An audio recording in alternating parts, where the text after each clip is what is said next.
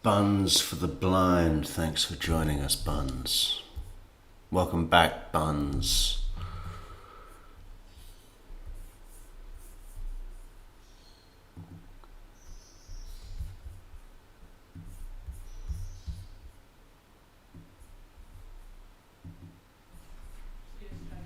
Okay. All right. If parties and or reporter can join me in the jury room. What? The court reporter as well.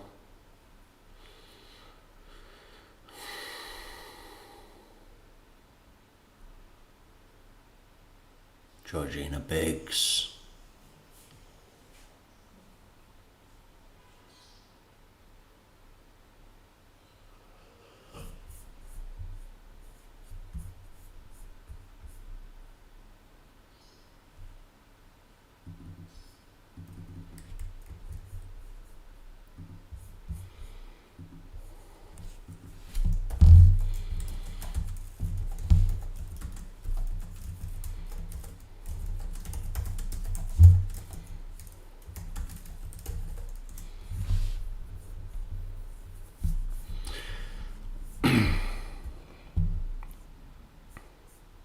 Well, I guess let's go to the docket and see if Judge Everett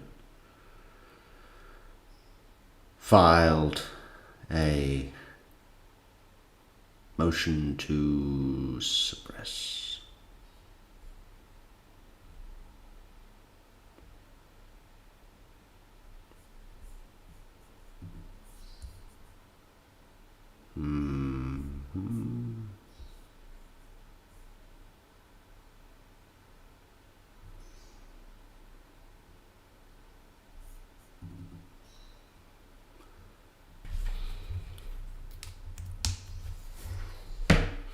To go onto the court files from Portugal, I have to pretend that I'm in the United States with my VPN. But that fucks up my stream.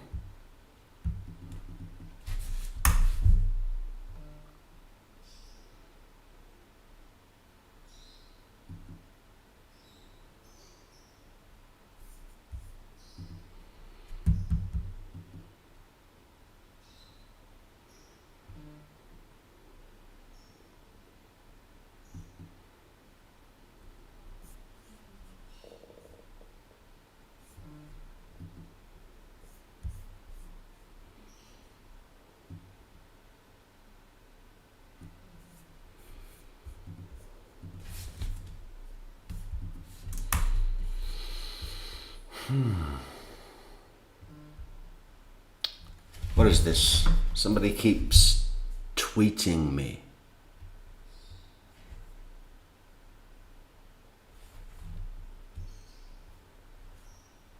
Oh, okay. Well,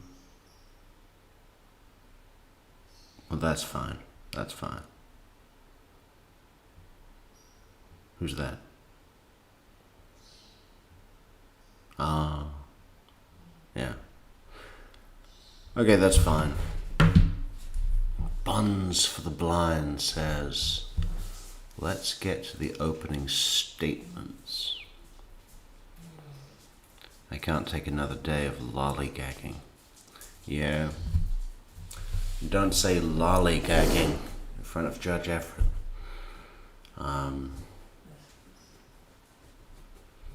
Kosher style. Yeah. Well,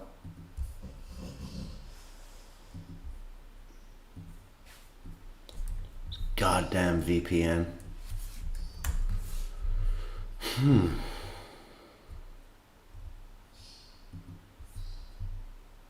You pay $12 a month to steal from the government, and it doesn't even work properly. Now we're in. Now we're we're on US soil.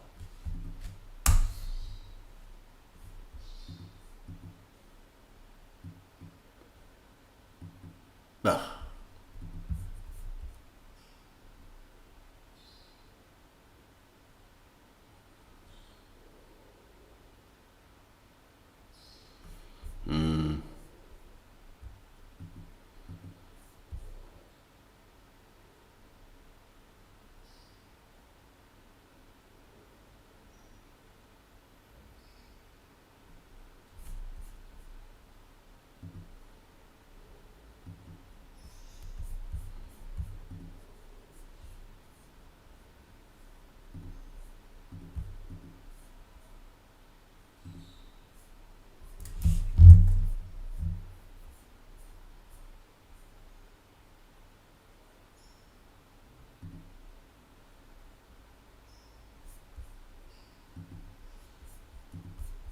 Verify? What do you mean verify?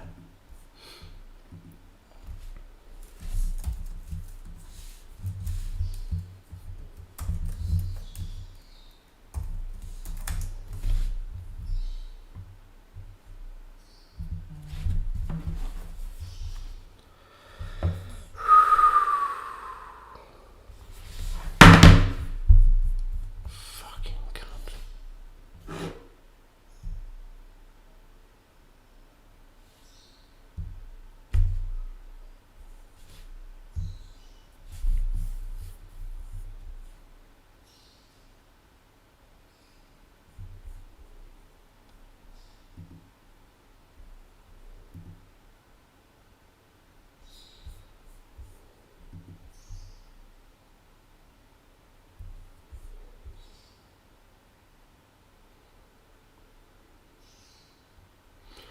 Yeah, it's mid-afternoon, kosher style. It's 3:45, almost.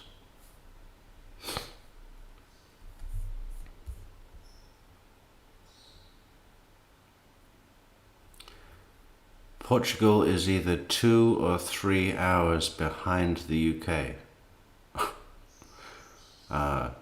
No. It's exactly the same as the UK. And South Africa and Lagos.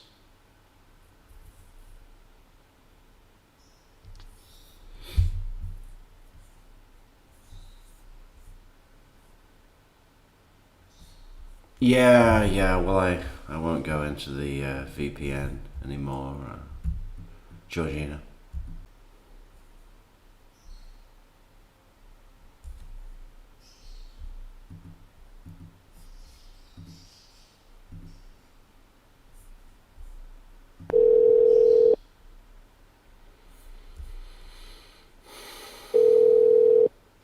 Hey, Charlie. Hey, how are you? Good, sweetheart. How are you? Good, just leaving the office. Okay. Busy day today. Yeah. God, don't you just hear this joy in her voice? You know, if I ever phone my mother up, which doesn't happen that much, and I said, "Hey, how are you?" She'd be like, what do you want? Speak. State your business. I'm gonna hang up, you know. But with Charlie, it's like, what is it? Listen to the fucking adoration. Makes me sick.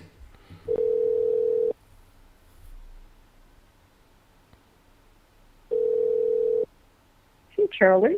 Hey, how are you? Good, sweetheart. How are you? Good, just leaving the office. Okay.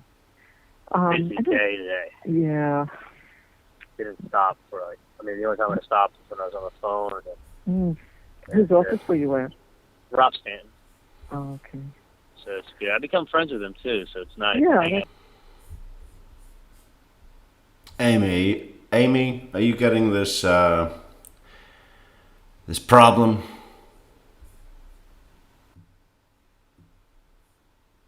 Everything is cutting out. Mute button off and on. I mean, it all looks good here. Yeah, my mother, exactly. Piper. Yeah, I didn't think it was cutting out. Try reopening the app, kosher style. And Piper's mother would be like, "Why are you ringing me?"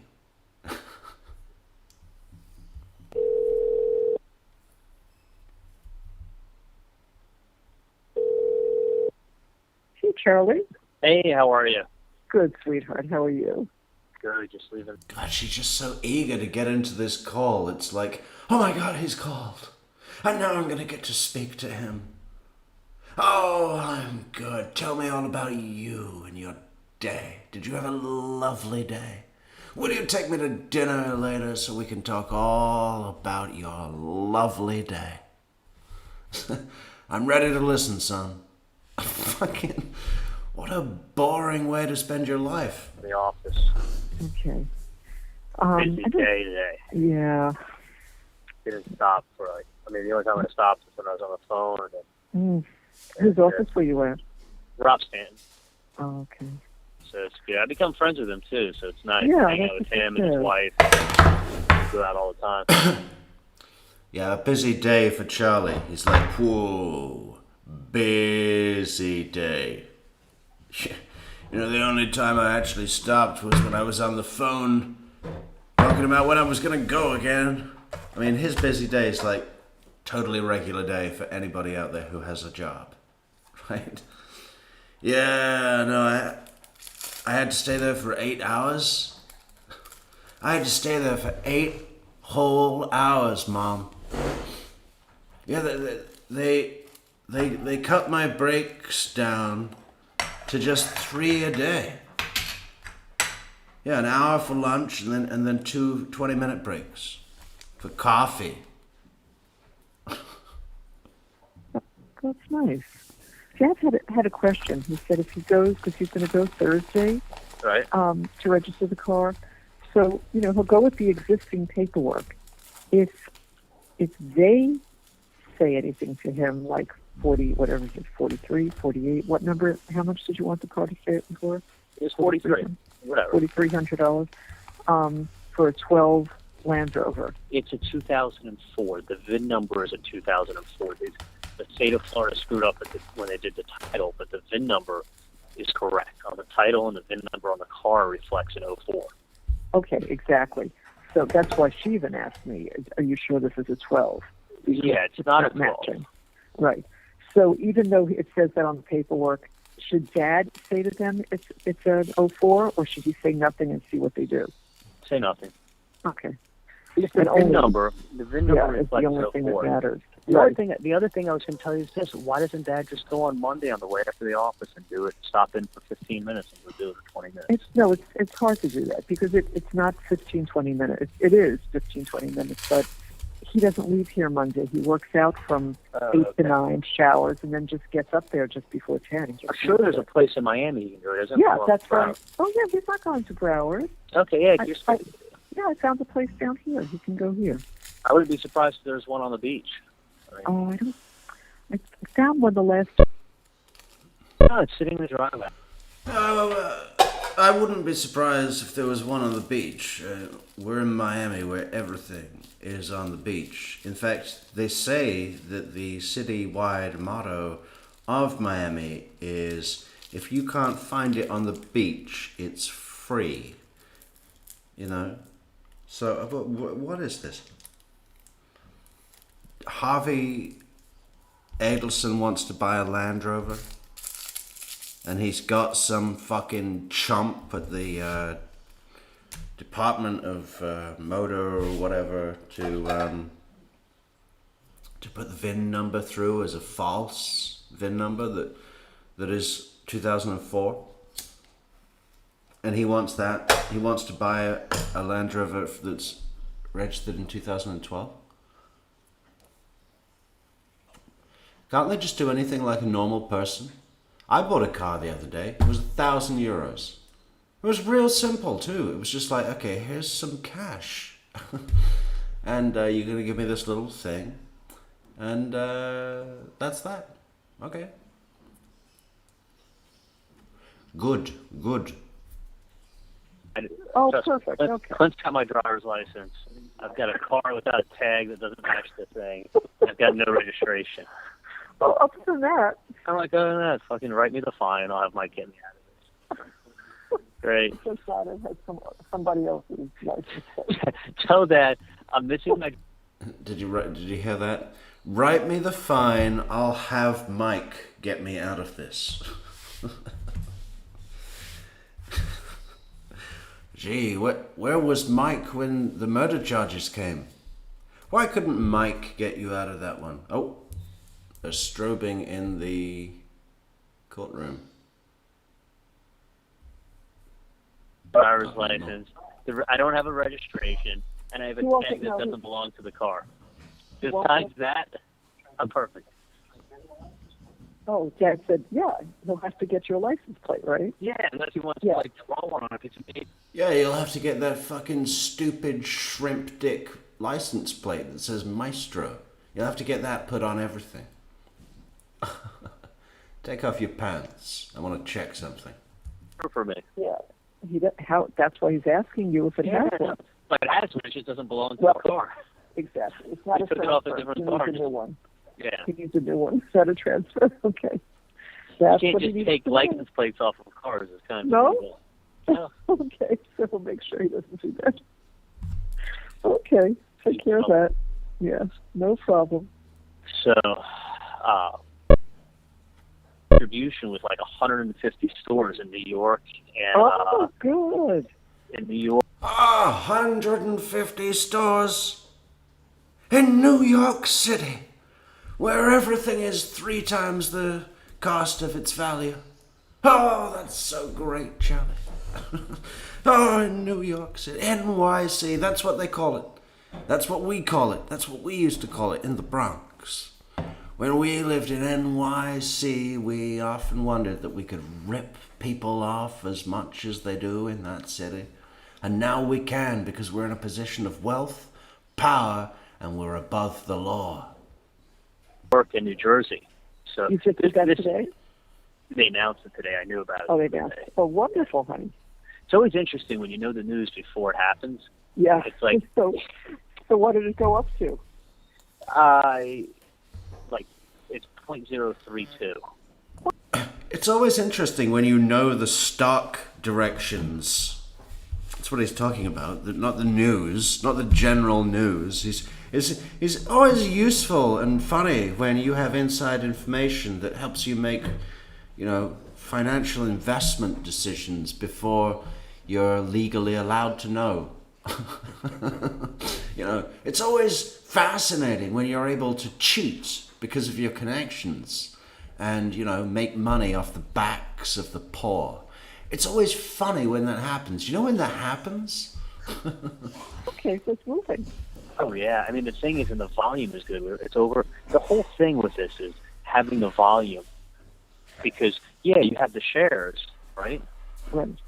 But if it's not being traded, like if it's a thinly, I'm sure you've heard the expression, it's a thinly traded stock. No.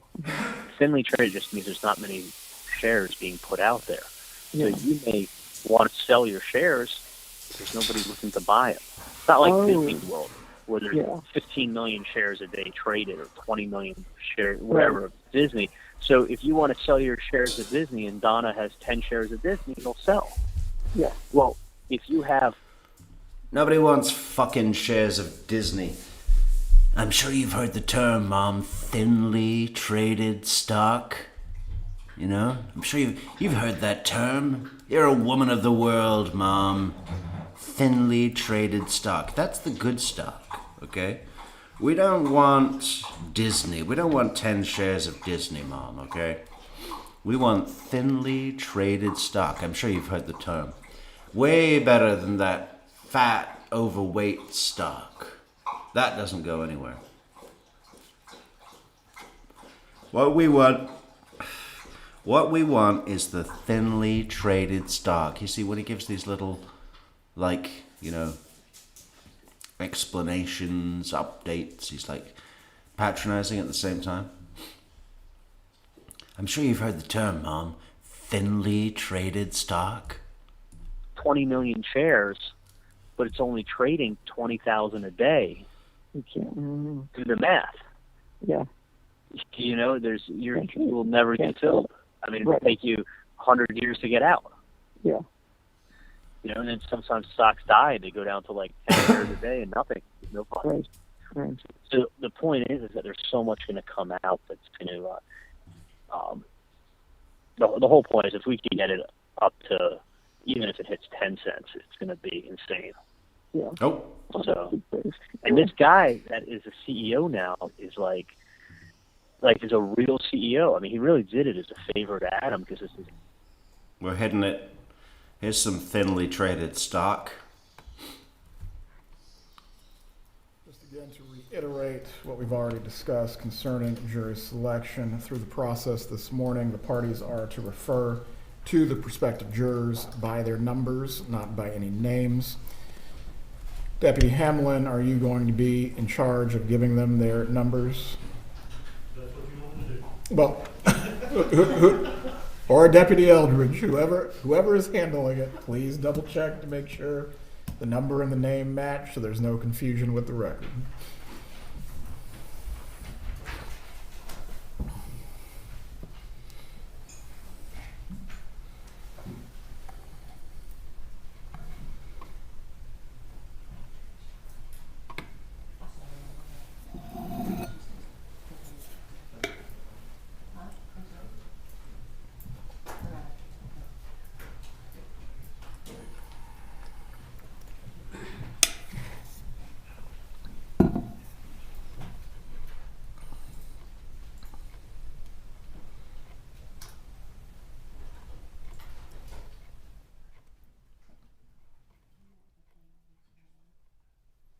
What's that? They were sworn in, when they were. So what does that mean? That they already have a jury selected? That's done? They're handing out numbers? Or they're going to be given numbers as they are selected, or what?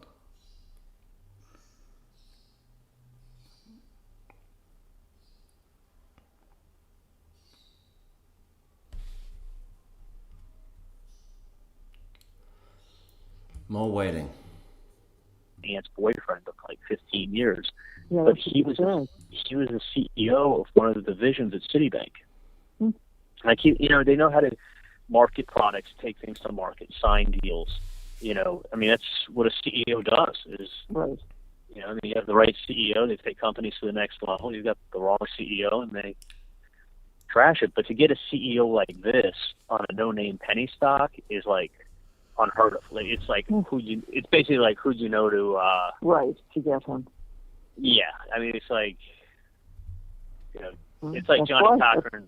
And that's why he did it, because it's a family, because it's like family. Yeah, I mean, he's got money, stock options, and all that other stuff. Sure. But it's not. I mean, but it's not outside the realm of like this. Yeah. It would be like getting into a thing. You got to figure. I mean, this call is the 13th, April 13th, 2016. This is their top moment of existence, right before the bump. As far as you can get away from the murder without getting to the bump, which was what, April 19th. 6 days later, the bump. They've gotten away with murder. No one's looking into them. No one's looking into Katie or Sigfredo. Nothing, right? As far as they know. They're trading stocks. They're taking the boys out on the boat, letting Ben drive the boat. And, yeah. They had no idea that all this time a giant piano was above their heads, waiting to crash down on the Adelson's situation. Walking into Gary Hill. Right. Hello, California avocado. Gary doesn't Yeah. do shit like that. Right. And Brian. Like, he's still getting paid or whatever, but it's not like. Oh, no, I Next. understand. So, but anyway, it's exciting. We'll see what happens. But it should be a really, really interesting year. I need ice. I'm going to be back in a moment. It should be. It should be. I hope it's a wonderful year. That's great. So I'm excited too. So anyway. Good. All right, my love. So we are going to finish up this pile of paperwork in front of us so we could get done for the evening. We had a ton, and then we had, the kids all afternoon. So, and Ben was really fine. He told Wendy he didn't feel well this morning, and he's never said that. Wendy, this kid who usually doesn't eat anything, I said he ate all day long. He's just fine. 45 minutes. Oh, good. So I'll be able to find out the full scoop. I wonder why, unless they have other plans to go out for her birthday. But I can't imagine him missing her birthday. It just doesn't sound kosher to me. I don't know. I mean, I'll find out everything. Yeah. I mean, Bree lives with Dave, and I know. Like, talk some sense into the girl, and let's just see what happens. But I'll find out. I'll find out everything. The only thing is that there also reaches a point where I actually have to worry about, focus on my own life. Yes, you do. Crazy thoughts sometimes, but Yeah. I've done Not a bad thought. I know. I've done above and beyond. Yes, you And have. I will continue to help out any way possible. But Yeah. like in life, I think sometimes, not that you shouldn't guide people, and not that you shouldn't offer your advice or whatever. Mm-hmm. I've gone above and beyond, Mom. I have to focus on my own life. I did the murder, Mom. We all got away with it because of me and my fantastic plan, and I've gone above and beyond, Mom. Did I just hear Donna Adelson say it's not kosher? What kind of kosher? Kosher style? Check out our merch. But it's a fine line, because it comes a point where you create the opposite of what you want to have happen. Yeah. He's a philosopher now. Plato is yesterday's news. Yeah. Well, that's why even with free, you have to be careful now. Because then, yeah, but I'm saying, but what happens sometimes is you can create the opposite response than what you want to have happen. Doesn't want to feel like they were forced into it because this is what they wanted, so I guess I should go do this. Like, next thing you know, you're getting I'm doing the opposite, more for the reason of I'm not letting that. Nobody likes to feel controlled. Some people really don't like it. Some people really don't like it, right, Charlie? Some people don't like it so much that they will turn on you, trick you into committing a murder and doing all the legwork, all the phone calls, basically anything that can get you caught. Sometimes a person will not like you meddling in their life, and not like it so much that they'd be willing to forget all of the good times that they've had and just focus on the negative. And then they might develop a plan to set you up to carry out a murder on their behalf, do all the things that are going to get you caught. Sometimes a person will not like being set up so much that they will set you up and then go into a police interview and say your name as a likely suspect and explain how much you and your family detest the person that got murdered and suggest that it could have been you that had something to do with it. Sometimes people really don't like all the meddling in their lives. It's true. Right. So what you got to be careful, because you can end up, you want the horse to think, hey, I'm thirsty, I'm going to go get some water on my own. Right. You don't want to end up with a situation where you're dragging the horse by the ears over to the water trough, and it's an independent horse, and the horse is like, you can't make me do this, and they're just resisting because they feel like they're being told what to do and forced what to do. And even if it's the right thing to do, nobody likes to be told what to do and forced to do something. And if they start feeling like they're forced, they're going to start rebelling and being like, you know what, like, mind your own damn business. Don't tell me what to. Even if you're telling them the 110% thing to do, it's like, you know what, I'm an adult. Mind your own business. Let me worry about me. Stop. Right. Yeah. And instead of it being like, you just kind of like a little bit of guiding, and then you just back off and let them do their own damn thing. Let them go fuck up their life. You know what I'm saying?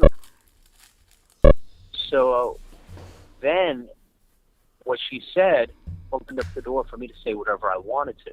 Right. But had she not opened up that box and I just dove right in, she would be like, would you quit telling me what to do with my life? She's the one who brought it to me. Then I guess, you know what I mean? So it's like, it's a very delicate thing, but I could definitely find out, what's going on. And then I since Wendy's already talked to me about this stuff, I can talk to her more about it. I mean, things are obviously fine because Things are good, and they're progressing, and I don't Yeah. think there's any reason to like. No, But- I would talk the boat.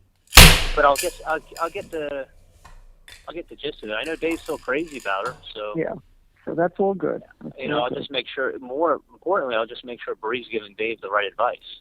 Yeah, exactly. You know, so Keep her on track. yeah, maybe what Oh. we'll do. You know what we'll do? Maybe because Bree brought this idea up a while ago. Maybe I'll take like a cruise with the four of us, and we'll go away for like a weekend or something. Like one of those like leave on Friday, come back Monday morning, Yeah. Yeah, and do something like that, which would be perfect. that's right. So and I Even and I- Memorial Day is coming up. That's a long weekend. Well, no, they have cruises that you leave. Oh, that's good. You know what I had a great idea. I thought I'd take us all on a cruise. One of those 3-day cruise. Yeah, I was just driving past the cruise place, and I thought, hey, great idea, cruise. Man, I would have to be dragged, kicking and screaming to get on a fucking cruise ship of any description. Anywhere in the world, you give me an open ticket, I'd be like, no thanks, man. No, the fuck? You want me to get on a giant airport on the water and sit in it, stuck with all those other fucking idiots for a week? Why? Why would I do that? I don't know. Yeah, not a big cruise fan. Friday, it's actually fantastic. You leave Friday. Just Good. everything else is good. I'm glad to hear that. I'm excited for you about a lot of things. Sounds interesting. So yeah, no, it's an exciting time. You know, it really. You know, the thing is that I'm so diversified with everything else.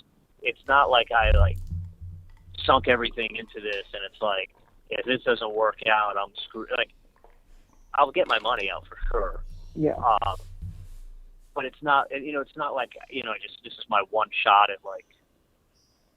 Really hitting it big. Oh, Like of course everything not. else is still good. I'm still diversified in a bunch of different things. Not a million, but a bunch of different things. So it's not. That's perfect. Everything is good. Okay. Well, then have a good evening, honey. I love you. We'll talk tomorrow, okay? All right. I'm still diversified, yeah, but you diversified a little too much, way out of your depth when you went for the murder plan, You'd have probably just gotten away with all this, cheating and insider trading and, you were probably capable of paying the right people to do your hedge fund management, whatever you want to call it, that it would never come back to you. But the murder, yeah, they don't let that one go so easy. Sounds good. Okay. Thanks for calling, honey. I love No you. problem. Love you. Bye-bye.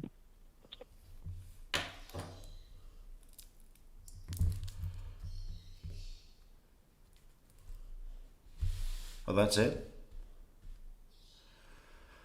I wish they were clearer for the cameras about how long they're going to be out the room. I mean, I don't know if they're going to be 5 minutes or an hour. I didn't really catch the meat and bones of what Judge Everett said.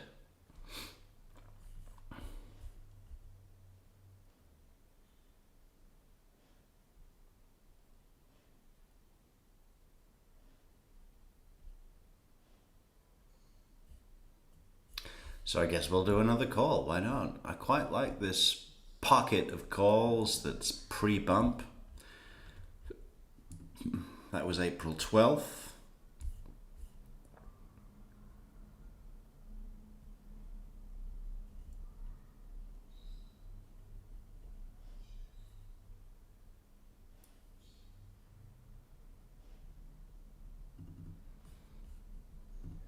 Hey, what's up, buddy?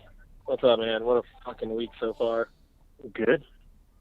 Yeah, I mean, parts of it, yeah. Well, Courtney Clenny's trial was just set for December first. Nice. Yeah, we'll have to come and...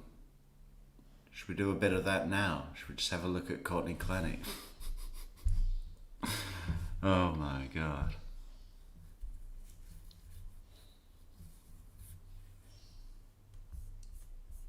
Where was that video?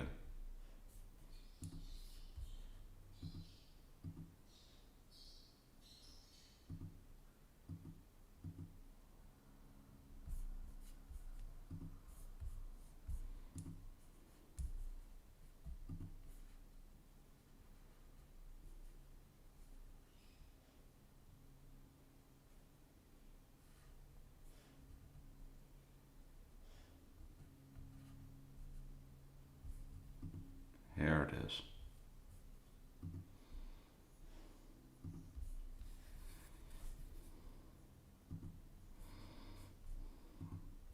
Give me my phone.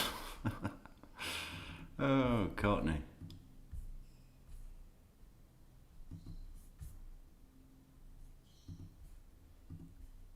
Oh, the right thing to do is to tell me. Yes, and I am so sorry. So shut up. Let me slap you, dumb. We're not gonna slap you. Give me my phone. You have your phone. I don't have it anymore. Find it and charge it. What? Find it and charge it. I'm sorry, Paul. I don't care. Find it and charge it. Hey, just stop. Don't talk to me. Yeah. Yeah, man. Oh, good. Because I'm telling you I'm sorry. It's my phone. Find my phone and charge it. I need to find it because I have to go meet Art again. So to go out? No! Shut up! Please. Shut up. You went to go talk to her without talk. I didn't go to go. Yes, you always want to...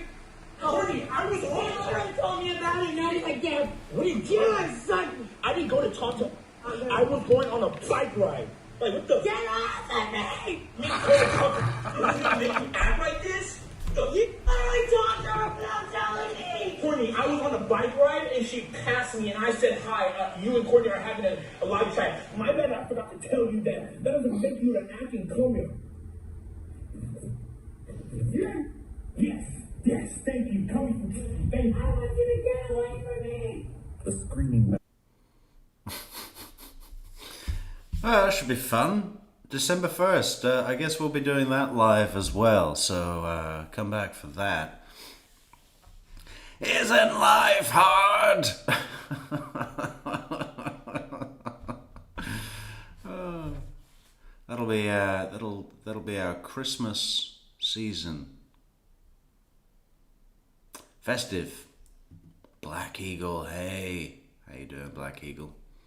We were learning all fantastic things about Maine yesterday, where Judge Everett vacations this year. Well, Maine and parts of Canada. He said the temperature could have been cooler, but he said he had a great time and would go back in a heartbeat.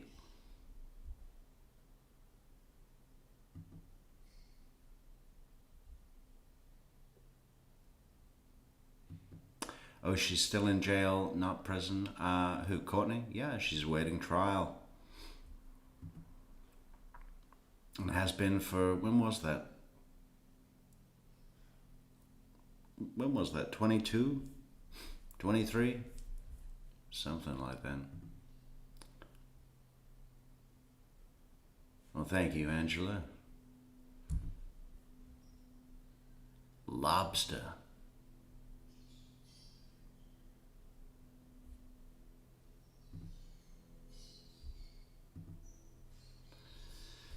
Yeah, what else do we have? What else do we have? We need some something to fill this dead air that we're left with all day, every day.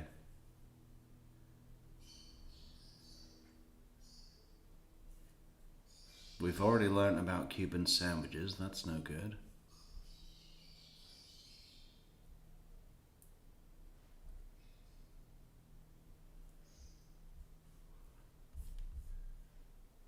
I guess we'll go back to the wiretaps.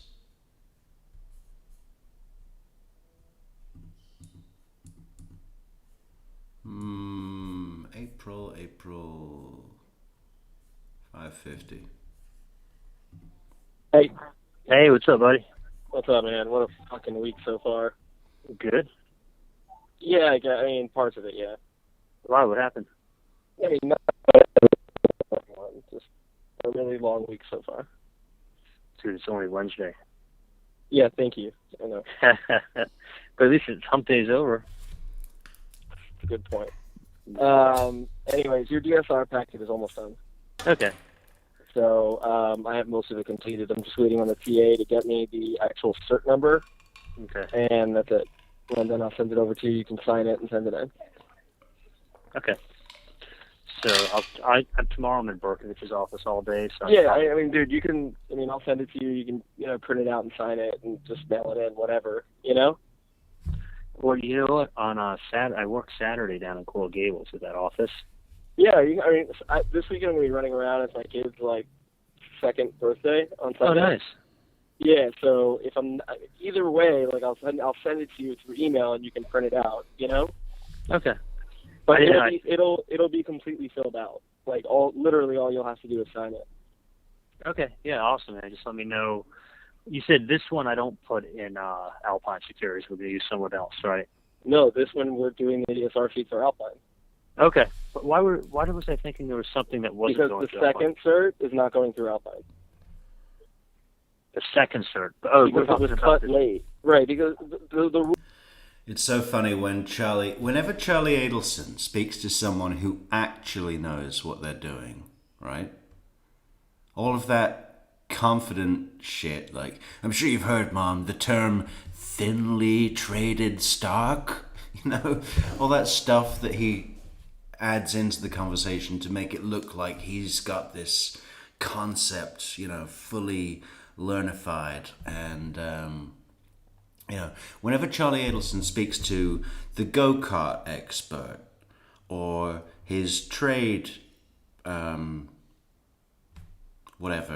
his broker or whatever this guy is,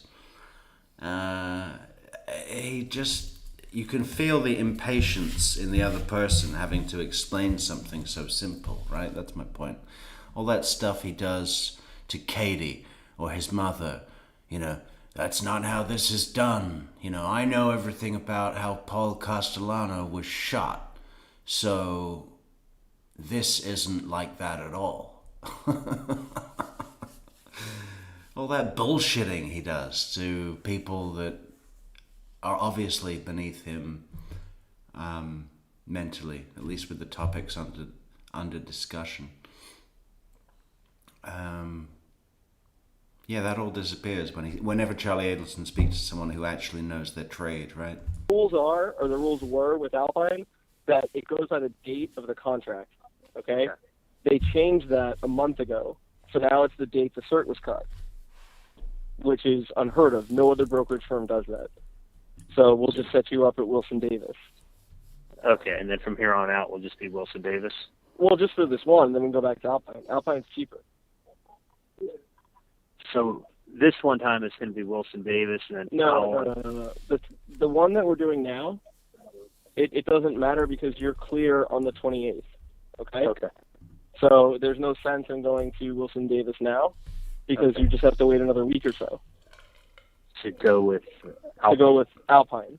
I'm Okay. saying is for your next one, which should be cleared in another 2 months, that you'd have to wait a lot longer if you went through Alpine because they no longer are going by the date of the contract. Okay. So, but Wilson Davis and every other single brokerage firm does. I got you. So this time we'll go through Alpine. Right, and then the second cert, which in 2 months you're going to have a lot of shares free at the same time. Okay, I see what you're saying. I got you. So the second cert will go to Wilson Davis. Right, And then we'll be back you'll be back at Alpine. Correct. Okay. No, that makes sense. I got you now. Yeah. I didn't know. For some reason, I thought it was the 12th. That's why I was like, No, because you signed on the 13th I signed on the 13th. or the 8th or something. I don't know. Yeah. I'll check the paperwork again. I know that your cert was cut on the 28th. Oh, it wasn't cut until the 28th of... Right, but that never mattered before. I got you. It was never a rule anywhere. So, like, if you wanted to take it to Alpine right now, or not Alpine, Wilson Davis right now, we could get it in, and you'd get in, wouldn't clear this week, probably clear next week, but you'd sell through Wilson Davis next week. Or we can, go through Alpine. It will actually be cheaper for you. But the DSR packet at Alpine will be finished tonight, tomorrow morning. Okay. So my suggestion, if you can wait till the 28th, of this month, go through Alpine.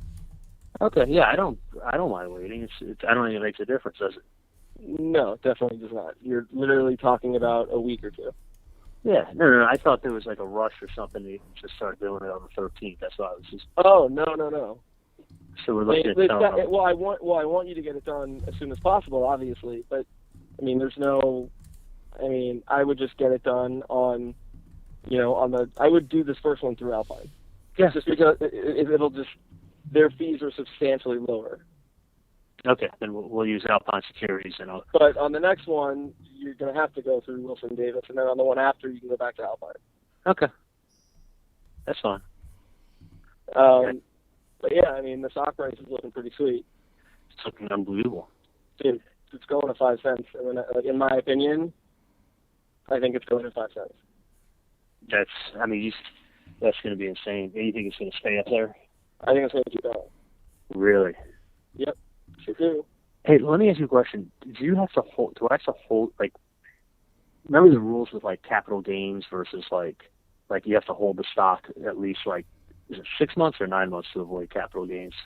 I honestly have no clue. But you've held stock for 6 months. Yeah, no, I know that, but I think you get, not that it matters, but I think you get hit, like, I was just curious what the tax consequences. You'd have to ask your accountant. I honestly have no idea. And also, you gotta also keep in mind, Florida has no corporate income tax. Right. So your business, Energy Stocks LLC, is what would make the gains. So I don't know how that works. Okay. Yeah, I'll ask him. I'll let you know what he says when I talk to him. All right, awesome. Let me grab this call. I'll give you a call back. Go ahead. I'll talk to you later. All right, thanks. The voir dire will be conducted here together in the courtroom today. Voir dire is a French term meaning to speak the truth. Earlier this week, prior to the individual questioning, you were sworn in to do just. Did you see that fucking timing? I didn't switch anything. The video, the wiretap ended as Judge Everett started speaking. That's amazing.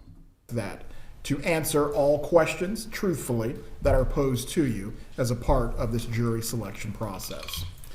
First, this morning, I will be asking you some questions, and after I have finished, the attorneys will have some questions for you as well.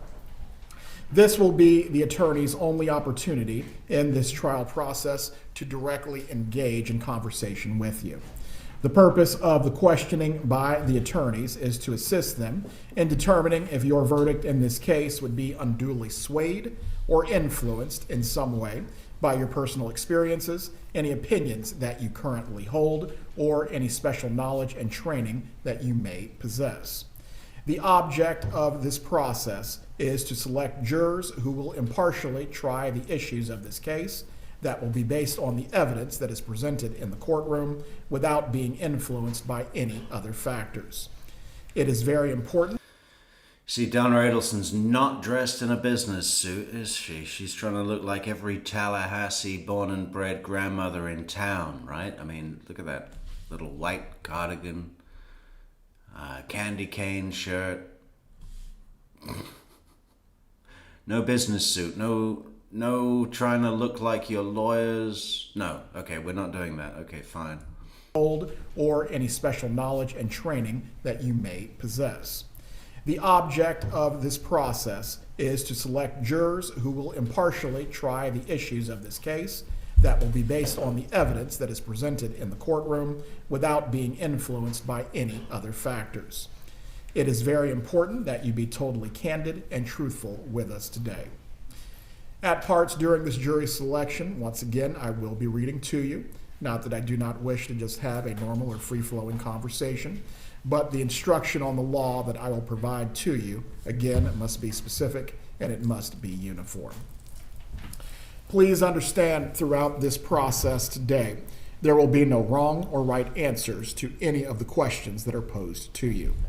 Your answers are what you think and what you actually believe. The attorneys are not attempting to embarrass you in any way. If any question is asked that you feel uncomfortable answering in open court, please let me know, and you'll have an opportunity to answer that question either at sidebar or in a more private setting. Each party to this case has the right to excuse a certain... Look at him there. What happened to the powder blue? Why is he wearing a brooch? Is that a brooch? My God, that's not a microphone. Look at his upper lapel on his left side. He's wearing a brooch. They're all trying to look like grandmothers. Hey, Zellman, I think that might be Grandmother Adelson's brooch. Give it back. Maybe it was meant for Donna and they didn't let her have it for fear she might try and make a shiv and attack the judge. Certain number of jurors without giving me any reason whatsoever. If you are excused by either side, please do not feel offended or feel that your honesty or integrity has been questioned in some manner. If you are not chosen for this case, it does not mean that you are not fair and impartial. It also does not mean that you could never be fair and impartial. It just means that you may not be suited for this particular case. It may be necessary during the jury selection process today, as well as during the trial, for me to speak with the attorneys and the defendant about matters that are private at the bench or out of the room. Please do not speculate about any bench conference or what may occur during those bench conferences. The bench conferences should in no way affect your duty as a prospective juror in this matter. We have several bailiffs who will be working with us today and throughout the trial, and it's their job. Yeah, no Josh Dubin today, huh? No $1 million jury consultant to do psychological tests on getting the perfect jury to support your cause? Or did you work out that was a complete fucking, like, you know, what do you call like a phony product? Moody. It was a moody product. To enforce the court's orders, provide any security that is necessary, and for them also to have charge of the jury, to assist you with any reasonable needs that you may have. If you have questions about your personal welfare, apart from the questions in this case, you should direct those questions to the bailiffs. However, please do not ask the bailiffs any questions about this case whatsoever. I am now going to ask each of you about your prior jury service if you have previously served. And for the members of the gallery, my questioning is going to be directed at first to the initial 21 jurors who are seated to my left. If for whatever reason we are not able to select a jury out of this grouping, I will be calling upon people from the gallery to fill empty seats. Although you will not be speaking with me or the attorneys quite yet if you're in the gallery, it is very important that you pay attention to everything that is taking place, because the moment you are seated in one of the 21 spots to be questioned, we need to pick up seamlessly from where we leave off.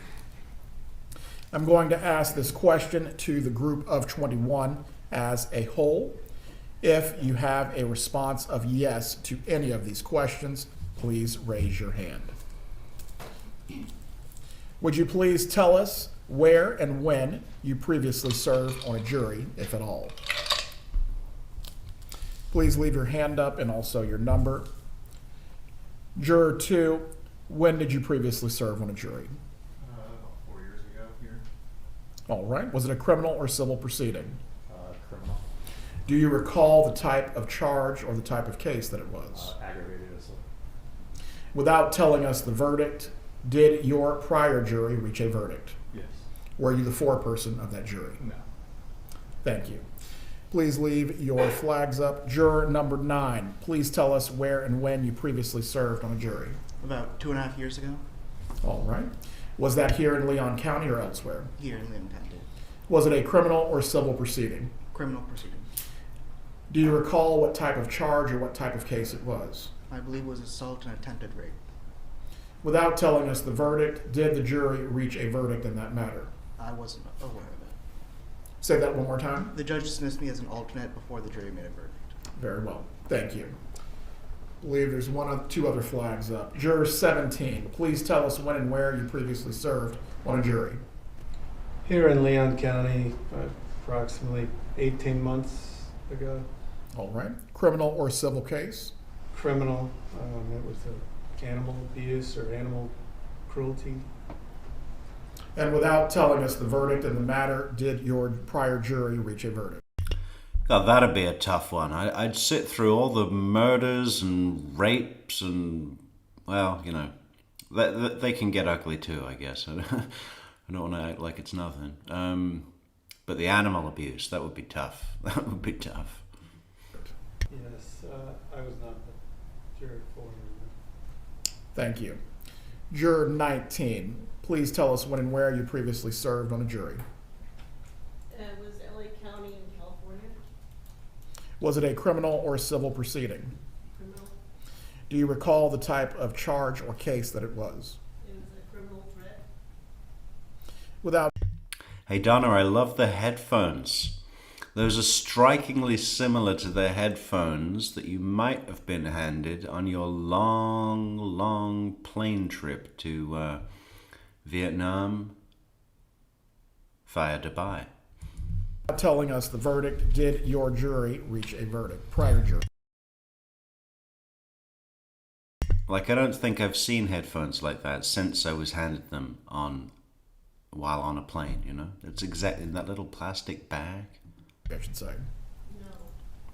Were you the foreperson of the jury? No. Were there any other flags that I missed? For those of you that have not previously been called to jury duty, there is no experience requirement to serve on a jury. Oh, Juror 1, did you have your flag up? No. Oh, you're just holding in your hand. Yes. Wanted to make sure. You do not need to know any law or procedure. All of that will be explained to you throughout this process. All that is going to be required of you is to listen carefully, apply, and follow the instructions that you will be given on the law, and use your common sense in deciding any issues of fact. The state of Florida in this case is going to be represented by Assistant State Attorneys Georgia Kappelman and Sarah Dugan. The defendant is going to be represented by Josh Zellman and Jackie Fulford. Mr. Zellman, would you please introduce your co-counsel, client, and the rest of the defense team to the prospective jurors? Morning. Joshua Zellman. My co-counsel is Jackie Fulford. This is our client, Donna Adelson. It's my paralegal, Rebecca Kessler. It's a jury consultant, Lilia Dandelake, and our undergraduate intern.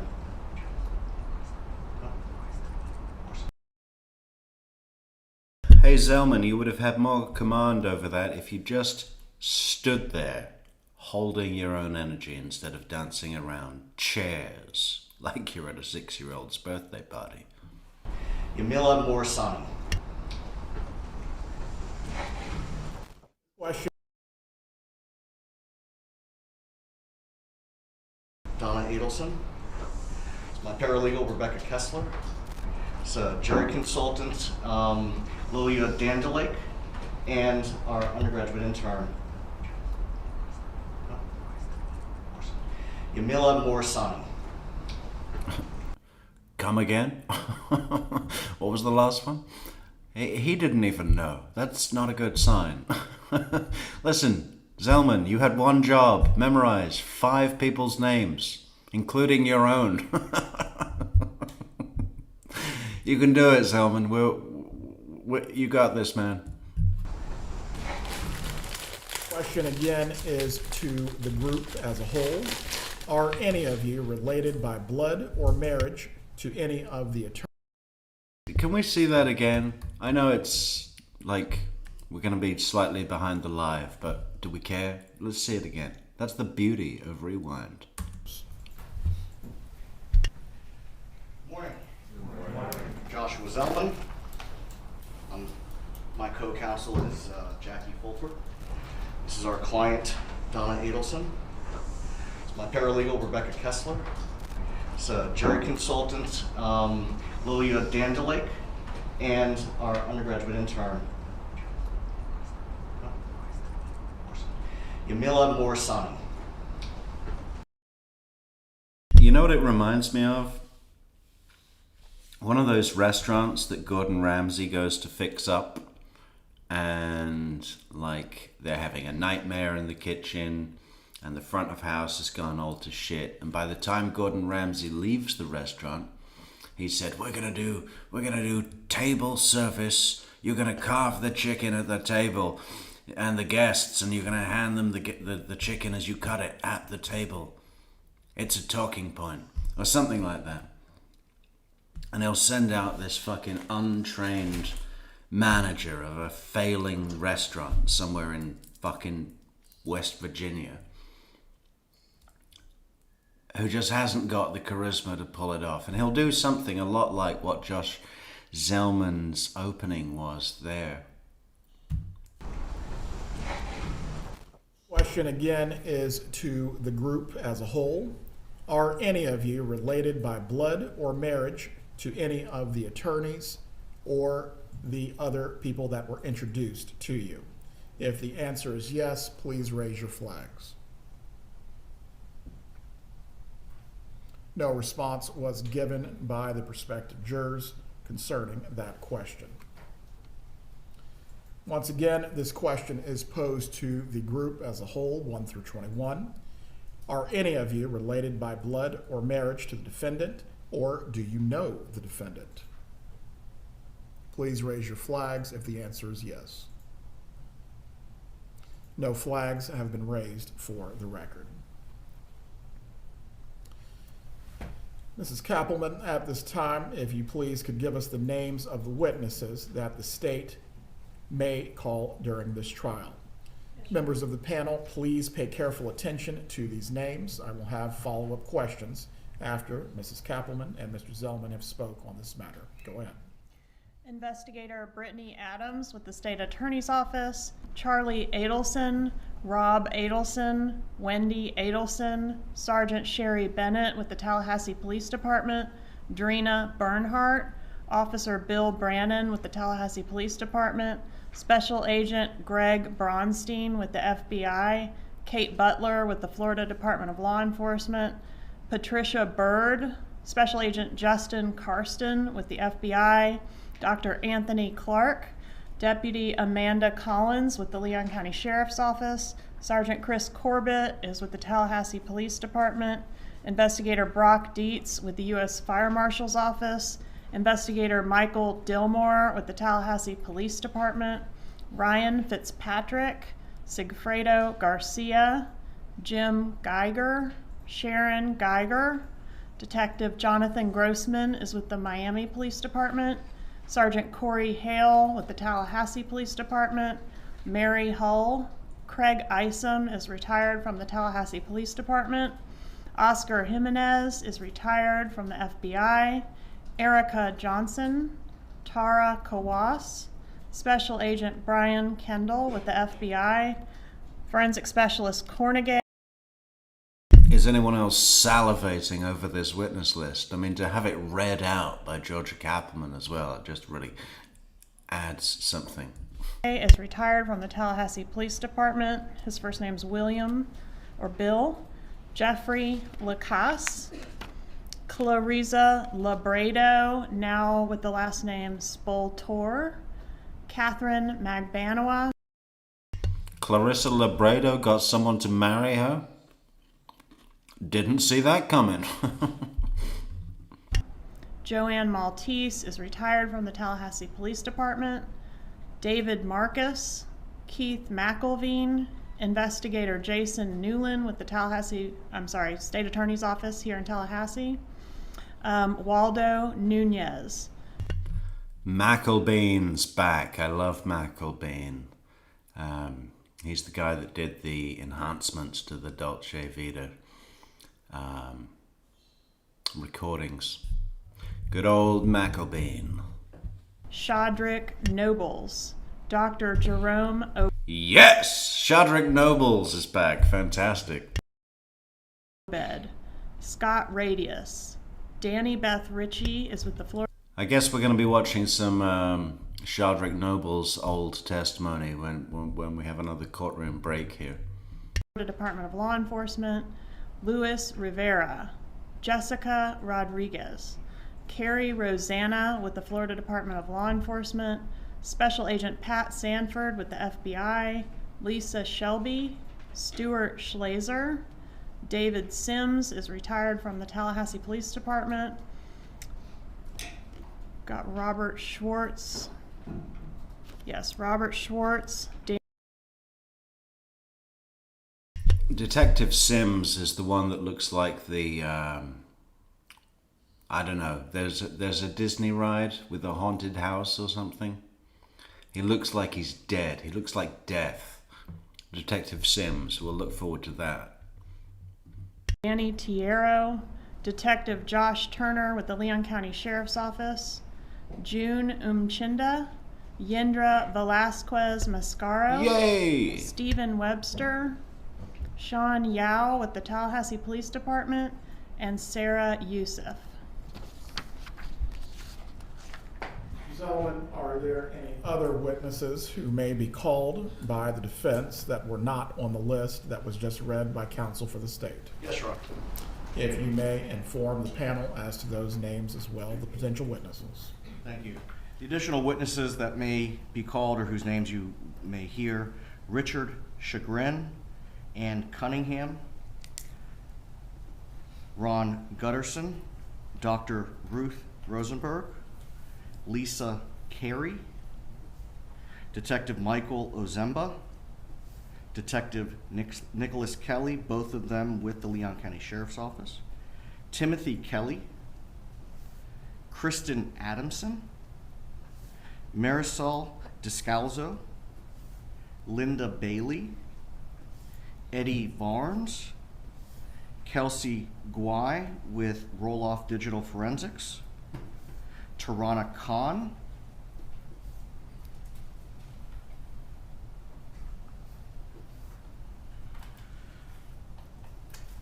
Mickey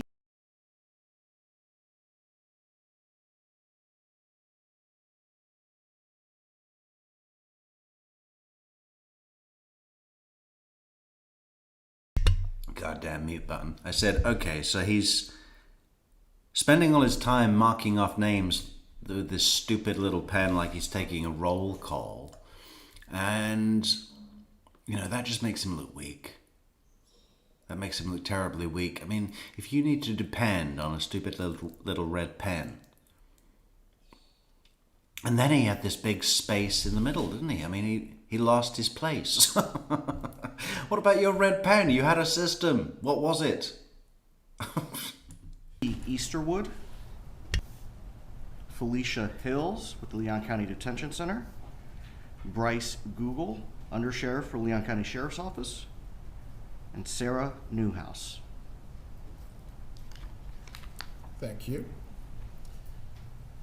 For our panel, I know that was a long list of names that was just read by both the state and the defense, but I'm going to ask these questions to the entire grouping once again.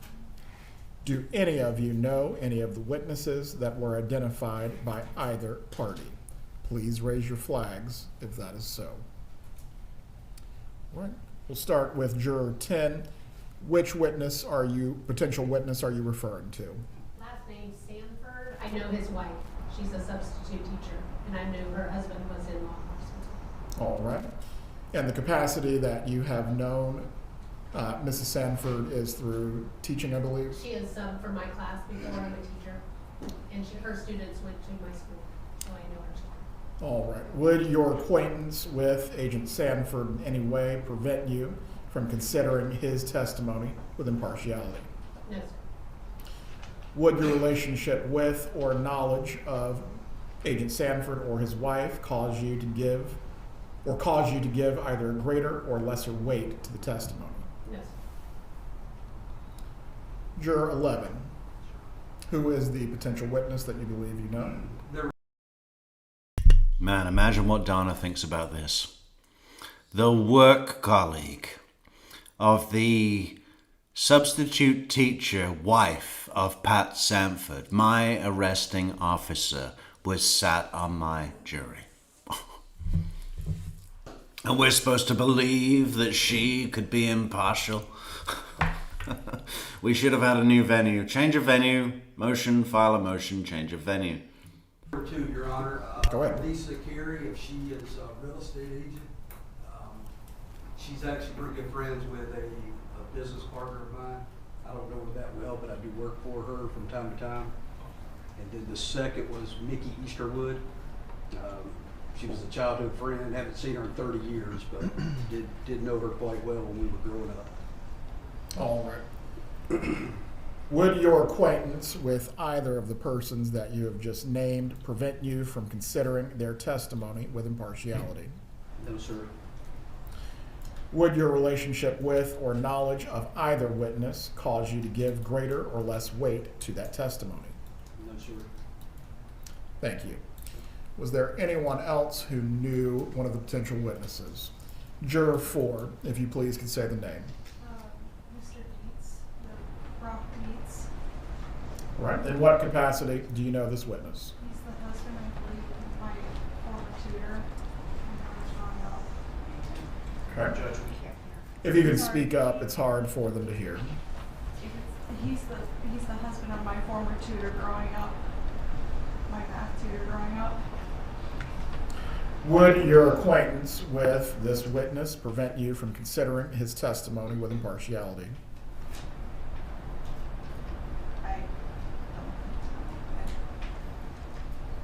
When you say you don't think so, we're going to need a little bit more clarity. Is your relationship as such where you are going to give greater weight or less weight to his testimony? Can you listen to and consider his testimony and apply equal weight to all witnesses? Any other flags that I may have missed? I'll give you a moment just to think about it because there were a lot of names that were read, just in case you recognize any of the potential witnesses that were read by either the state or defendant. Very well, we will move on at this point. I am now going to ask each juror a series of questions. Please respond fully to these questions. This is to obtain some general information from you, and also the attorneys may follow up with more specific questions when they have their opportunity to examine. For juror number 1, what is your occupation or the type of work that you do? I'm a clinical pharmacy tech. What is your marital status? Single. Do you have any children, and what would be their ages? 2. 2 children. One is 1 and one is 19. Right. For your 19-year-old, how are they employed?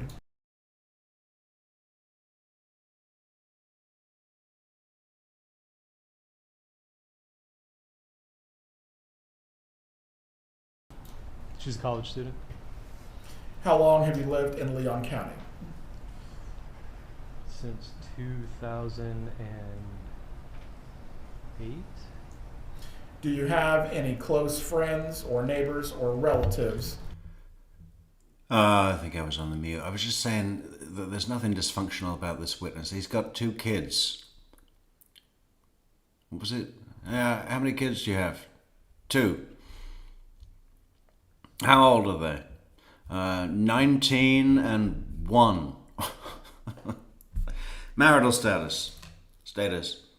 Single. Okay. That work in law enforcement? No.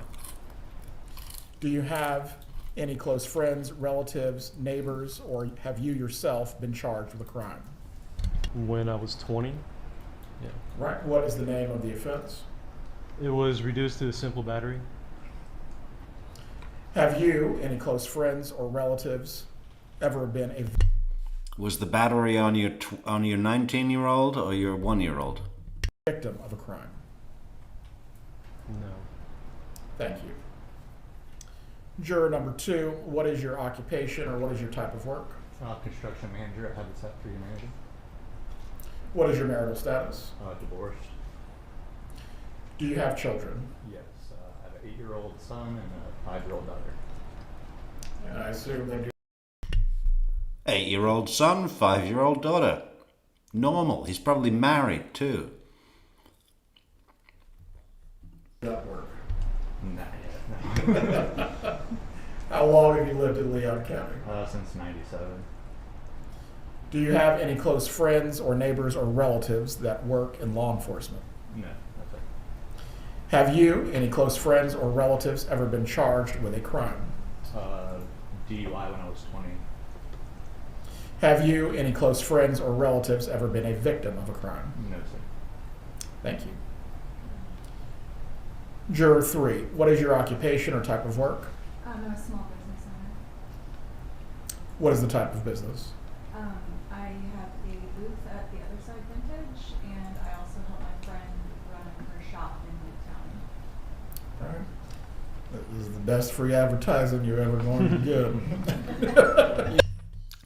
I also help my friend run her shop in town, which means that she stands around gossiping with her friend all day about shit that don't matter. What have you been doing all day? I've been helping my friend run her shop in town. And what does that mean exactly? Well, we took a delivery once, and we actually had some customers walk in the other day, so we had to deal with that. You said it's in Midtown? Her shop is, yeah. And what is she selling? Vintage? Vintage what? What is the type of business? I have a booth at the Other Side Vintage, and I also help my friend run A booth at, what is it called? The Other Side Vintage. We need to know. We need to know and look it up. I want to see this juror's booth. I'm a small business owner. I'm a small business owner. What is the type of business? I have a booth at the Other Side Vintage, and I also help. Is that the name of it? The Other Side Vintage? We'll look it up. And I also help my friend run her shop. Yabba yabba yabba yabba yabba yabba yabba. Friend running her shop in Midtown. Yeah. This is the best free advertising you're ever going to get. You said it's in Midtown? Her shop is, yeah. All right, please repeat the name. Rare Bird Interiors. What is your marital status? What? You said it's in Midtown? Her shop is, yeah. All right, please repeat the name. Rare Bird Interiors. What is your Rare Burn Interiors. What? Okay. marital status? Married. Right. What is your spouse's occupation if they work? He's a wealth management advisor. Do you have children? No. How long have you lived in Leon County? Since 1996, with the exception of 4 years from 2015 to 2019. Do you have any close friends or neighbors or relatives that work in law enforcement? I grew up, my best friend growing up, her dad is FHP. Have you, any close friends or any relatives ever been charged with a crime? No. Have you, any close friends or relatives ever been a victim of a crime? I have not like a first uncle, but I think a second uncle. We gotta pause. We gotta go to the Instagram. Oh, they're gonna ask me to log in, aren't they? Oh, fuck them. Okay, don't worry. Who was murdered, but I don't know the details of it. So this is a distant relative. Yeah, my uncle's brother, but like he's like my dad's nephew. I've never met I've no G. My uncle's brother's dad is my dad's nephew? Let's see if we can do it again. Does any of that make sense? This is a distant relative. My uncle's brother, but like, he's like my Your uncle's brother is your dad, or another uncle. That's easy. my dad's nephew. My dad's nephew.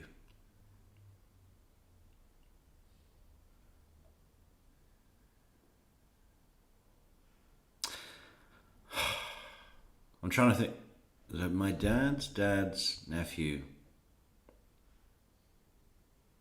Oh, who cares? Just say distant relative. That's why we have that term, because no one actually cares. Yeah, he was my mother's uncle on my father's side. 2 removed, second cousin's sister's aunt. Yeah, it was her maid that gave it to me. I've never met I'm no genealogy expert, but suffice to say, you had a relationship with this person to where it affected you. Yeah, right. All right. Juror number 4, what is your occupation or your type of work? Before we move on to juror number 4, let's have a look at this juror at Red Bird Interiors. And everyone go and follow this juror. Everyone go and subscribe to this juror. Red Bird Interiors. You can find them on Instagram. You can find them a lot of places. But we're showing them here. And that's Red Bird. Hello, Red Bird. It sounds like... So Red Bird Interiors says, work hard and look good doing it. Paul McCabe, or Cobb, I don't know, I can't see it, it's very small. Desk in the most gorgeous maple. See, all you Canadians are going to love that. Currently available, measures 4 foot wide by 2 foot with the coolest pulls. Charming, patina, and beautiful from every angle. $2,500. We help if we could see the desk. So we don't know if that's the juror or the juror's friend. Probably the juror's friend, right? The juror only has a booth. Some vintage booth. You know what that means? She finds stuff on eBay and hopes to sell it to some hipsters. Yeah, but this lady's furniture shop looks alright. I don't know, it's $2,500, but it's well made, nice vibe. Where's this video?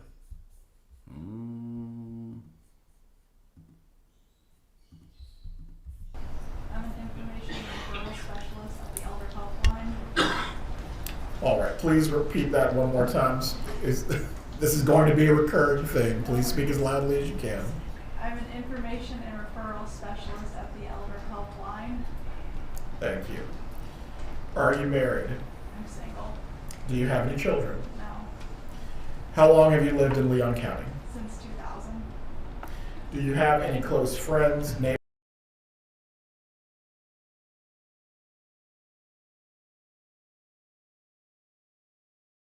Judge Everett, ask that woman out on a date, for God's sake. You're halfway there. She's single, no kids, no strings. Invite that woman out for coffee and a bun. Neighbors or relatives that work in law enforcement? No.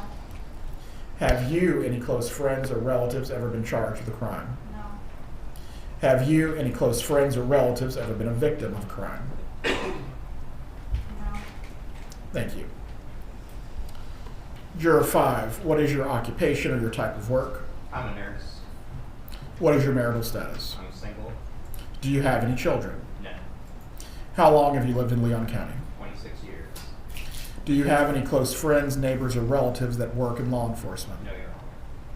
Have you, any close friends or relatives, ever been charged with a crime? Not that I'm aware of, Your Honor.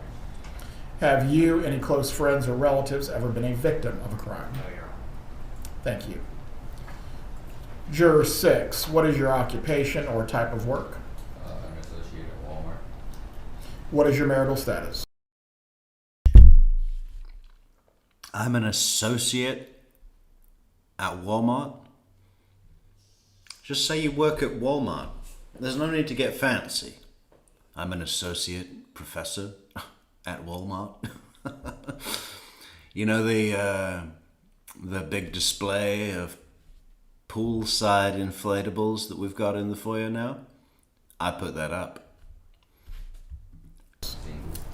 Do you have any children? How long have you lived in this county? 2022 is when you moved here? All right. Do you have any close friends, neighbors, or relatives that work in law enforcement? Yes, sir. Have you, any close friends or relatives, ever been charged with a crime? Yes, sir. Have you, any close friends or relatives, ever been a victim of a crime? Thank you. Juror 7, what is your occupation or your type of work? I'm a pastor, Your Honor. What is your marital status? I'm married. What does your spouse do if they work? She stays at home. Do you have any children? I have 3. What are their ages? Yeah, they're 8, about to turn 7, and almost 3. So they are not working. No. How long have you lived in this county? We moved here in June of 2025. Do you have any close friends, neighbors, or relatives that work in law enforcement? I do. Have you, any close friends or relatives, ever been charged with a crime? Yes, my father was charged with grand theft auto, but it was dismissed. Have you, any close friends or relatives, ever been a victim of a crime? No. All right. Juror number 8, what is your occupation or the type of work that you do? I'm an application developer designer at FSU, and I'm also a PhD student. Which means what? You jerk off all day. The whole day you were jerking off. That's what that means. What is your marital status? I'm married. What is your spouse's occupation if they work? She does work, and she does internal funding and grant coordination for FSU. All right. Do you have children? Yes, sir. We have 2, a 9-year-old and a 5-year-old. And they do not work? No, sir. Just at school. How long have you lived in this county? About 4 years. Do you have any close friends, neighbors, or relatives that work in law enforcement? No, sir. Have you, any close friends or relatives, ever been charged with a crime? Yes, sir. When I was a teenager, I was charged with possession less than 20 grams and obstruction of justice. Have you, any close friends or relatives, ever been a victim of a crime? No, sir. I believe when we did the individual session, we asked you to follow up with your PhD program concerning your ability to serve. Were you able to do that? Well, I needed the specific date range to ask, and I wasn't sure of the dates, so I haven't really been able to talk to my professors about when to ask for an allowance for, unfortunately. I have everything drafted up and ready to speak with my advisors and everything, but I wasn't sure of when to ask for. What we're anticipating right now would be tomorrow through September 5th. Okay, yes, sir. I can get in touch with them today. Thank you. Judge, we had discussed possibly going through the night. If we need to get there, but first, for the dates that we know are firm, let's start with Friday through September 5th. Thank you, sir. Juror 9, what is your occupation or your type of work? I work as an IT specialist for the state of Florida. What is your marital status? Single. Do you have any children at all? No, sir. How long have you lived in Leon County? 27 years. Do you have any close friends, neighbors, or relatives that work in law enforcement? No, sir. Have you, any close friends or relatives, ever been charged with a crime? No, sir. Have you, any close friends or relatives, ever been a victim of a crime? No, sir. Thank you.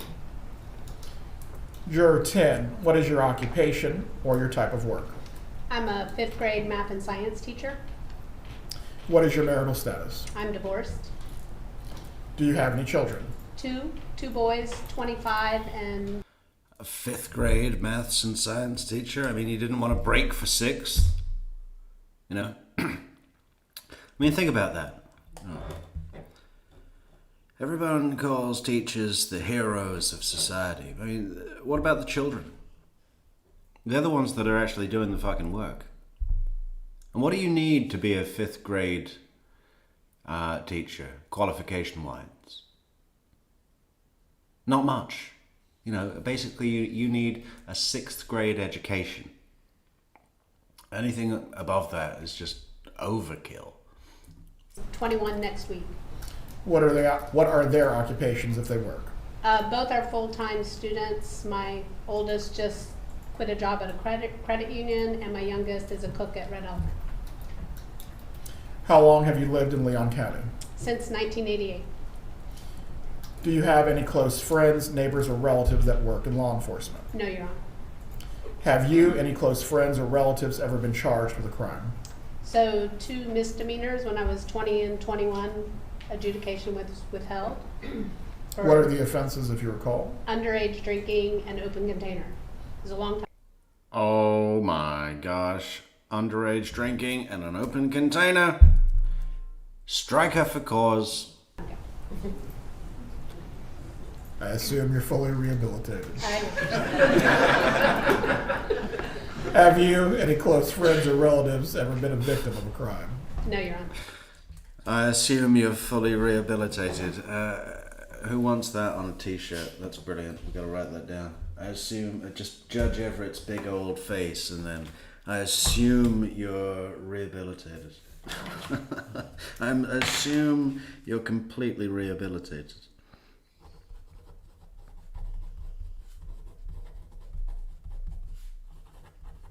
What was the exact line? That work in law enforcement. No, Your Honor. Have you, any close friends or relatives, ever been charged with a crime? So 2 misdemeanors when I was 20 and 21, adjudication was withheld. Still in your permanent record though, isn't it? Underage drinking and open container. It was a long time. They love to do that, don't they? Oh, a long time ago, 20. I was 20 and I did all this evil shit.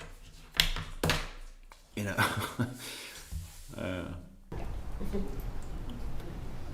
I assume you're fully rehabilitated. That's the line, and that's the face screenshot. Wish that Dell we can't do a lot with that Dell computer. We can't let Judge Everett's head just look like a big thumb on a chair. But we'll screenshot it anyway for memories. For memories. I assume you're fully rehabilitated.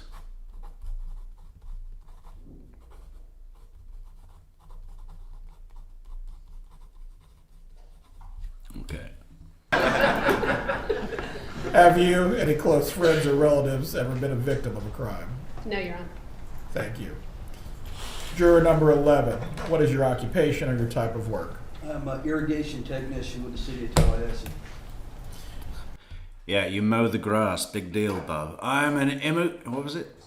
Irrigation technician. Yeah, they send me out when the fucking sprinklers are broken. What is your marital status? Divorced. Do you have any children? Yes, sir, 4. What are their ages and what do they do if they work? 30. She They help me with the sprinklers. works at Dollar General as a manager. 26, stay-at-home mom. 23 and 21, and they both do YouTube videos. Fucking deadbeats. Fucking get a real job. Proud of your children, are you? They do YouTube videos. Pathetic. You appear to have a bit of distress about that. They make more money than I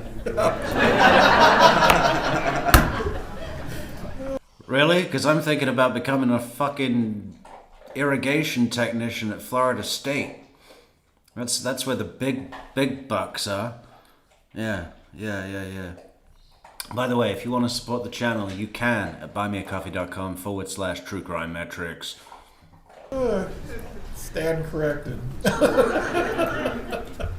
How long have you lived in this county? Raised here since '76, left in 2006 for the military for 20 years and came back 2017 and have been here since. Do you have any close friends, neighbors, or relatives that work in law enforcement? No, sir. Have you, any close friends or relatives, ever been charged? I'm surprised he didn't tell us how many tours he was on. I mean, fucking hell. Okay, we get it. You served your country. The crime. I was arrested a year and a half ago on a warrant, a felony warrant. Turned out not to be me. It was a brother using my identity. So all charges. What do you mean by it was a brother? You were dropped. I don't know if that's the answer to that question. No, that is a very important answer. So there is not any pending prosecution at this time for No, you. sir. Not against me anyway. Have you, any close friends or relatives, ever been a victim of a crime? Yes, for identity theft for the previous answer. Right. Thank you, sir. Yes, sir. Juror 12, what is your occupation or your type of work?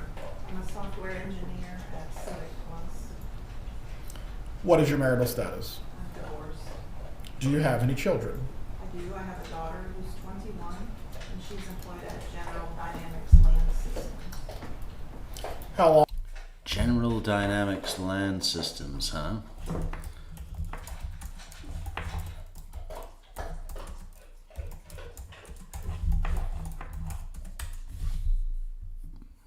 General Dynamics. Now, primary focus at General Dynamics Land Systems is partnering with those who protect our freedom and ensuring their readiness for today's requirements and tomorrow's challenges. Well, okay, so what does that mean? I don't even want to read the rest. It looks like tanks. They're selling tanks. Whoa. Okay. Yeah, that's a big tank. Happy in your work? How long have you lived in Leon County? Born here in 1970, moved away, came back in 93, and I've been here since then. Do you have any close friends, neighbors, or relatives that work in law enforcement? No. Have you, any close friends or relatives, ever been charged with a crime? No. Have you, any close friends or relatives, ever been a victim of a crime? My girlfriend in Portland, Washington, Portland was pushed down and assaulted and had her phone stolen and her identity stolen. This was about a year ago. Thank you. Juror 13, what is your occupation or your type of work? Pastor. What is your marital status? Married. What is your spouse's occupation if they work? She stays at home. Do you have any children? I have 4, Your Honor. 11, 9, 8, and 5. And I assume they do not work. They do not, although they should. How long have you lived in this county? For almost 11 years. Do you have any close friends, neighbors, or relatives that work in law enforcement? No, I do not. Have you, any close friends or relatives, ever been charged with a crime? I can't answer for certainty. I have a sister who I believe was arrested and charged for violating a court order. I believe so, because I don't know. She lives out of state. And then the next question, I believe she was a victim of spousal abuse. And this is the same sister you're referring to? All right. Thank you, sir. Juror 14, what is your occupation or type of work? I'm a student and I work part-time for a trade union. What is your marital status? Divorce. What is your spouse's occupation, or excuse me, do you have children? I do. How long have you lived in Leon County? I was born and raised here and with reception of 2019 through 2023. Do you have any close friends, neighbors, or relatives that work in law enforcement? I did. Have you, any close friends or relatives, ever been charged with a crime? No. Have you, any close friends or relatives, ever been a victim of a crime? No, sir. Thank you. Juror 15, what is your occupation or your type of work? Pest control. You can speak up, everyone needs to hear you. What is your marital status? Single. Do you have any children? I'm 2 years old. And I assume they do not work. No. How long have you lived in this county? Since 2021. Do you have any close friends, neighbors, or relatives that work in law enforcement? No. Have you, any close friends or relatives, ever been charged with a crime? Relative possession of marijuana. Have you, any close friends or relatives, ever been a victim of a crime? No. Thank you. Juror 16, what is your occupation or your type of work? I work for the State Department of Health abstracting information on non-fatal drug overdoses off of medical examiner records. Sounds complicated. Yeah. What is your marital status? Single. Fucking A, let's hear it again. Thank you. Juror 16, what is your occupation or your type of work? I work for the State Department of Health abstracting information on non-fatal drug overdoses off of medical examiner records. Sounds complicated.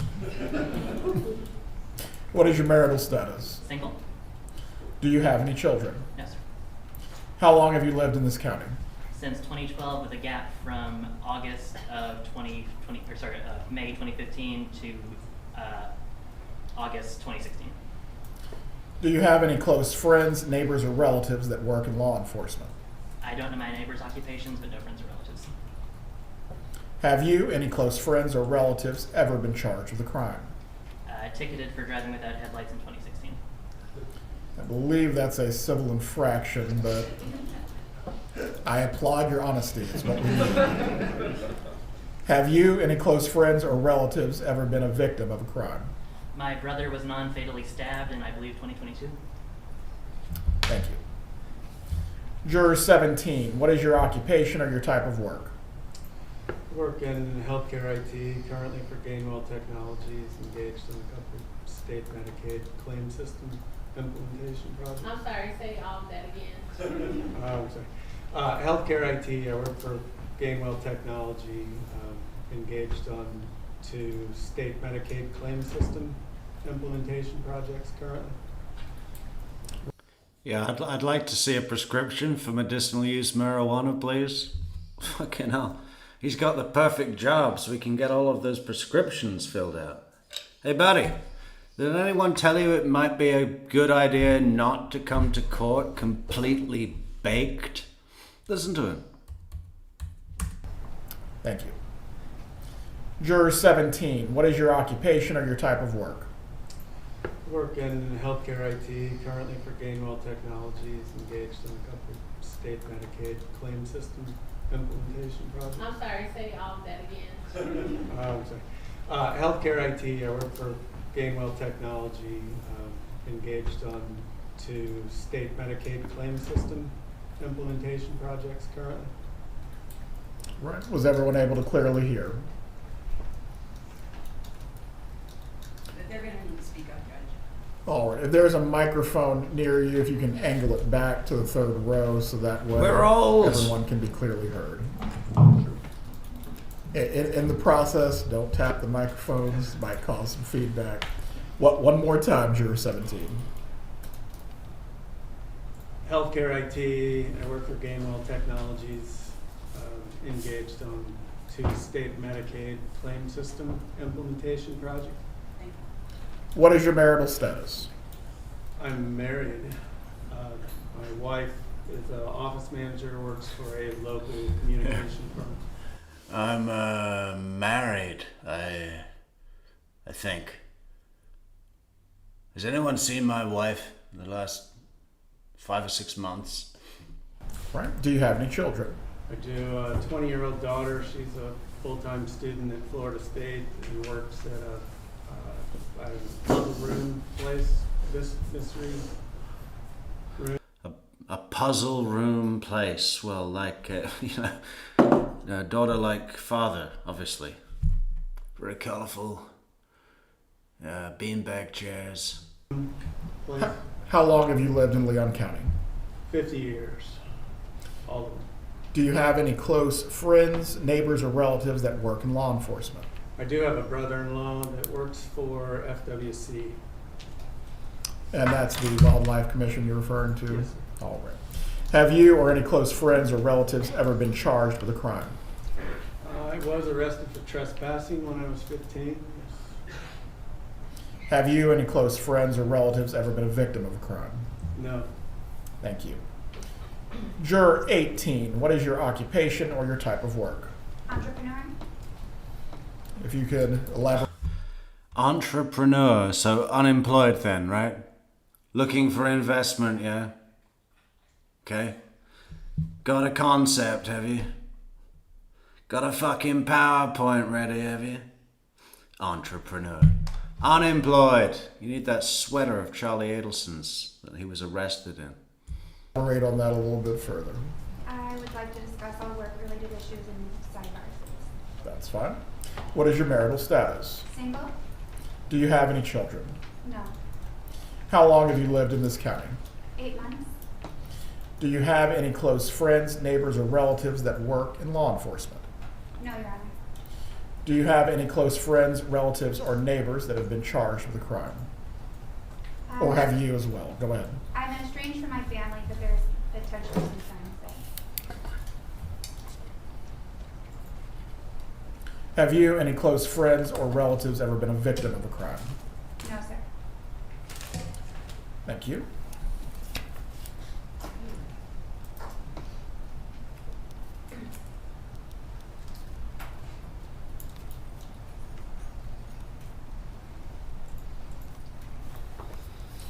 Juror 19, what is your occupation or your type of work? Department manager at Hobby Lobby. What is your marital status? Married. What does your spouse do if they work? He's a retired teacher. Do you have children? Yes, she's 32, lives in Philadelphia. She's an event coordinator at a hotel. How long have you lived in Leon County? Since summer of 21. Do you have any close friends, neighbors, or relatives that work in law enforcement? My dad's a retired deputy sheriff. Have you, any close friends or relatives, ever been charged with a crime? No. Have you, any close friends or relatives, ever been a victim of a crime? I had somebody break into my house and steal some of my stuff. Thank you. Juror 20, what is your occupation or your type of work? It's called a burglary, okay? Have you or any of your family been victims of a crime? Well, I did have somebody break into my house and steal some of all my stuff. I was the victim of a burglary. It's easier. Retired claims adjudicator for Social Security disability. What is your marital status? Widow. Do you have any children? Yes, 2 sons. What are their ages? 44 and 31. Do they work? The 44-year-old does. The 31-year-old is currently incarcerated.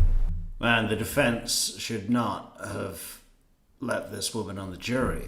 You can tell straight away. It's like she's age contemporary of Donna. She's black. She's not privileged. I mean, that's the worst kind of juror for Donna Adelson right now. How long have you lived in Leon County?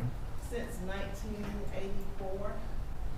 Do you have any close friends, neighbors, or relatives in law enforcement? I have a nephew that's a corrections officer for the last 30 years, and I also have a cousin that's with the Gaston County Sheriff Department. Thank you. Have you, any close friends or relatives, ever been charged with a crime? Back in my late 20s, I had a charge of public assistance fraud, but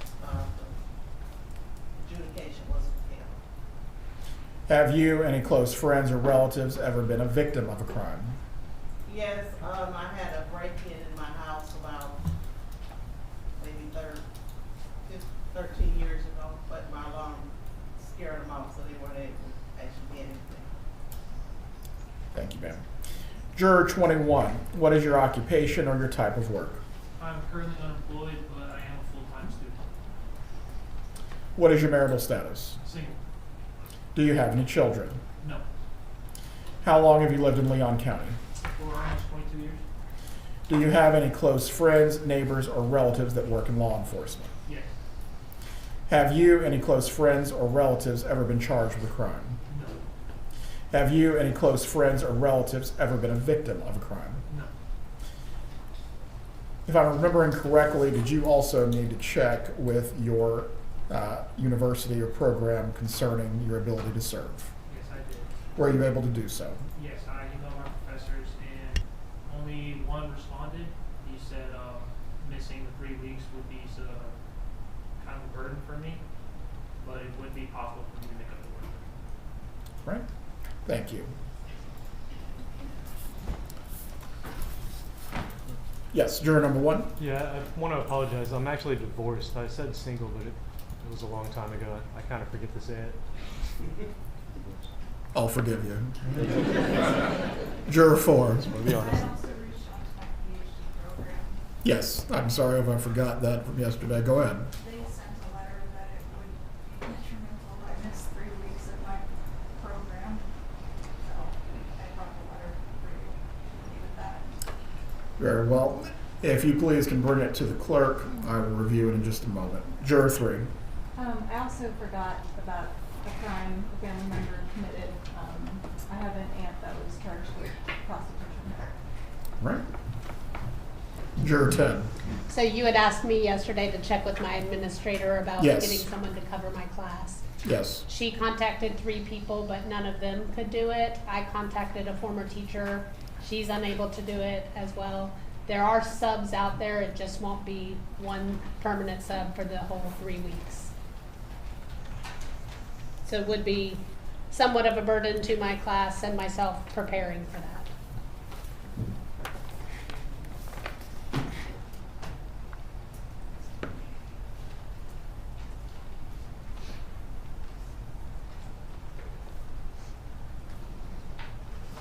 Parties can briefly approach.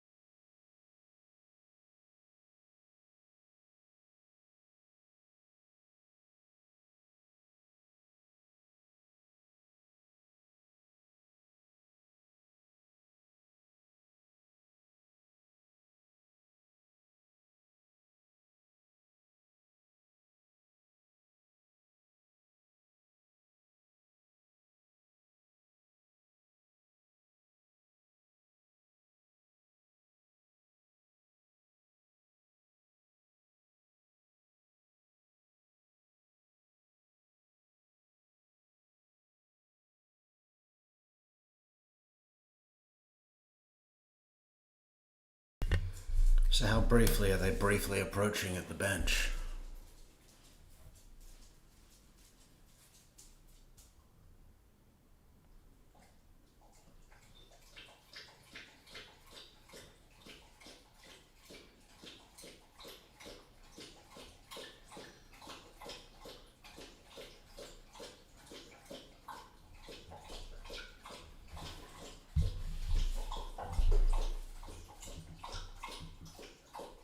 No, there's no mutes.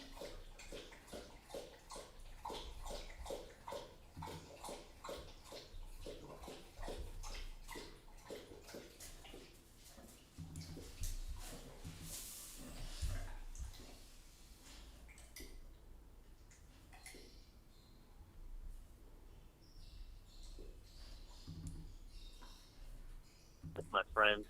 Are you serious? Yeah, dead serious. I'm jealous. I'm actually jealous. I'm shoulder rubs in the grotto. When? You ready to come over for shoulder rub Sunday? Shoulder rub Saturday. I think it sounds better. Have her come on the boat Sunday. There's Boca Dash. Pick her up. Dude, that's gonna be fucking awesome. I need to do that. Yeah, man. That's a fucking game changer right there. Pick her up in the Rari. What is your marital status? Married. And what does your spouse do if they work? We also stay in Lloyd outside. Do you have children? No. How long have you lived in Leon County? 18 years. Do you have any close friends, neighbors, or relatives that work in law enforcement? No. Have you, any close friends, relatives, ever been charged with a crime? No. Have you, any close friends or relatives, ever been a victim of a crime? No, not anymore. All right, to go back to the other questions that were previously asked while you were seated in the gallery, have you ever previously served on a jury? Yes. When did you serve on a jury? Over years ago. Was it in Leon County? Yes. Criminal or civil proceeding? Criminal. Do you recall the type of charge or case? I believe it's drunk driving. Driving under the influence. Yes. Right? Without telling us what the verdict was, did the jury reach a verdict? Yes. Were you the foreperson? Were you the foreperson of the jury? That is the person who presides over deliberations and gives the verdict form to the bailiff. So you were the foreperson. Not the foreperson. You were not the foreperson. Okay. Do you know either of or any of the attorneys or their staffs? Do you know or have any relationship by blood or marriage to the defendant? The names that were read aloud as to the potential witnesses in this case, did you recognize any of those names? Thank you. Juror 23, what is your occupation or your type of work? Spray tech supervisor at FSU. What is your marital status? Married. What is your spouse's occupation if they work? She's the bookkeeper at Leon High School. Do you have children? Yes. What are their ages and occupations if they work? 20 and 21. The 21-year-old, she's a full-time student at FSU, and my 20-year-old, she is employed at Subway. How long have you lived in Leon County? 6 years. Do you have any close friends, neighbors, or relatives that work in law enforcement? No. Have you, any close friends or relatives, ever been charged with a crime? Yes. Have you, any close friends or relatives, ever been a victim of a crime? No. I'm also going to go back through the other questions that were previously asked to the group when you were seated in the gallery. Have you ever previously served on a jury? No. Concerning the attorneys, are you related by blood or marriage, or do you know any of the attorneys or their staffs? No. Concerning the defendant, are you related by blood or marriage to the defendant? Or do you know the defendant? Do not. As to the names of the witnesses, or potential witnesses, I should say, that were read out loud, did you recognize any of those names? No. Thank you. In this trial, and also during the attorney's questioning, you will hear certain terminology, such as burden of proof, presumption of innocence, and the right to remain silent. It is very important that you understand each of these concepts.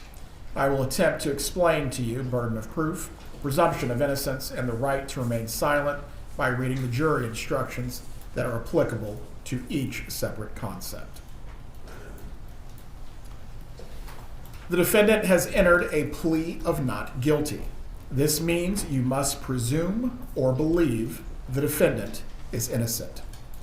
The presumption stays with the defendant as to each material allegation in the indictment through each stage of the trial, unless it has been overcome by the evidence to the exclusion of and beyond a reasonable doubt.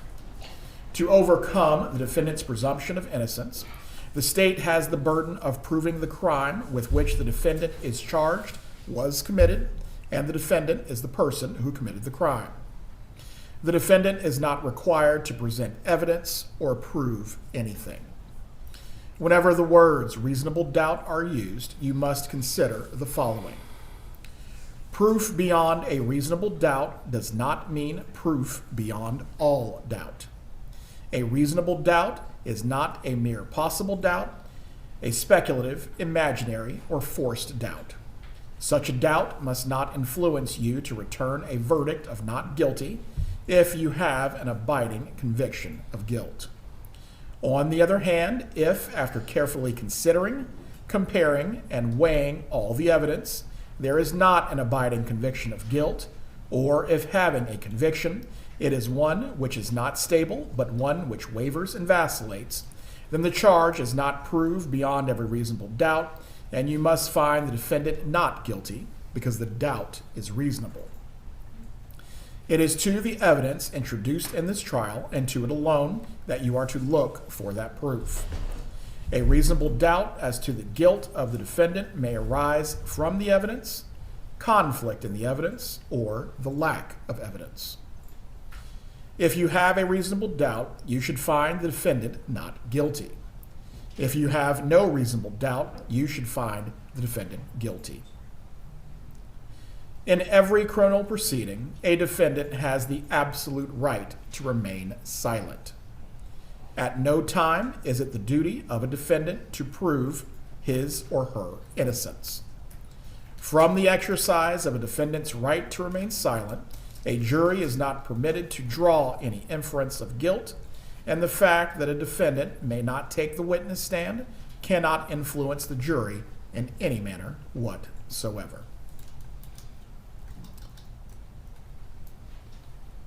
The attorneys at this point are going to have their opportunity to ask you some questions.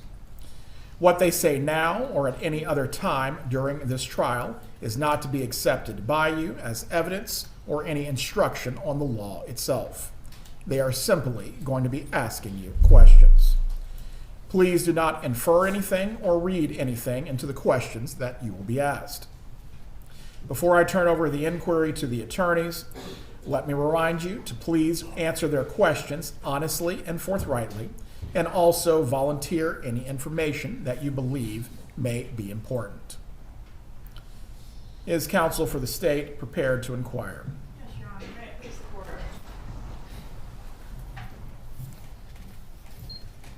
Here she is. Well, congratulations.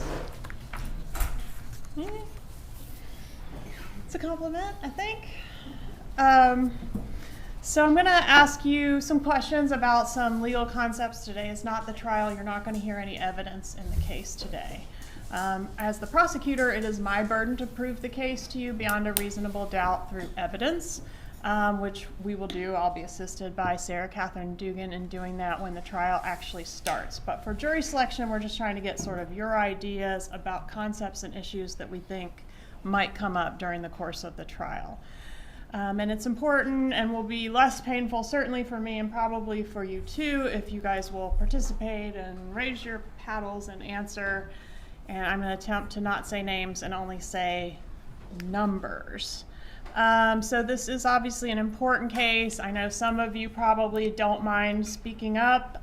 Many of you probably are shy and less likely to speak up. So I would encourage my shy guys to please participate as well, because your voice is just as important.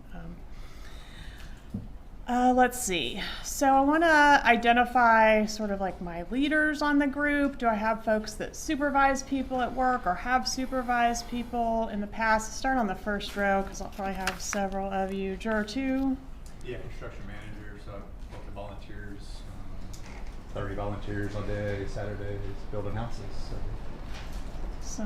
Some cats to herd there. Yes. Okay, thank you. Anybody else in the first row? Yes, sir. Number 7. So coordinating, organizing, volunteer teams, and then I've had as much as 6 staff report to me. Okay. My previous job. All right, thanks. Anybody else? First row, second row, leadership, staff, and I would include head of an organization or something like that if that's part of your resume. Number 8. I'm a GIS project manager, so I have about 8 people that work under me. They're all students. Some of them are paid, some of them are unpaid. Okay, thanks. 9. I work as an impromptu team leader for our department whenever there's any issues or need assistance. All right, how many members of the team? About 10 on a good day. Okay. Number 23. I supervise 2 spray technicians at FSU. Okay, thank you. Anybody else? Second row. 11. 20 years in the military, about 15 of those in various leadership roles. Okay. Thank you. Thank you for your service. 13. Did 8 years in the military, about 5 of that in leadership roles. Currently a lead pastor of our church. Okay. And you supervise the staff there? Those volunteer staff, and then I'm the lead of the elders that we have at the church. I'm the lead elder as well, and supervise them. Okay, thank you. Anybody else over there? Third row. Yes, sir. 16. Previous work, I was in charge of a team of 3 for a warehouse, and current job, I am frequently one of the people training new employees. Okay. Thank you. Anyone else in the back? 17. I currently have a direct reporting team of 6, as well as a number of like Matrix resources as part of my work. Okay. Anybody else in the back row? Yes, ma'am, but you're not going to tell me, or... I know. Anybody else? Okay. All right. Anybody consider yourself a leader, like you just identify as that type of personality, even though you haven't raised your hand as somebody that necessarily supervises others at work? Okay. For my guys that haven't spoken up, you know, obviously we want a jury that delivers a verdict that's your verdict, right? Even if you're a shy guy, I feel like maybe you qualify. Number 6? Shy guy? Probably not so shy at home, but shy in this setting. Okay, do you find this setting a little intimidating? Anybody find this setting a little intimidating? Show of paddles? Okay, I mean, it can be, right? Nobody likes to speak in Probably not quite as shy at home. What are you getting at? public to begin with, and then we've got a lot going on here, a lot of people in the room and so forth. So if you were feeling shy or feeling intimidated by this setting, but you were chosen to be on the jury, would you be able to sort of stick to your guns, have your voice heard back there, make sure the verdict that comes back is your verdict? Anybody feel like they would struggle with that? I'm just not the guy that's going to like push against the grain. Okay, 21, tell us. Okay, this particular setting. Do you think if once we kind of roll along, if you're selected, you start hearing evidence and all that, you'll start developing opinions, and at the end when you're asked to deliberate, would you feel confident speaking up if you had a difference of opinion with your fellow jurors? Okay, so you think you might struggle with that. So whoever was in charge back there would really have to ask you, what's your opinion? Okay. Anybody else feel like juror 21, like you might struggle to speak up? Okay, 3, tell us about you. I have pretty bad social anxiety and actually public speech. I had to take the special accommodations public speech class when I went to FSU. Okay. Out of like 500 people in the class, 20 people had to do that. And of those 20 people, I'm the only one that cried. So Well, you're doing great. One of my favorite You haven't stories, even yeah. cried yet. We're on a roll. Okay, so the foreman made. She did actually deliver that really well. I have really bad social anxiety, and I cannot speak in front of a room full of people, except for right now when I'm telling you that.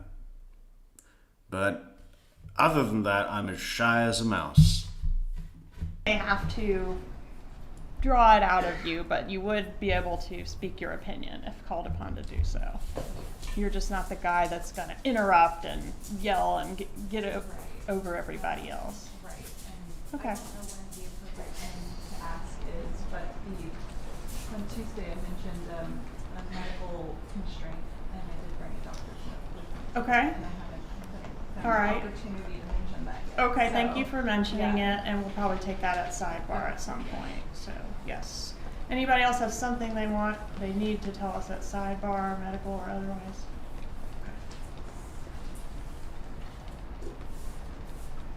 All right, so for my folks that have been on a jury before, raise your paddles again, front row. Yeah, okay. Was it a good experience, a bad experience? Don't really remember. It's good. Yeah. Experience to see how the inner process works and go through it. Yeah. All right, that's number 2. Number 22? Was it an okay experience for you? It's not bad. It's something new. We consider we come from different countries, Mm-hmm. different government system. Yes, so helped you learn about our system a little more, see it for yourself. Okay, that was a 1-day trial, I'm guessing. Okay. It's a good primer. Second row? Yes, number 9. Did you have a good experience or otherwise? It was interesting, to say the least. I think it was Okay. done a bit differently than usual, but the Was judge. it here in Leon County? Yes, ma'am. Okay. I think the judge had the jury excused every time the lawyers needed to speak with him, which was pretty much every other 10 minutes. Oh, so it was a lot. You got your steps. Yes, ma'am. Okay. Well, that's a good way to put it, Danielle. People are so used to the social anxiety brand, that they tout even though they're demonstrably functional. Well, better than going to sleep in the chair, I guess. Yes. Okay, second row. Third row, good experience, bad experience. Number 17. Yeah, it was a positive experience. It was a 1-day trial. Yeah. Oh, those are nice for jurors.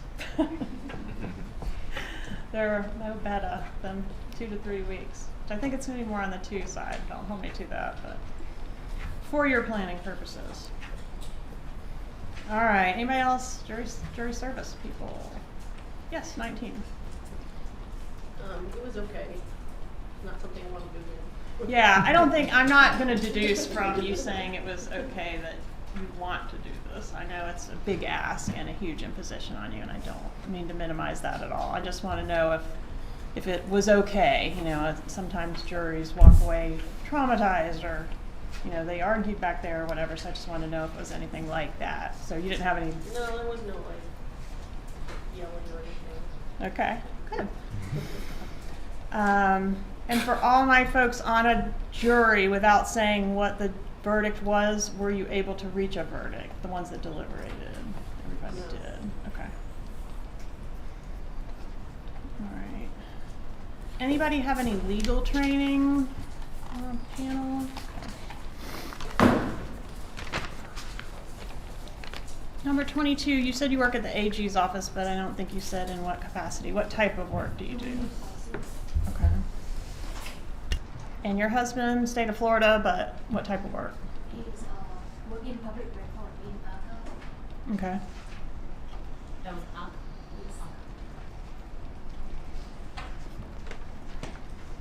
All right, so I touched on this a little bit already. The burden, and I think the defense will emphasize this, is mine. So that means that I have to prove the case to you with evidence. It's completely my burden, the whole thing. So they don't have to do anything. They don't have to put on witnesses. They can do their nails, read the newspaper, not participate at all, which of course we don't expect they'll do. But they don't have to prove anything. That's really important. So you've heard no evidence right now.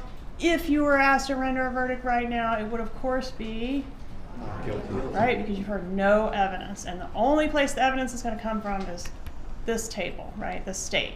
It's innocent until proven guilty. We prove the case. Would you like to hear from the defendant? Sometimes that's a question.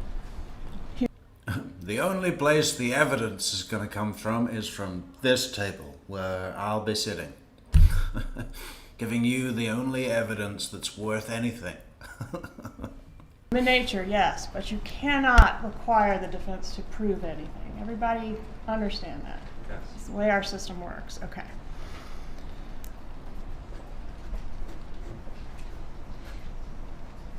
All right. Reasonable doubt. You heard an instruction on this, and lawyers tangle with this at jury selection all the time and do a pretty poor job. It probably will not be an exception, but the idea is nothing can be proven to you beyond a mathematical certainty, right? If you knew for sure that a thing happened 100%, it's because you saw it with your own eyes, and that makes you what? A witness, not a juror. So you're going to have to make a decision based on the evidence. And it is a very high burden. It's the highest burden in the land, right? It's a high burden, and it should be. But it's not impossible to convict a guilty person through evidence. You're not going to have 100% mathematical certainty because that's not possible. So the example I use, which probably isn't a great one, number one, did you drive here today? Yeah. Where'd you park your car? Parking garage. All right. Is your car still there? I hope so. You hope so, right? Do you have a reasonable doubt? Then it cuts to the next scene, which is a different camera shot, and a curtain is pulled back, and Judge Everett is driving his car, juror number one's car, into the courtroom, and everyone claps. That's how to liven this up a little. That your car is there, where you left it? No. Okay. No, right? Because the evidence says he parked his car there. Did you lock it? Yeah. You locked it. Is there any security there? I mean, yeah, I think so, but who knows? There's security there. Okay, so he has no reasonable doubt that his car is where he left it. If he gets there and it's not there, he's going to be really surprised. Now, if we change the facts, he left his car there, he didn't lock it. There's no security. There were 2 or 3 very suspicious looking guys lurking around the car when he left. And when he left, he said, "You can have it if you want it. I left the keys in it." Okay, now we're starting to change the facts, right? Now he has a reasonable doubt that the car is there. He basically invited somebody to take it. All right, so you as the jurors will decide, is this doubt reasonable or not, right? So I'm gonna say a bunch of words and they're gonna say a bunch of words, but ultimately at the end of the day, when you get back there and you're assessing a doubt, I have a doubt. Well, tell me about it. You talk about it. Is it reasonable? That's your question, right? And you decide what's reasonable or not. Okay? Shaking of head. Parties can approach briefly.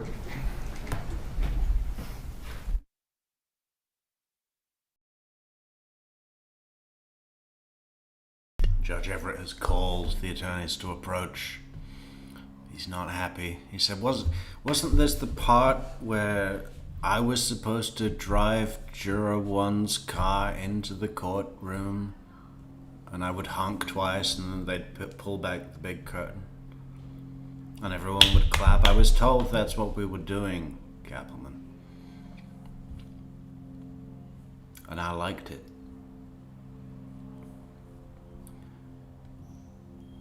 Oh, that's not the, who's that? That's Rare Bird Interiors, juror number 7, or juror number 7's friend. She runs a vintage furniture store shop in Tallahassee. If anyone's looking for a beautiful mid-century modern desk made by Macabre or Macabre, maybe we should verify.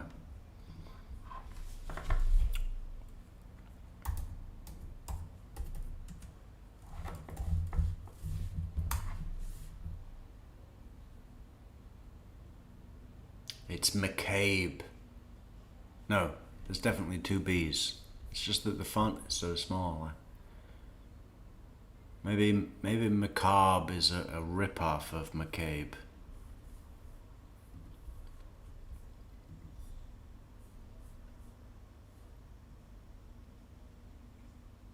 Do you think she wore this dress special for the photograph, or does she wear that every day?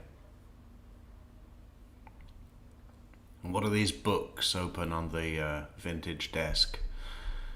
Looks like some sort of scenery photography. Obviously, you would buy that desk for $2,500, take it home, and get your books of scenery photography, and you'd go through them at your desk, at your vintage desk. Living the dream, living the dream.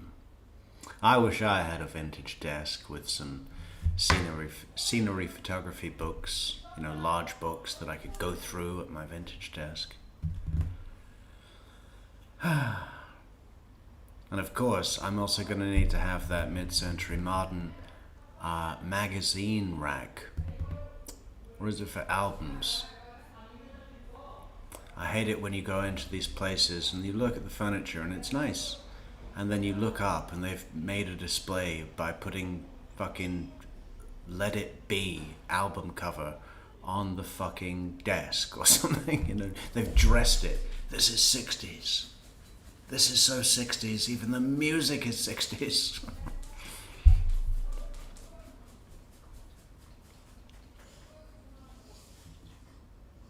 Of course, it wouldn't be 60s if it was Let It Be. A Hard Day's Night, then. That's another one that these vintage furniture people love to pull out and just make appear in front of you as you're trying to furniture shop. What's the other stuff? You know, these vintage shops where they put a theme.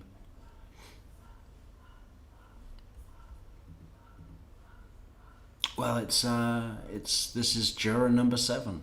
Or Juror number 7's friend with the vintage shop in town. Yeah. I wonder what else she's got. What was it called? Red Bird Interiors. I don't know if I like the word interiors in the name. I think it's you know, it's not interior. It should be called Rare Bird Curated. Rare Bird Curated. That would be a better name. Or something softer. Rare Bird.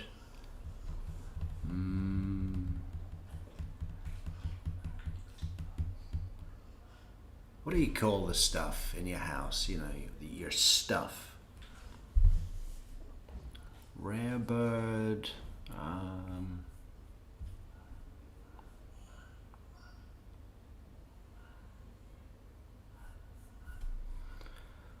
I never know how to use Instagram. Oh, there it is. Searching for Rare Bird Interiors.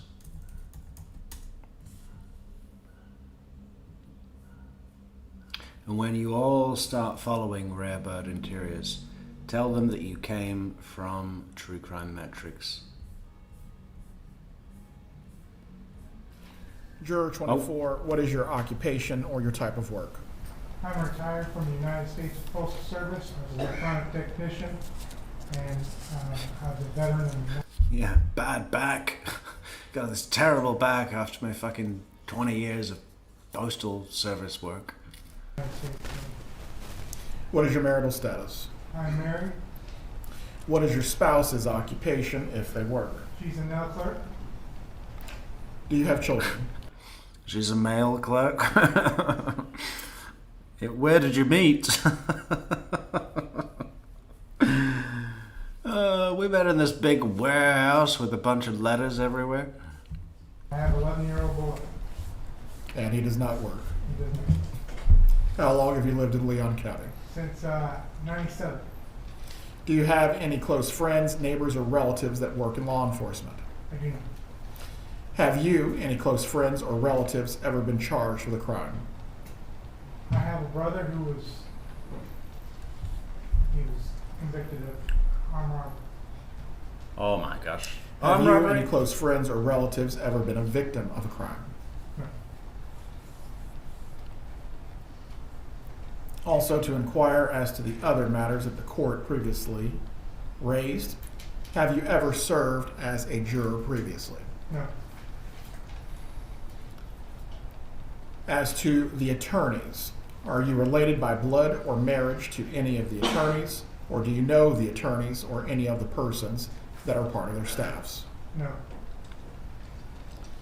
Are you related by blood or marriage to the defendant, or do you know the defendant? No.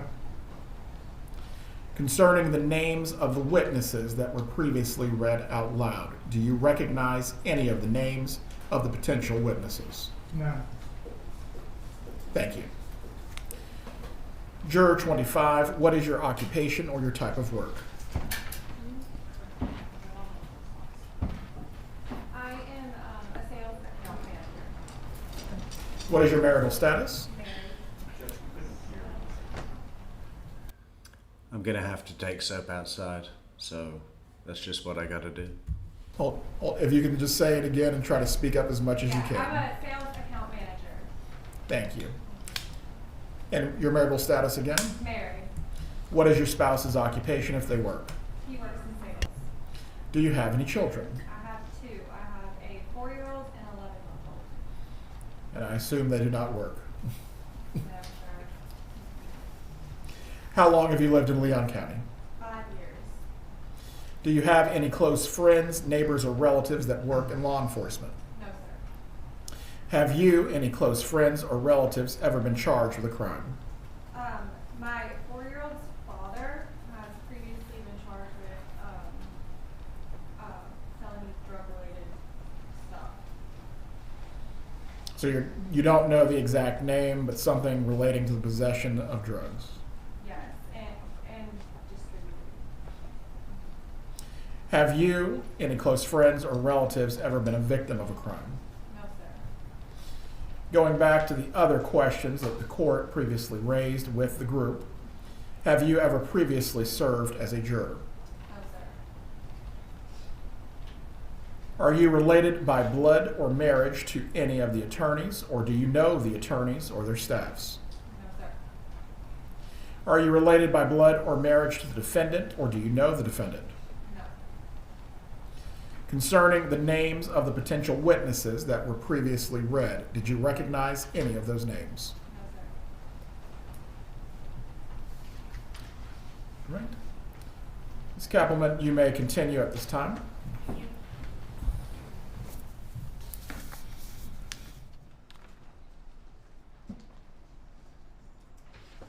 For my new folks, any leadership or management experience, maybe in your time in the Navy or elsewhere?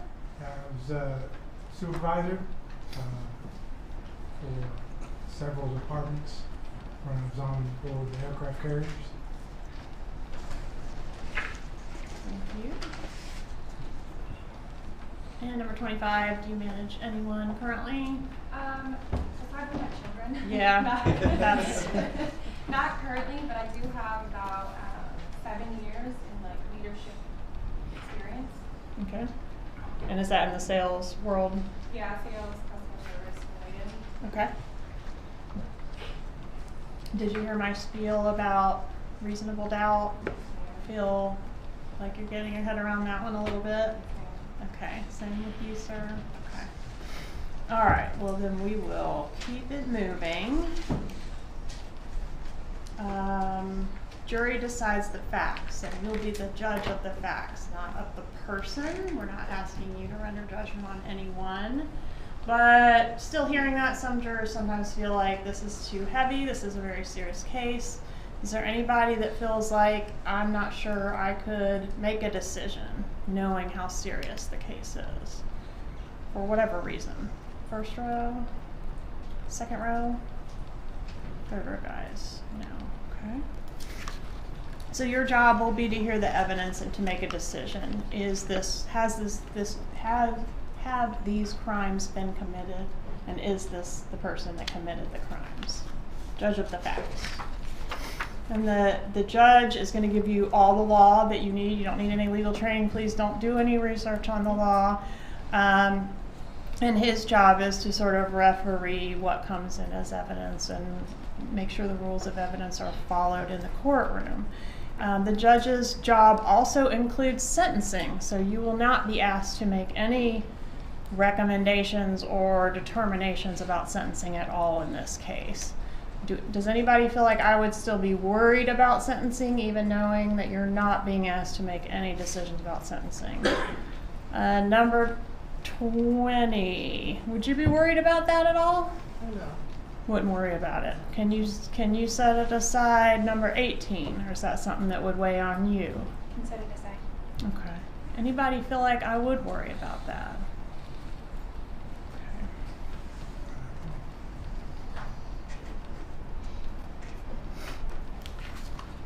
All right, many of you have had some kind of interaction with law enforcement or close friends or family members that have. Have any of those been significant, meaning they've impacted you in some way personally? I mean, if you had a DUI 20 years ago and it was handled fairly, I don't need to know more about that. But if something has really colored your view of the criminal justice system or impacted you personally, we had some folks that had some quite serious cases that friends or family members have been involved in. I want to know, was the person treated fairly? And how has it impacted you? First row, anybody volunteer to say, I've been impacted by crime in a way that has deeply affected me? Okay. Second row, anybody treated unfairly? We had somebody that was falsely arrested. That's a big one. My brother got pulled over in a vehicle and didn't present ID, told him he was me. He was in possession of drugs. Mm-hmm. For some reason, they let him go. He was going to be an informant for them or something or other, I don't know. And then when they couldn't get a hold of him, naturally, they issued a warrant for me. Because he used my ID. Yes, sir.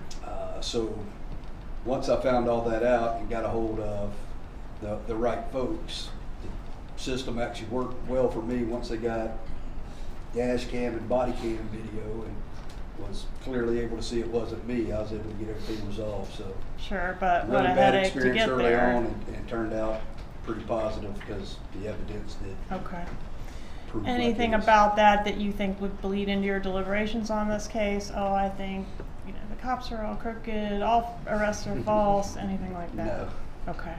Second row, anybody else deeply affected by crime? Any crime in your life? Okay. Third row, anybody fall into that category?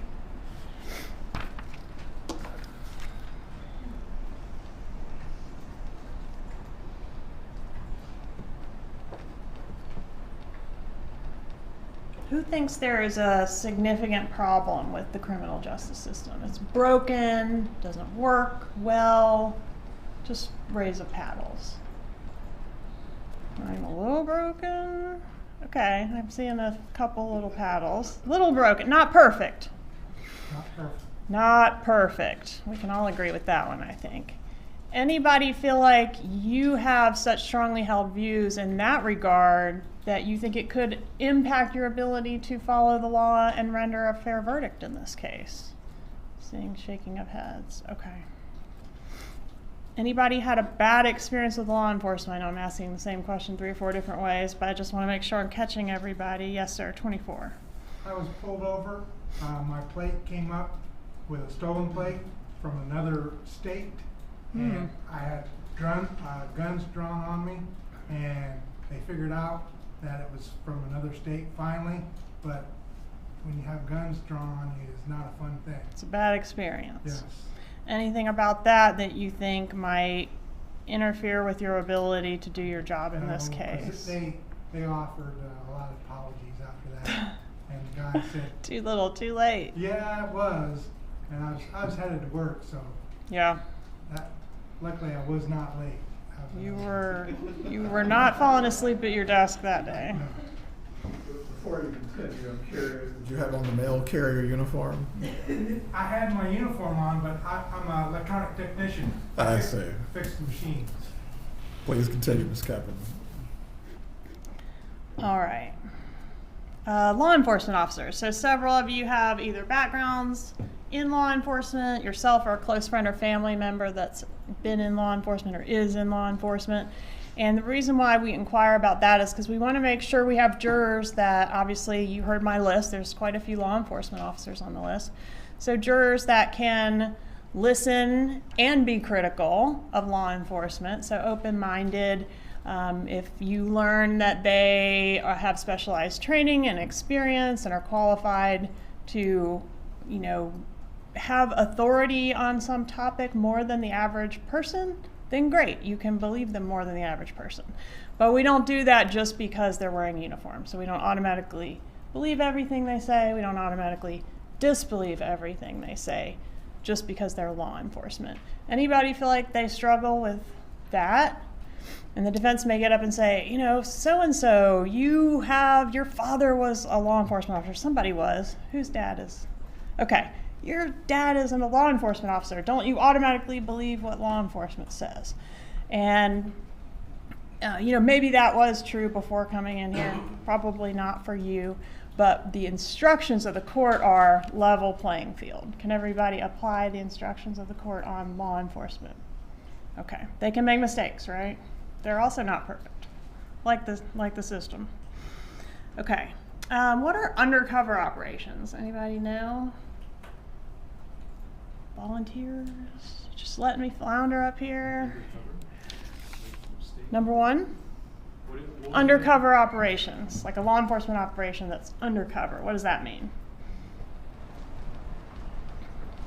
When the people don't know that the cops are there trying to figure stuff out. Yeah, like the cops are posing as not cops. Right. Posing as someone else. So they're tricking somebody, right? Anybody uncomfortable with the idea that law enforcement is permitted legally to pose as somebody else and trick criminals to get information and to solve cases? Anybody feel uncomfortable with that? What do you think? 13. I see the benefit of it. I think the technique in which it is executed is the one that catches my attention. What do you mean? So if somebody, it all depends on who it is that they're going after and the subject themselves. Right? But if a law enforcement officer is posing as somebody in order to try to entrap people. Yes. Okay. Entrapment would be crossing that line. Who are not intending to commit a crime, I would take issue with that. Okay. So entrapment would be exceeding their authority to pose as someone else. But for the sake of this argument, let's assume it's not an entrapment situation, but it is a situation where an officer is posing as someone else. No problem. Okay. Anybody feel like that's not fair? That's not cool? What do you think, 11? I think if there's justifiable means to be there doing undercover work, then I'm okay with it. Is it necessary, though? What do you think? 5. It depends on the context of it. Sometimes it is necessary. I feel like for police officers, because depending on the crime that's committed, police officers not always go in. It depends on, like you said, entrapment. It depends on the context of the situation. Sure. If you're trying to entrap criminals, whereas if you're trying to just, how do I word this? Depends on the context greatly, because you can't legally try to coerce them into a crime. Right. You are hey, I'll give you $50 to take this crack rock over there and sell it to that guy. That wouldn't be okay, right? But what about like posing? Typically we think of, narcotics operations, if you're trying to infiltrate these higher levels where you really can't have access to investigate those people unless you send someone in posing as a fellow Confederate, right? Everybody okay with the concept? Within limits, of course. Okay. What is premeditation? This is a premeditated murder. What does that mean? It's like you planned it. It's like you planned it. Okay, that was Juror 23. So what type of evidence would show premeditation? Bloody footprints, clothes. I'm back. A weapon. Okay, how does that show the operation of the mind, though, the intent? Oh, well, if you find somebody with their fingerprints on the weapon, Mm-hmm. then that's not admitting full guilt right there. I mean, but that's pretty damning evidence. Okay, yeah. What about for intent, though? Number 16, what do you think? How do I prove premeditation? I didn't just haul off and kill someone on a whim. I thought about it. I had a conscious intent that crime be committed at the time it was committed. How do I prove that? How do I prove what someone was thinking? I think we would have to rely on evidence that predated the moment of the attack. So if you had any sort of records or definite plans or things that were found, Map of the bank, right? That's how they do it in the movies. They roll it out on the table, get the blueprints and that sort of thing. What else? What other type of evidence might prove intent? 15? Can you think of anything else? Conversations. I'm gonna kill that guy, right? That's pretty good evidence that you planned to kill the guy. What about motive? Motive, would that be important to your consideration, number 7, of intent? Yeah, I think so. There would have to be some sort of justifiable cause where you could empirically say that would lead a person to premeditate an act of aggression on the victim for X, Y, and Z reasons. So you kind of want to know why, right? I think we'd have to know why. Well, I mean, sometimes you can imagine a scenario where the manner of the killing might prove intent. Sure. Shooting once is different from shooting 100 times, right? As far as if you're trying to evaluate intent. So that could be part of it. But certainly motive is very important and jurors want to know why. So the why could potentially be important. Everybody agree with that? What do you think? 12. Any other ideas of what type of evidence? How are you going to prove? You see the problem. How do you prove what someone was thinking? Right, certainly any records that they've considered it, discussed it, solicited someone to help with it, or done searches about how to efficiently execute the crime beforehand and that sort of evidence. Okay. And would you be open to all those types of circumstances to try and show what the person was thinking, as opposed to the type of evidence I laid out right away, which was, I'm going to kill that guy. Right. And that's great. But if you don't have that, can you evaluate all the other circumstances? Yeah, and you have to see if they push you beyond a reasonable doubt. Yeah. Any other type of evidence? Let's get away from premeditation, but in general that you would Teresa Dorsey says, let's check out the unmarried ones. I don't know. I mean, they're the ones that are going to really understand the dysfunction of marital relationships and extended marital relationships. They might say, well, yeah, I hate my son-in-law, so I can see why she would kill him, expect to see in a case like this, a particular type of evidence. Number 23 mentioned fingerprints, clothing, anything else like that you guys are kind of expecting? Financial records. Gun residue? Financial records. Financial records? What kind of financial records? Why would you be expecting that in this case, or a case like this?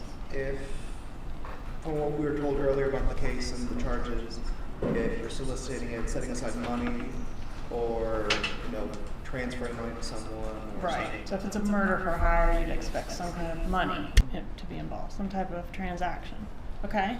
Somebody else down here? Text messages, phone calls. Okay. Yes, sir. Number 6. If I remember correctly, she came from. I'm sorry, we can't hear. If I remember correctly, I remember hearing coming from Miami to Tallahassee, so like Mhm. gas station receipt. Okay. Some evidence of that travel. Okay. What else? It's so fun when y'all help me better. Okay. So it's a murder for hire. There's more than one person involved. You, though, as jurors in this case, will only be asked to decide the involvement and guilt or not guilt of one criminal defendant. Are you able to set aside your thoughts and feelings about the other people that may be involved in the case and focus your verdict? How does the evidence relate to this defendant? Everybody feel like they can do that? Okay.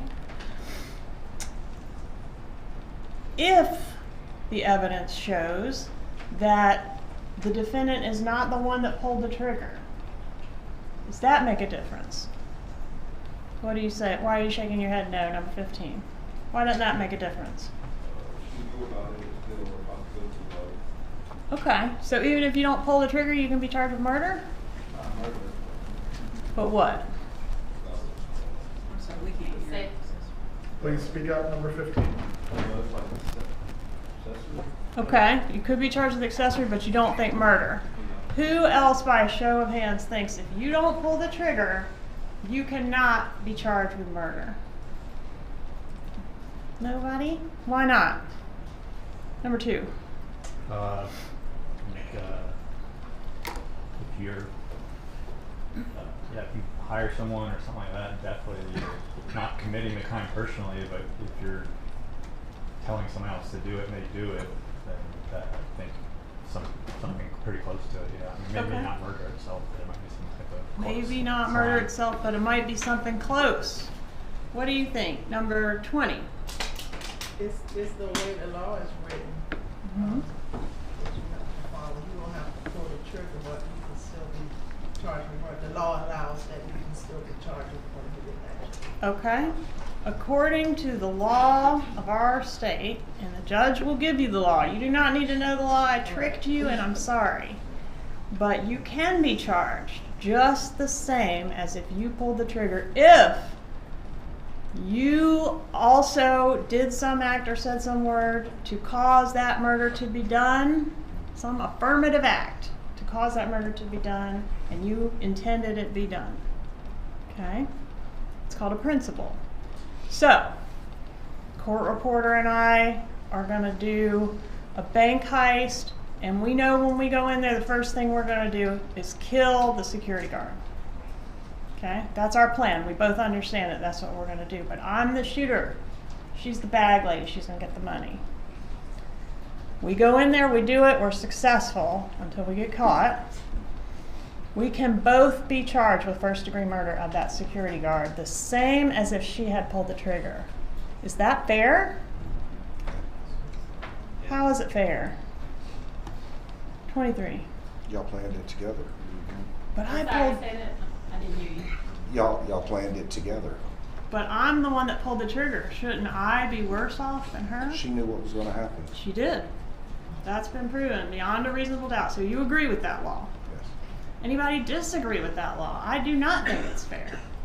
It should be, as juror number 2 thought walking in here, something close to it, but not exactly the same.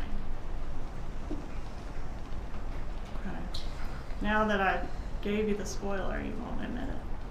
All right, so number 2, knowing that now, would you be able to follow that law? Yeah. What do you think, number 15? If the law says we can both be convicted of first-degree murder, and it's proven, would you be able to convict her of first-degree murder even though she didn't pull the trigger? You would be able to follow that law. You cannot hear him. Number 15, please speak up as much as you can. Yeah. You would. If there was a law that the judge reads you in this case that you did not agree with, would you be able to follow it anyway, or do you think it would be incumbent upon you to do what your gut is telling you? What do you think? Number 16? Since it's rigor to decide, if something followed or broke the law, it would go with the law. Go with the law. Number 8? Yeah, definitely. Follow the law no matter what, even if you don't like it? Yeah, it's not me to decide the law. It's just for us to stick to it. Okay. It's the legislature's job. We're going to leave that to them. Okay.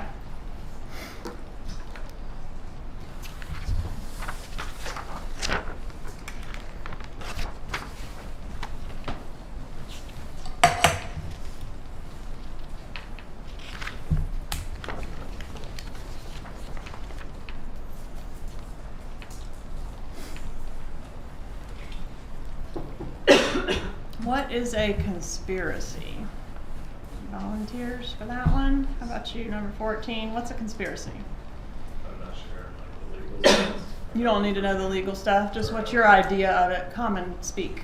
A group of people getting together or saying anything that maybe. Please speak up, number 14. A group of people, I'm trying to say a definition without using the word conspire. Yeah. Prove medical evidence, things I'm willing to do. Getting together to Getting do together something? To make something happen with Okay. other reasoning behind it. Okay. I'd like to say that it doesn't even have to be a group. You can conspire to do something alone. Number 8, okay. You could, is that what you're doing right now? You want to tell us something? Okay.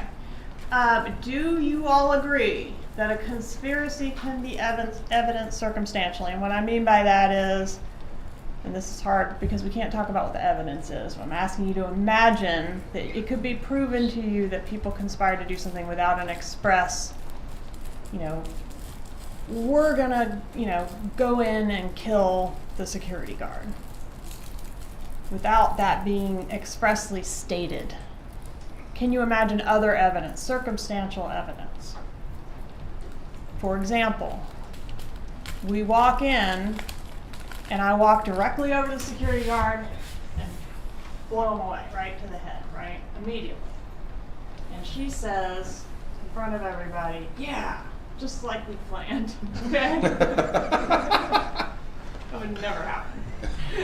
But, okay, it's not in the plan. The conspirators generally don't write out a manifesto where they say, this is going to be my role, and this is going to be your role, and this is what we're all going to do. But you can infer it from the circumstances, the way the crime was done, the other communications in the case, the other evidence in the case. Can you be open to that?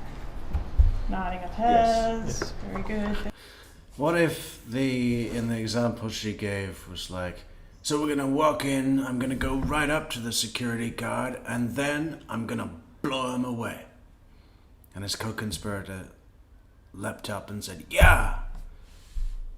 And now let's steal his TV. Or something about a TV. Could you accept that a TV might be a murder? Thank you.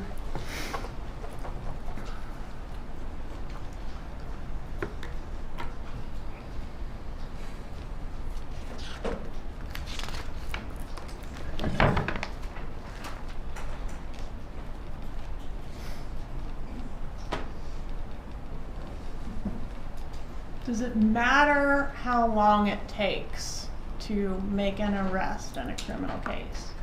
You guys all heard the statement of the case. This crime occurred in 2014. Number 6, how old were you in 2014? 9. Can you even care about something that happened when you were 9? Can you, sir? Does it matter how long it's been? I think as long as the crime that you're being charged for is within the statute of limitations, I think it's fair to be arrested for a crime that you could have committed. Sometimes it takes years to build evidence and things like that. Anybody feel like it's too long? I just can't consider evidence from 2014. I was 9. Everybody else, can you keep an open mind to evidence and a long investigation?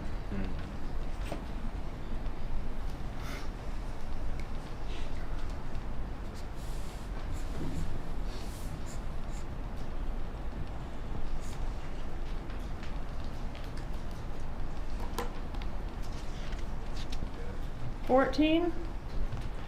13, why does a cooperating co-defendant come forward? Could be cover their own tracks.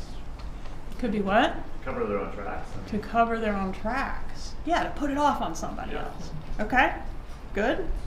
What else? What else could motivate a cooperating co-defendant? 19? You're on ice, 19. I actually have a volunteer, number 6.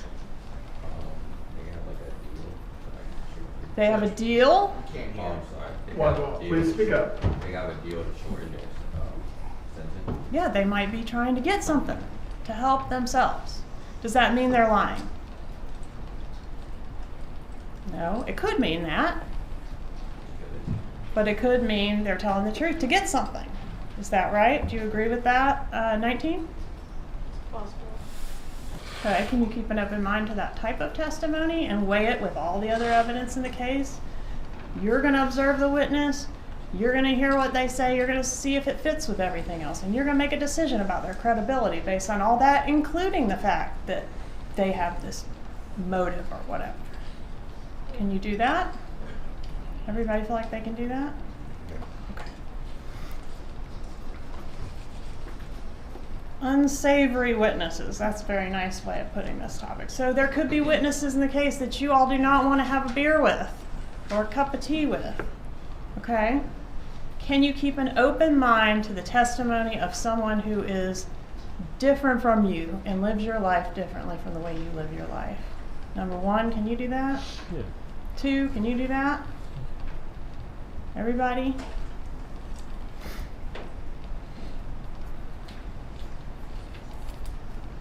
If you don't hear a particular type of evidence that you're expecting, can you keep an open mind to the type of whatever evidence that there is and render a verdict based on that? I just don't want you guys to walk in thinking, Anybody but a transgender.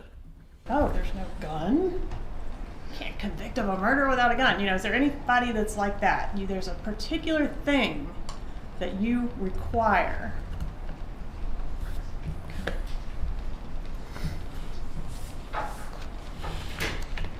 Inconsistencies. Would you all expect the testimony to be completely consistent or there to be some inconsistencies? Let's say we're going to have a 2-week trial. You're going to hear from witnesses every day, all day for the period of 2 weeks. Are we going to have any inconsistencies? 17. Purely a guess, but based on the duration, probably somewhere in there. Okay. Every single one of you went back in the room back there and answered the questions in private. And I was sitting back there, Ms. Dugan was sitting back there, and we were wearing the same outfits all day. If we isolated each one of you and asked you, what can you tell me about what Ms. Dugan was wearing yesterday, or the day that you were back there? Let's assume it was all the same day. Do you think we'd get some inconsistencies? Might get some blue, some black, dark pants. I think it was, we might get a lot of different answers, right? Does that mean that anyone's lying? Okay. Now, you all will have to weigh inconsistencies, which are going to occur naturally in a case like this. And you will decide, is this a point on which this inconsistency is important and equals a reasonable doubt versus this doesn't matter at all, right? Can you do that?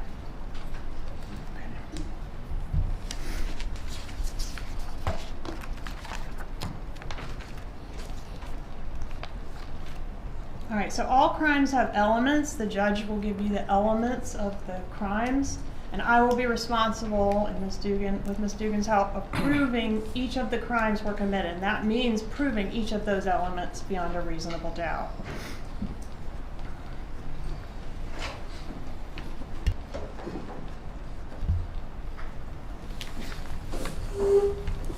Number 7, what does a killer look like?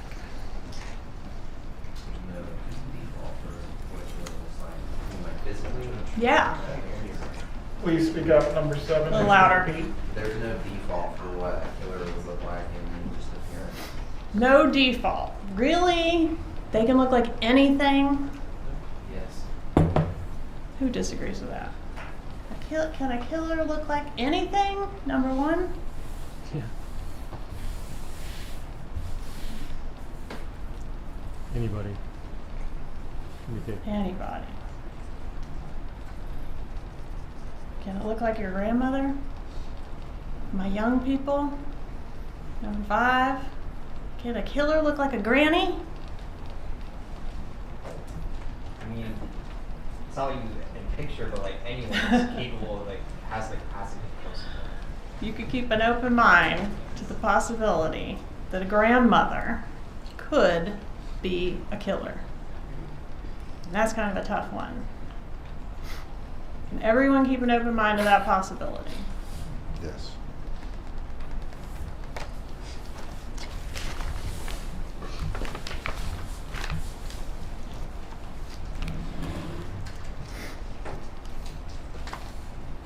She should have asked it about Judge Everett, and the jurors would have said, no way. He's way too cuddly. For my folks that have been divorced, any custody battles? Raise your paddle if you've been involved in a custody battle. Okay, so just divorces. Anybody in a particularly messy divorce? Ugly divorce? Highly litigious divorce? Anybody go to court for their divorce? Did go to court, okay, but it was not particularly nasty. He never showed up, so Oh. it was very... You won! Yeah. Okay. Okay, so you guys haven't personally experienced this, but does everyone agree that those types of issues, domestic issues, divorces, custody battles, those are things that are highly emotionally charged? Yes. Okay. May I have a moment to confer, Your Honor? Go ahead.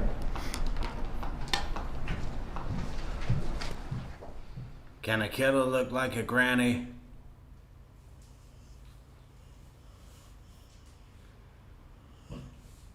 She looks like she should be inviting children back to her gingerbread house. Would you like something sweet to eat? Follow me.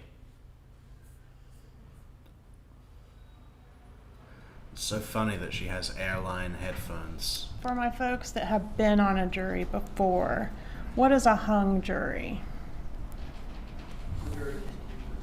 Number 22? The jury cannot reach the decision. Mm-hmm. Because the jury has to be what? Unanimous. Unanimous. And that means it has to be the verdict of each juror as well as the jury as a whole. So, my shy guys, can you speak up and make sure this is your verdict? Not sure I've identified exactly who you are. I think number 6 is a little bit of a shy guy, and you already told me you could do it. Who else considers themselves a little shy? Anybody? At first I am, but once you get to know me, I'm not. Okay. Are you gonna? What's that supposed to mean? She's married, Bubba. You know, leave the prosecutor alone. At first I'm a little shy, but once you get to know me... Return a verdict that's your verdict? Yeah. What if you get back there and everybody's against you? I mean, this is someone's life, so I don't really care about it. Okay. I would encourage you to listen to your fellow jurors, and if you Sure. change your mind, great, because your mind's changed, and it's then your verdict. Right. But I just want to make sure I've got folks that aren't going to be like, it's Friday night, or whatever, you know? Everybody promise to do that? All right, anybody have something you feel like you need to tell me? I didn't ask the right question, I didn't call on you. Something you think I should know about you that's related to the topics we've touched on. All right, thank you very much. For the defense inquirers, we are going to take a brief break for about 10 minutes. You'll have an opportunity to stretch your legs, use the restroom or look at your phones or devices if you need to. This break will be for everyone, but that is both in the box and also in the gallery. While you're on your break, you're not to speak to each other concerning this case or at all. Do not speak to anyone else concerning this case. We will resume with the jury selection at 1:30. You may use the restrooms and leave the courtroom at this time.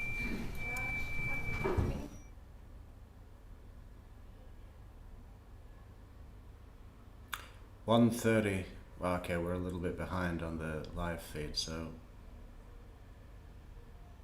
we should be able to just skip this bit.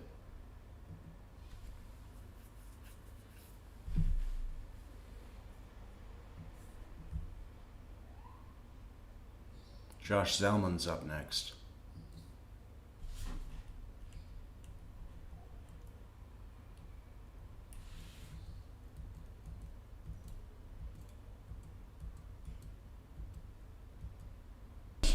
Oh.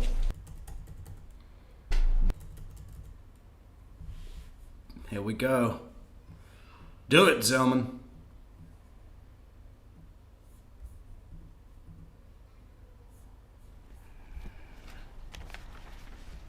Can everyone here agree that 12 heads are better than one? Shake your head. Yes. Yes, okay. Now it's important right now for you to understand that. We're not trying to trick you. There are no right or wrong answers. We want to know. He's changed his brooch. It's a different brooch than before. What you believe. Now, during this process, would it be wrong of me if I were to ask you for your each individual own worldview? You know, we all have our own biases, resentments, beliefs. And I need to know, and I'm going to ask you to share with me, whether or not you're going to carry that with you into the jury box. Jackie Fulford's got the kind of old lady look that Donna Adelson had before she went away, right? This kind of, you know, skin and bone, even extra emphasis on skin and bone, because I'm going to make sure that my shirt and my jacket are 2 sizes too big for me. So I'm skin and bone. No old lady sag in the face, nothing, right? Tight little nose, chimp lips. It's very like Donna before she went away. You know, style glasses. Now there's a concept that has gained momentum recently, and that is the concept of implicit bias. Does anyone here know what that is? No?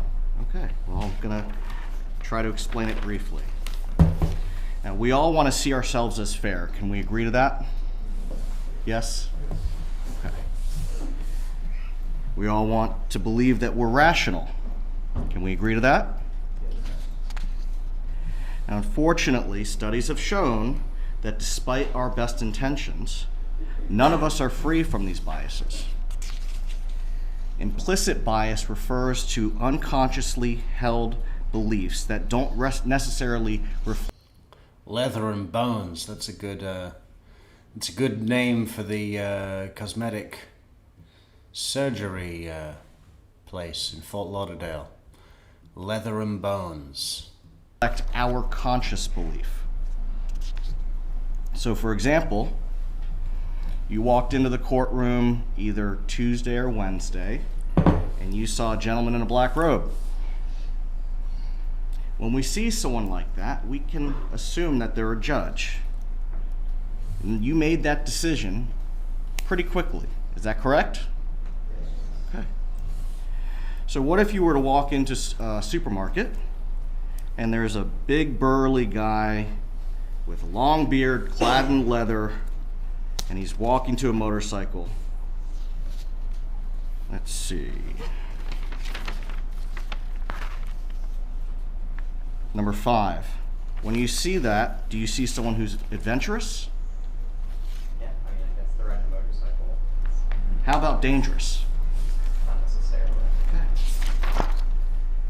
Now, you're making a quick judgment when you see someone like that, right? Yeah, that's an implicit bias, right? For, like, I'm sorry? That's kind of almost an implicit bias, right? Yes, yes.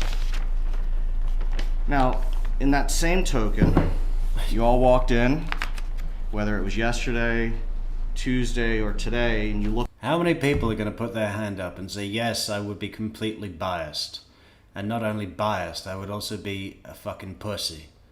I'm a biased pussy sitting in a jury booth. You know, how many people are going to put their hands up and say that? Yeah, I saw a guy, big burly guy, big beard. Oh, he was clad in leather and he was walking towards a motorcycle. I instantly knew he was a criminal and that I should run to a policeman immediately. Look over at the defense table and you see my client, Mrs. Adelson. Do you wonder to yourself, I wonder what she did? Number two, you think to yourself, I wonder what she did, or I wonder what she is accused of doing? I don't look that far into it. I mean, I don't know her from the next person, so just figure out from the person. Okay. What about number 9? No, sir, I didn't have that question. Well, which one did you ask yourself? I wonder what she did, or I wonder what she's accused of doing? Neither. Did anyone ask that question of themselves, or say that to themselves? Number 23. Yeah, I was wondering, you know, what she is accused of. Okay. I saw a paddle over here. I think what he means is, what could that nice little old lady possibly be accused of? He dumbed it down to, I was wondering what she would be accused of. I have a grandmother, she's innocent. Thank you, DJ Miller, the real DJ Miller, for the $4.99 super chat. Thank you, Miller. Number 25, what did you think? Yeah, like initially, I mean, it's just human nature to be curious. It's like, I wonder what this person was accused of.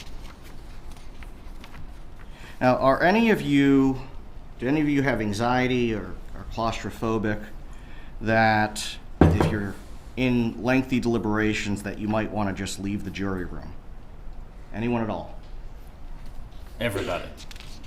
Now, going back to implicit bias briefly, does everyone here agree, and let's start on the first row, that you will make an effort to be conscious of implicit bias when you're considering the evidence in this case? Second row. Third row. Thank you. Now, when we were back in the jury room the last couple of days, some of you answered some of the questions. I think I might be able to, or I believe so. And you recall that we asked you to clarify that. First row? Okay. Why do you think we asked you that? Anyone? Because sometimes, I'd say just about every day in our lives, we face bias because we have a perspective of what the world should be, and we can only deal with bias if we consciously are aware of how we feel and what's going on around us. Thank you. Does everyone agree with that response?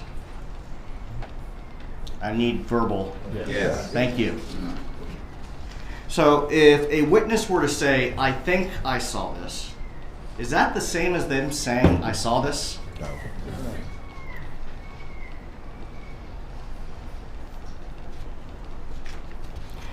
Another important point, and I'm going to go to number 6. If you are selected as a juror and you hear the evidence and testimony, you go back into the jury room, are you able to say to another juror, well, that witness didn't say that they saw it. They said that they thought that they saw it. Yeah. Or they didn't tell you what somebody said, but what they think they overheard. You can point that out.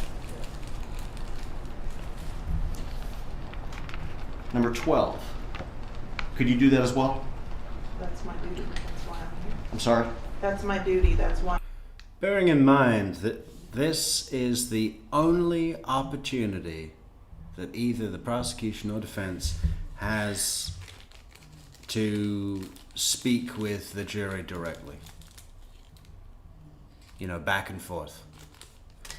It should be the biggest rapport building endeavor ever for both sides, right? Because if you're not going to get a rapport with the jury, they're not going to be listening to you. Like Dan Rashbaum blew it immediately. I guess Zellman's doing slightly better than Daniel Rashbaum, but he's an actual lawyer. Number 11. Good. Number 16. Yes? Yes. Number 17. Yes.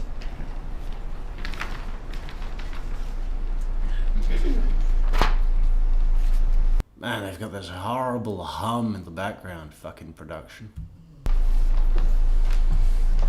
Ms. Kappelman covered the leader, so some of what I was going to cover has already been addressed, so I'm not going to repeat it, and certainly not here to waste your time.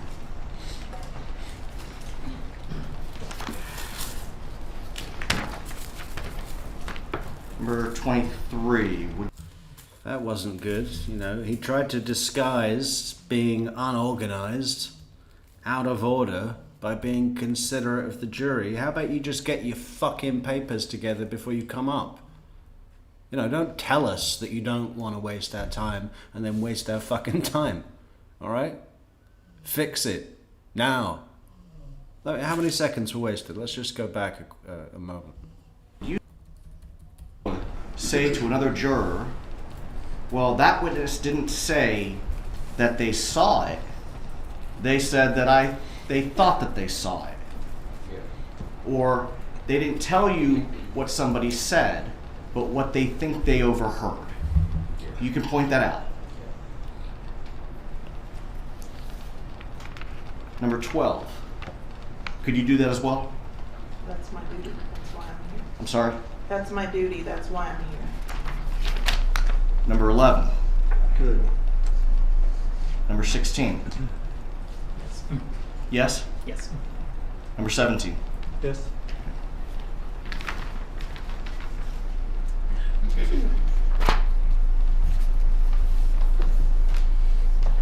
Ms. Kappelman covered the leader, so some of what I was going to cover has already been addressed, so I'm not going to repeat it, and certainly not here to waste your time.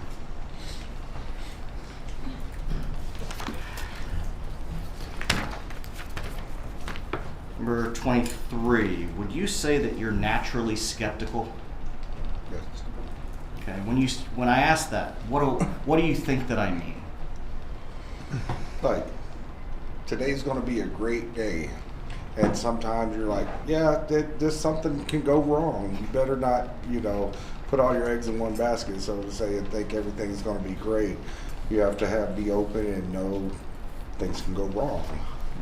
Do you question when somebody says something to you? Would you question whether or not they're being honest? Yes. So how do you determine whether or not they're being honest with you?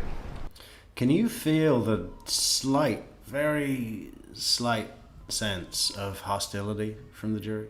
When Georgia Kappelman is up there talking to the jury and you hear little parts of what the jury is saying back, you can hear the respect and the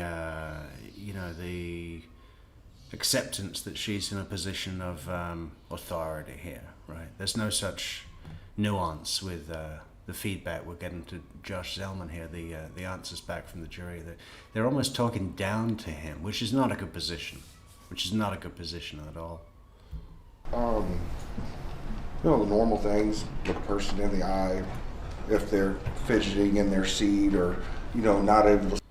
Court TV, you hear that? We've got a whole bunch of people here that think you should hire me, that Court TV should hire me to be the audio engineer, and my dog, my sound controller's dog. We could do such a better job. Seriously.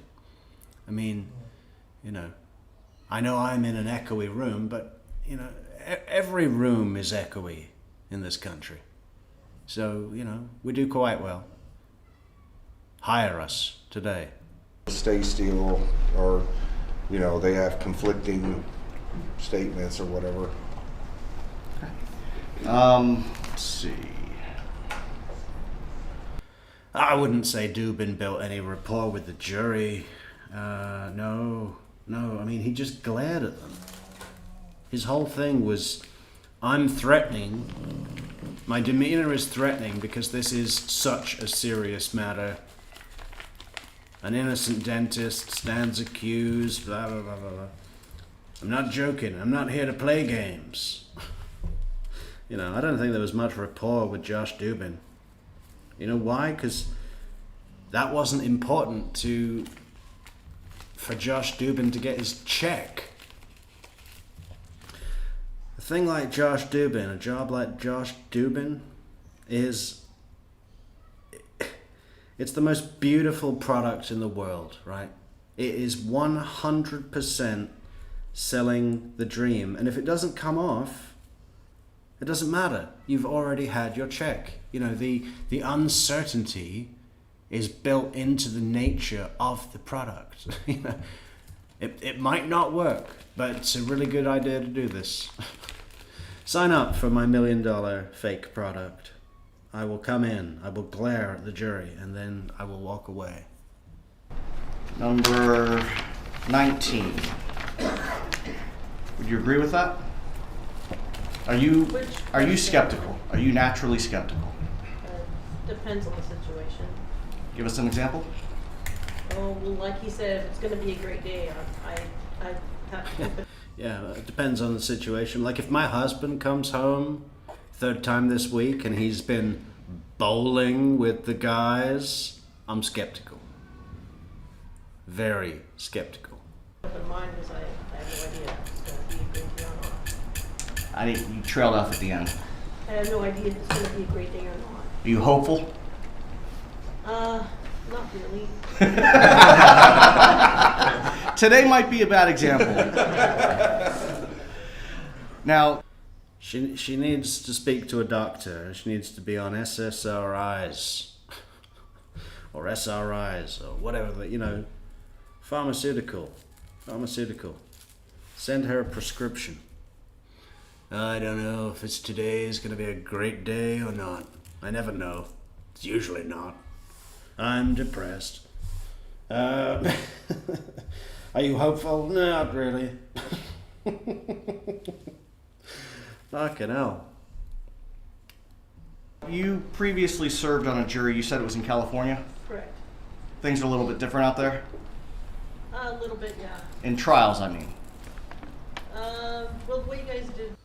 Yeah. Stella says, sorry, this guy is so low on the likable scale. I agree. You know why it is? He does this thing. This, you know, when we meet people and engage with people, I mean, you want to demonstrate that you're not a threat, right? Depends what the sort of situation is, I guess. I guess there's all sorts of different things you want to do, but you know, he wants to befriend the jury right now, and he does that by sort of groveling to them. He does this, you know, it's more in at home, in place at home with the judge, groveling to the judge. I mean, for me, it's not a good look.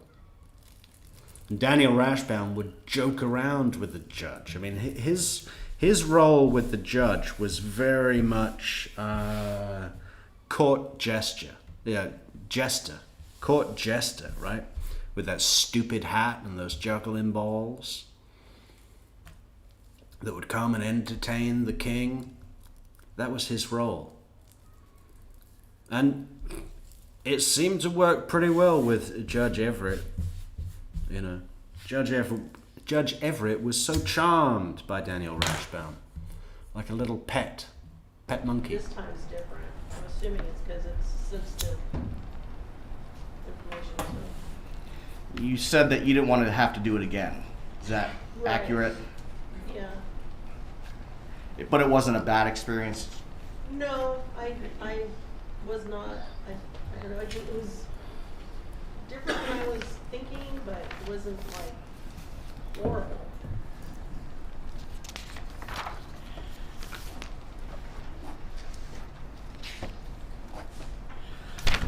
Let's see. Number 13. How do you avoid misunderstandings with people? Through conversation. Can you give us some techniques? Primarily through asking questions to not only hear what they're saying, but then to get at what they're intending to communicate as well, both verbally and then non-verbally. So it's important to listen. Yes. Number 14. Do you agree? Any other examples of how to avoid misunderstandings? Anyone at all? I'm going to call it yes, number 16. Being aware of what you've actually been told versus what assumptions you're making. I couldn't hear you. Being Sorry. aware of what information you've actually received versus what assumptions you've made. Okay, so avoiding assumptions. Okay. Number 12, I saw your... Oh, I was just gonna say that it's good to confirm your understanding of what someone has said, if that's possible. So in other words, repeating back what somebody has said to you to confirm that you understood it the way they intended. Exactly.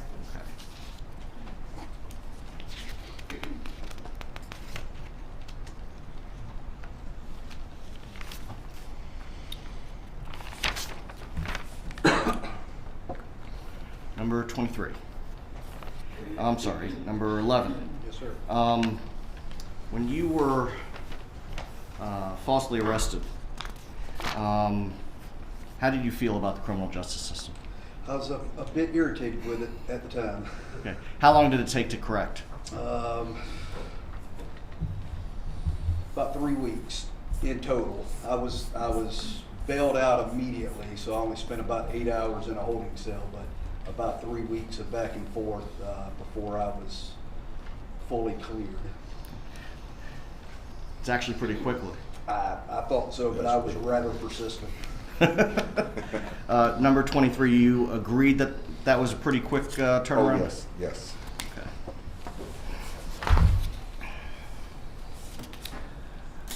By a show of hands, does anyone think that the state could make a mistake? Yes? What about law enforcement?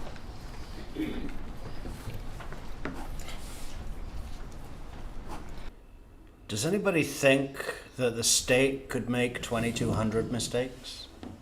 And that law enforcement could make 4,500 mistakes? And put them all together into this case, but we find out that every single thing is a mistake? Does anyone believe that? What about the state's theory of a case? Does anyone think that the state can be wrong in their theory of what happened? Yes. Did anyone not raise their hand? I think these jurors have already made up their mind, you know. They're going to pretend to listen to the evidence. They're not going to bother taking notes. They don't need to. They want to vote guilty. 3? Oh, no, I raised okay. my hand. Just making sure. Now, does anyone know people who keep large amounts of cash on hand? That's number 26. Do they have a distrust of the banking system? Yes. Okay. Now, I know at least my generation, you know, my grandparents and my great-grandparents certainly had a distrust of the banking system. The Great Depression, people lost everything, right? Okay. I think we're starting to get into a point where... Well, what about the fucking Lehman Brothers? We don't need to go back to 29. I might not be able to relate with some people. Number 6, do you think that it would be inappropriate or illegal for someone to keep large amounts of cash?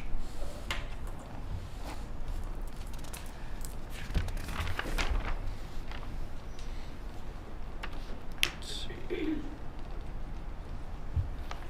Number 24. Have you ever made or received...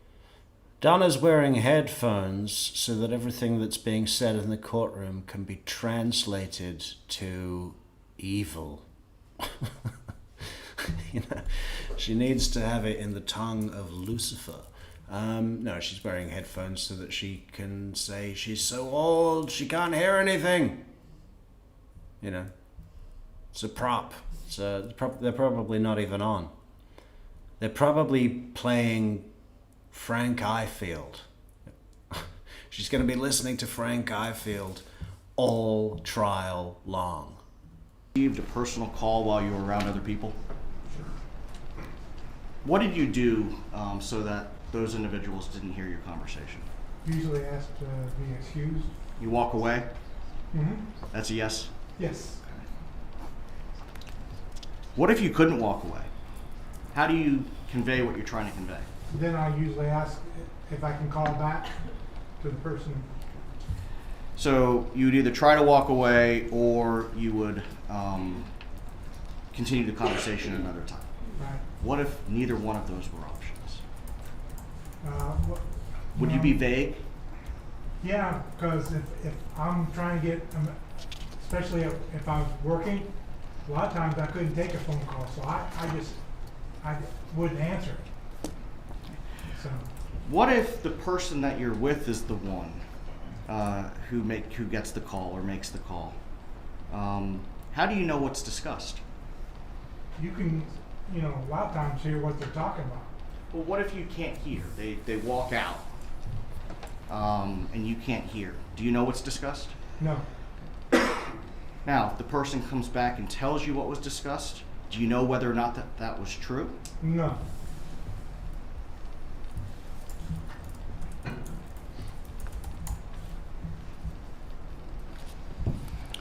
By a show of hands, has anyone ever said something that they regretted? Thank you.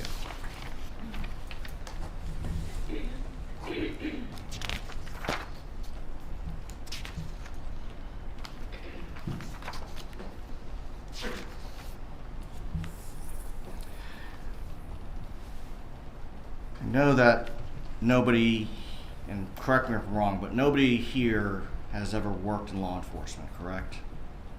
Okay.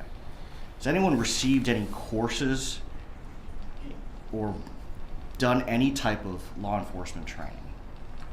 Even those that were in the military. Number 13. Yes, somewhat. Can you tell us? It would have to be a sidebar. Okay. Due to the nature. Understood. Anyone else? What about private security, private investigation? Anyone? Does anyone here like to travel? Got a few that don't. You don't like to travel? Number 9? No, sir. Okay. For those of us who like to travel, let me pick on somebody. Who raised their hand? Number 25. Is it generally less expensive to stay in an Airbnb or a hotel for a lengthy trip? I guess it depends on the area, but I guess recently Airbnbs kind of seem to be cheaper.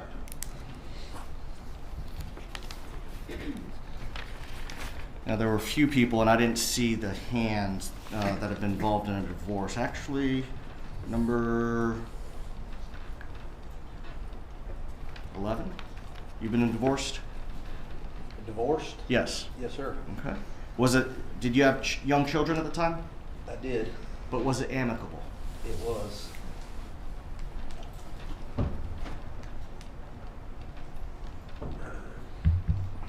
Anyone not have an amicable divorce who's been divorced? Okay. Did you say things about your ex or soon-to-be ex that you didn't really believe? No. I'm sorry? No, it was pretty cordial. Oh, it's pretty cordial? Okay. For me on my side. Oh, on your side? I was pretty nice. What about the other side? Yeah, Not quite as much? I wouldn't know. Do you know how she spoke about you during the divorce? Yeah. Was it nice? No. And that same note, by a show of hands, has anyone ever... I just realized how far apart Josh Zellman's eyes are in his head. You know, I now can't get away from seeing him play Mr. Toad from The Wind in the Willows. He's got the build for it as well. Very amphibian, you know, pond dweller. You know. Spoken poorly or said mean things about somebody else? Pretty much everyone. Does that mean that you hated the person? Anyone? The fact that there are no paddles up tells me that doesn't mean they hated them. Okay. I think it means we were just mad at the time. Thank you. By a show of hands or paddles, has anyone jumped to a conclusion before? You hesitated. Well, I don't like to admit, but I suppose I have. We're human. We tend to do that. It's not just analytics. We also have emotions that come into play. And that's how we interpret things, right? Now, for all of us who have jumped to conclusions, was our initial conclusion always correct? No.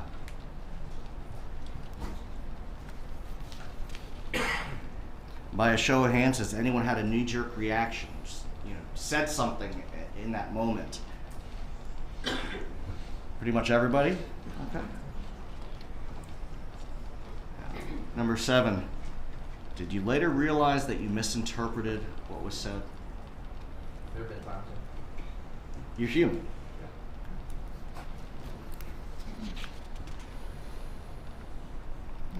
By a show of hands, has anyone ever planned a party?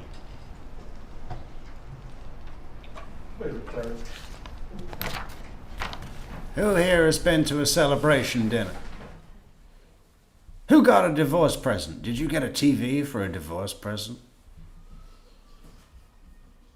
So I found a picture of Mr. Toad, and, you know, I have seen Zellman in a checkboard, chessboard, well, what do you call that? It's not really chess, you know, grid, a grid suit before. It wasn't yellow, and he didn't have a pocket watch and a little red waistcoat or a bow tie. Actually, I think I have seen him in a bow tie.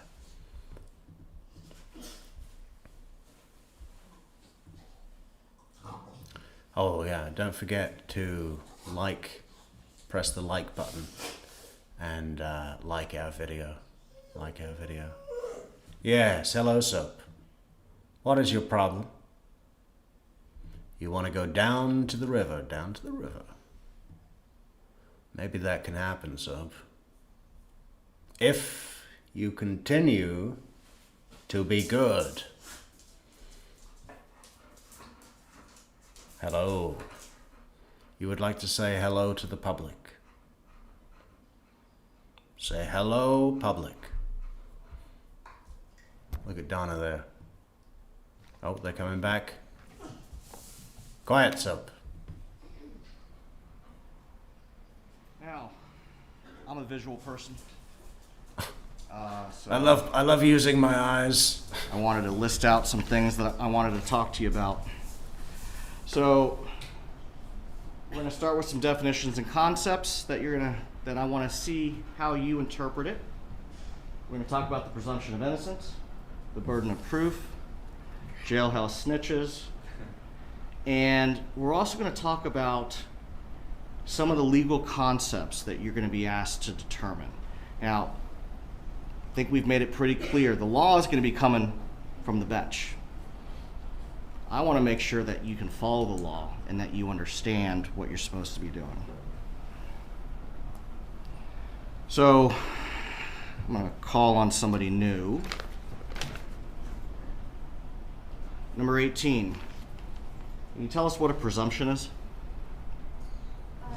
When you are making an assumption. Is it an assumption? Now, It's just like the presumption of of innocence. You're not making an assumption there, are you? It's something that you believe up until a point, right? Okay.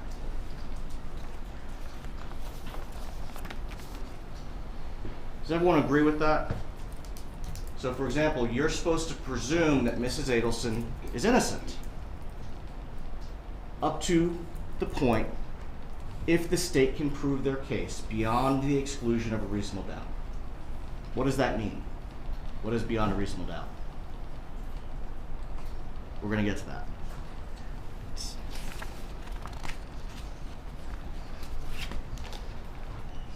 Now, Ms. Kappelman already talked a little bit about what direct evidence is and what circumstantial evidence is, right? Does anyone feel like we need to go over that again? Number 17? No. Okay. Now, something else that came up. The state indicated a moment ago that evidence comes from the state, an indicator of their table. Evidence actually comes from the witness stand and in the form of exhibits, things that are presented to you. It's important for you to understand what I say, what Ms. Fulford says, what either the prosecutors say isn't evidence. It's argument. Number 20. You understand that? Yes. Number 14? Or, yes. You understand that? Yes, sir. So, if you interpret evidence different than we argue, what are you supposed to do? Discuss it. I'm sorry? Discuss it. And you're going to discuss it back in the jury room. Good. Does everyone agree with him? Yes. Getting. Yes, sir. I have one confused look. Number 19? So if you interpret something different than what the state or defense argue it to be, what are you supposed to do? Discuss it, like you said. We agree with it. How do you determine whether or not the state's right or the defense is right? I don't know. You don't know? No. Can anyone offer any suggestions? Yes. Asked to review the testimony. What else? Reviewing the evidence. I'm sorry. Evidence. Okay, so look at the evidence again. Evidence. To Evidence. that point also, the court will give you specific instructions on how to weigh the evidence when we reach that point. You may continue. Thank you. Now, presumption of innocence, we touched on it briefly. It's important. You must presume or believe the defendant is innocent. As we sit here today, we've heard no evidence. Mrs. Adelson is innocent. The presumption stays with her as to each material allegation in the indictment, unless it's overcome by evidence, so by things that you're going to get up there, beyond the exclusion of every reasonable doubt. Does everyone agree with that legal concept? Shaking the heads, yes, thank you. Shaking their heads is no. It's the state's burden to prove that. So, a few moments ago I asked if anyone could define reasonable doubt. There's a definition, the judge is going to give it to you. We'll probably go over it throughout different points in the trial. But I find it easier to use some examples.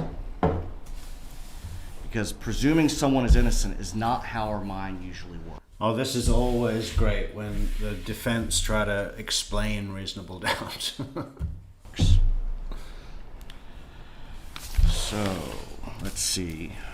Number 5. Let's say this morning on your way in, you're pulling to the parking garage and you see a motorcycle cop pulling somebody over. What do you think? What do you think happened? Presume they broke some type of traffic law or something. You don't think to yourself, I wonder why that cop pulled that innocent person over, do you? Did anyone think that? Thank you. You probably thought, glad it wasn't me. That guy was speeding. That's the way our minds normally work. You see someone get pulled over, you're like, oh, they ran a red light, they were speeding. And as I said earlier, you may have done that when you walked into the courtroom this morning. Now, just because you think that way doesn't mean you're not qualified to serve on the jury. But it does mean that we can't have that kind of thinking interfere with part of your deliberative process. Does anyone here think that because law enforcement arrested Mrs. Adelson and the state has decided to charge her, and that we've got all the way here to trial, does that make you think that she is guilty in any way? And I'm going to start with number 22. Does that make you think that she's guilty in any way? In a way. In a way? In a way. Because why the state wastes a lot of resources, time, and money to convict someone that might not be guilty. Does anyone agree with number 22? That's what I was saying the other day. That, you know, the fact that the state bring charges does bring prejudice. Just purely on probability. Most of the time, the state is right to charge and the defendant is convicted. That's, of all the possibilities, that's the most common one, right?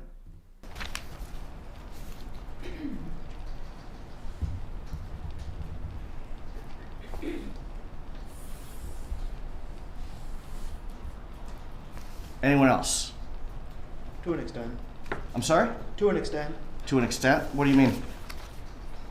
It wouldn't, in my mind, make sense for the state to spend, I'm assuming at this point, maybe 10, 11 years going after a person that they didn't believe was guilty, or that they had no reason to go after a person for that long. Thank you for your honesty. Does anyone else agree with that perspective? I don't think that it necessarily makes her guilty verdict, but I do think that to make it to trial at this point, there has to, at some point in our legal system, been enough substantial evidence or witness testimony or things that they found for it to be got to this point and not run out along the way. It's like, hey, there's not enough here. So there's something, but the burden of that, again, is on the jury to figure that out. So with that in mind, is that belief that you have, is that something that you're going to carry into the jury room? I think it's a belief that I carry into the jury room that we have to listen to that evidence and decide if it's credible or not. That's why you have a jury. But I guess it was a poorly worded question. The fact that you believe that it's gotten this far, does that gives you some idea that Mrs. Adelson is guilty? Not that necessarily, like I said, not that she's guilty verdict, but that there's credibility to some evidence that potentially may point that way, which is why we're sitting here today. Okay. I wouldn't just assume that it's just all a farce.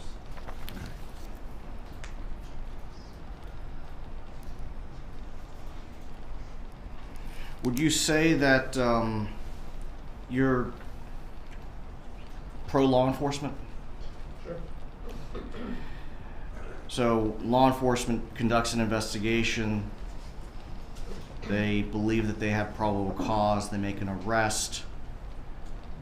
You give that some weight. Yeah. You also said earlier that they could be wrong. Sure. How do we determine if they're wrong? By what we're doing right now. And just to be clear, the defense doesn't have to prove anything to you. Right. Okay. Does anyone think that it's not fair that the state has the burden to prove beyond a reasonable doubt with evidence and testimony that the defense doesn't have to do anything?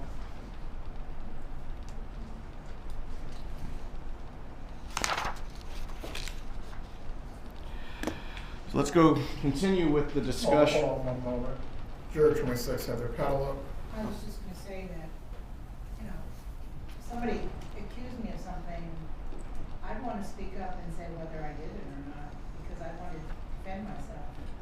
I mean, I want that opportunity to say, yes, I did, or no, I didn't. And that's fair.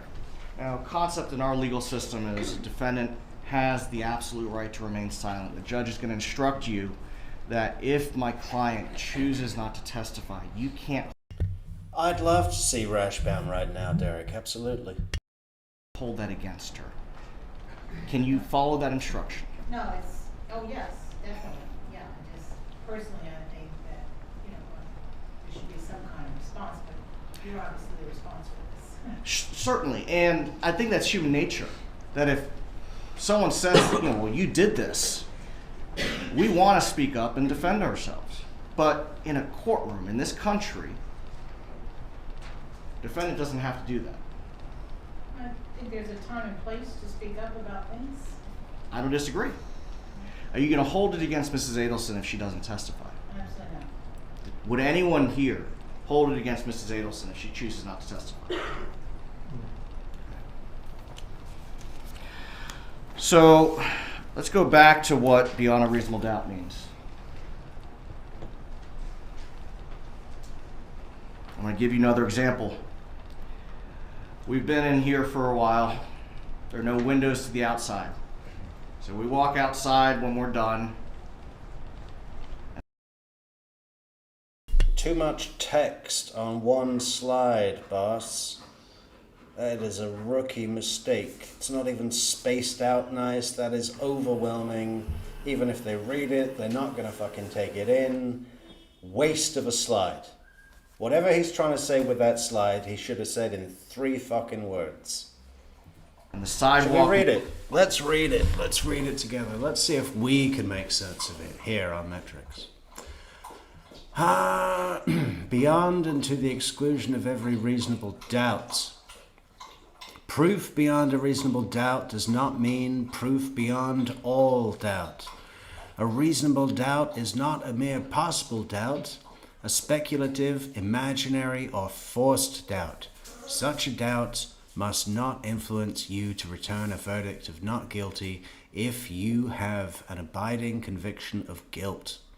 On the other hand, if, after carefully considering, comparing, and weighing all the evidence, there is not an abiding conviction of guilt, or if, having a conviction, it is one which is not stable, but one which wavers and vacillates, then the charge is not proved beyond every reasonable doubt, and you must find the defendant not guilty because the doubt is reasonable. A reasonable doubt may arise from evidence, conflict in the evidence, or the lack of evidence. Okay. I mean, I think that was Rashbaum's whole opening, wasn't it? And the road is wet. Is it reasonable to think that a fire truck drove down the road and sprayed everything to get it wet? Anyone thinks that's reasonable? No. This one was used in the Michael Draker case. You know, it's Florida, and when you go to bed that night, you smell the rain. It's like, and then they go, now is it reasonable to think that a bunch of kids came out that night with super soaker guns and sprayed water over the entire neighborhood? Or do you think it just rained? Remember, you smelt the rain. That's not reasonable. In that context, can somebody volunteer what would be reasonable? It rained. Wait, we're in Florida. Does that happen? Every day. So we're defining what is reasonable. Does reasonable mean likely to happen? Is that what the judge is going to instruct you? Number 2. Yes, sir. So would you disagree with the statement that proof beyond a reasonable doubt means most likely to happen? No, yeah, it's not most likely to happen. There's rarely like a case where it has every single aspect of evidence to it to fully convict someone. So we always be able to do it. Yeah, I've been using these examples for a long time, and I think this is the first time that I haven't had to come back and say No, because most people would agree with likely. Standard is not most likely. It's not probably. It's not most convincing. So there are different levels of proof. And I think that you heard either the judge or Ms. Kappelman at some point talk about this. So at the bottom of the scale is reasonable suspicion. That's what's typically enough for an arrest. Or, I'm sorry, enough for an officer to stop someone, pat them down. Probable cause, what's necessary to get a warrant. Okay, so now, where on that scale we are, who knows? But that's enough to get a warrant, enough to arrest somebody. You got preponderance of the evidence, which is a civil standard. It's more likely than not. And you have clear and convincing evidence. That is what's required for the state to take your children from you. And at the top of that scale, it's beyond and to the exclusion of every reasonable doubt. That's the standard. So when you think about the state's burden of proof, how do you think about that from an operational standpoint? What is the state required to do? So let's go back to the chart. Who have I not called on? Number 8.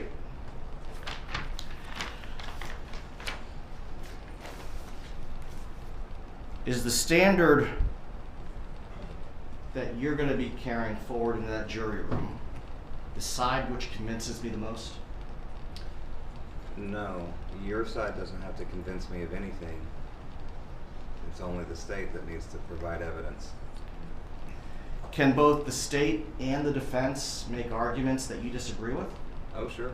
Everyone makes arguments. That you believe the evidence does not support? They could, yeah.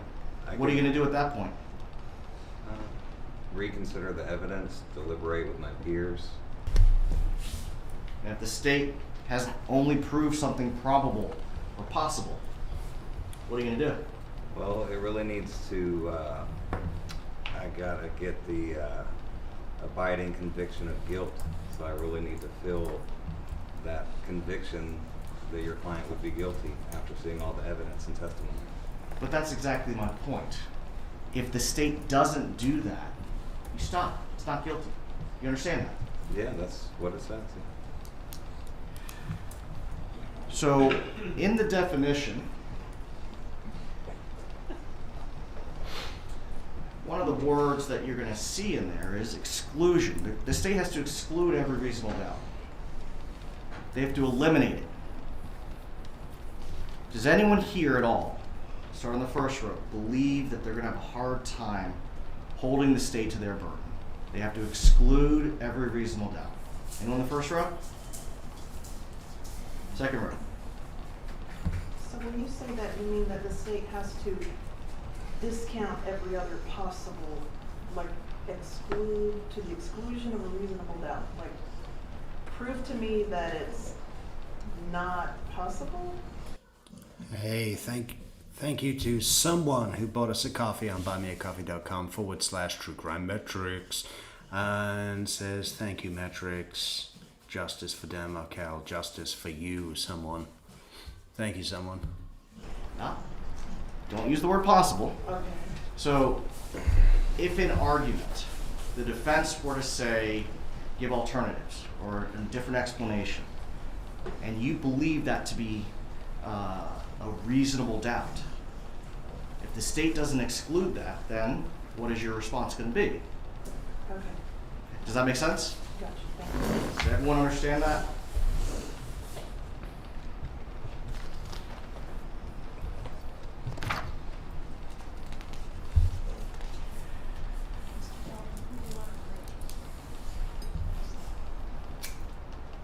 I can make it real easy. Before you go to the next No, I can go past it. Yeah.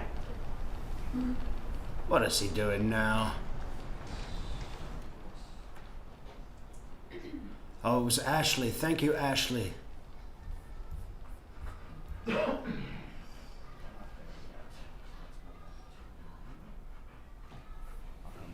Ashley Rose.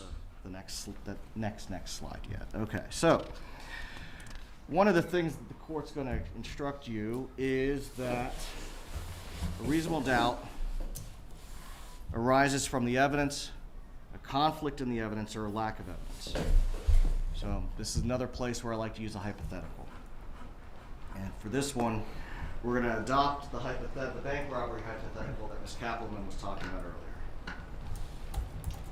So the hypothetical is someone goes in and robs a bank.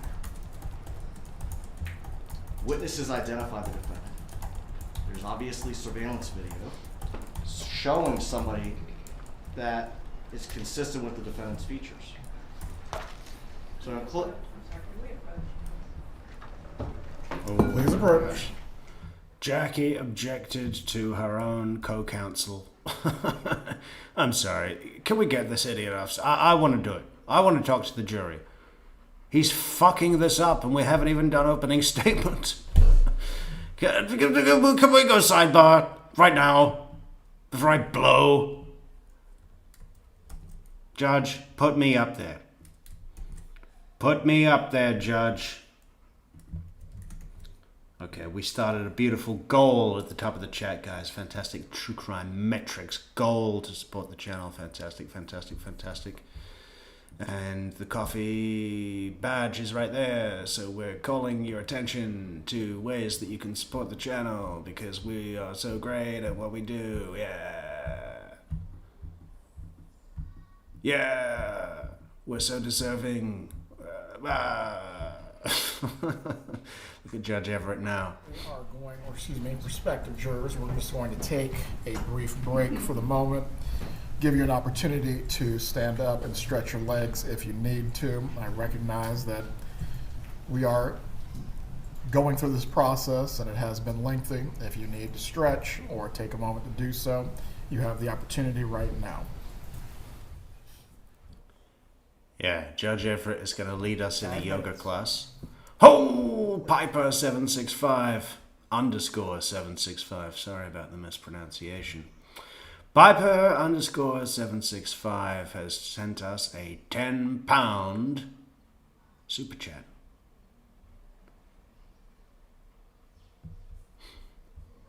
Thank you, Piper _ 765.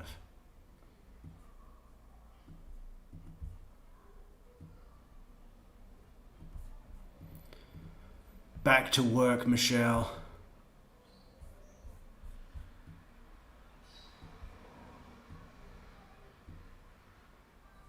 Someone's falling asleep. Who?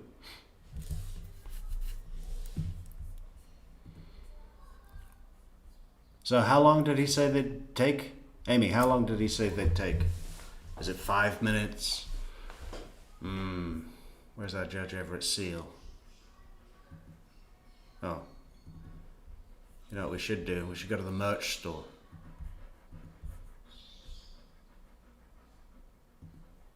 Well, what else did we have?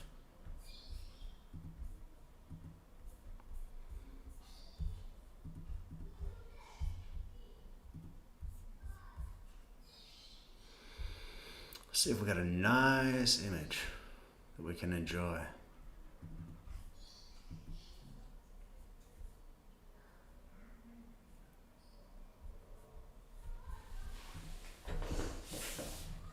I know I'm behind, but who's Frank Ifield?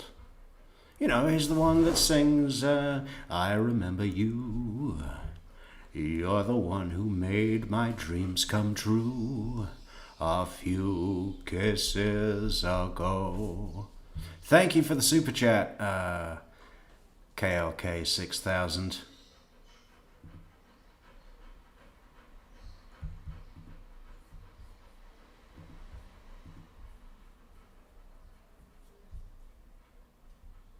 Hey, KLK, did you ever get that hoodie?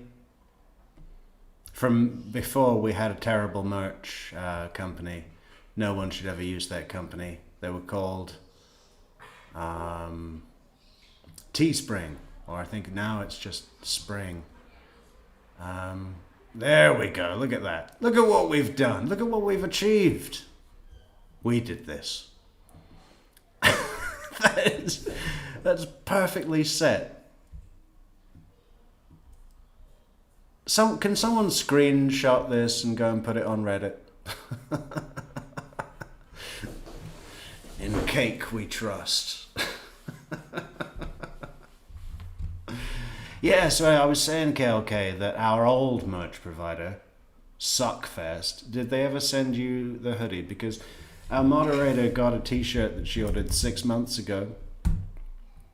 The other day it just arrived out of the blue, so... but you'll be also happy to know we've got a brand new merch provider now.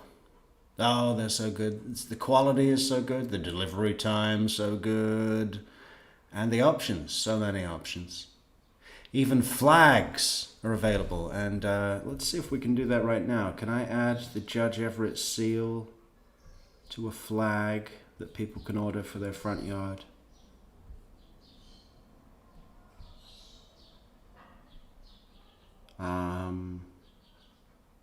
Where's the company? Bonfire. So the new company is called Bonfire, and they're so great. They're so great. We've had such a great experience with them so far. You know, we haven't sold much, so you know, maybe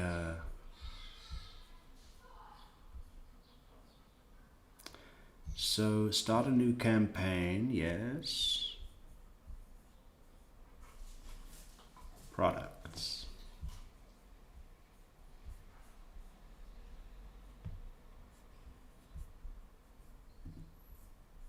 I'm sure I saw a flag on here. Yard flags. Okay, let's do it. I'll add the product. I'll screenshot it and show you guys. I mean, it's not like a real flag. Kind of sucks. I mean, why don't you just let people have a regular flag? What is this thing? You'll see. You'll see.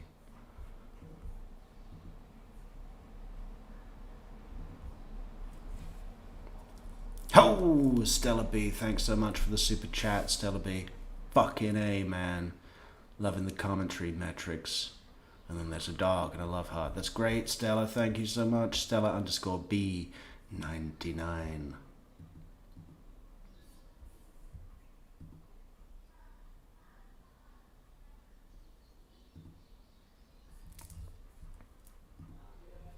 Yeah, I want it full color. Okay, what colors can we have the flag in? I mean, it does look pretty cool. I bet they charge a fucking arm and a leg for this, though. Hang on. Colors. Oh, they just do white. Okay, well, that's it then. I mean, it looks like this.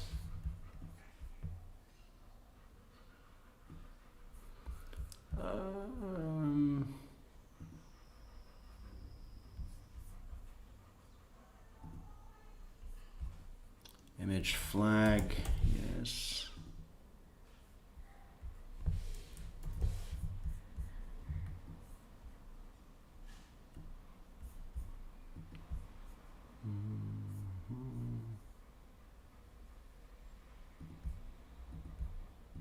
So that's it.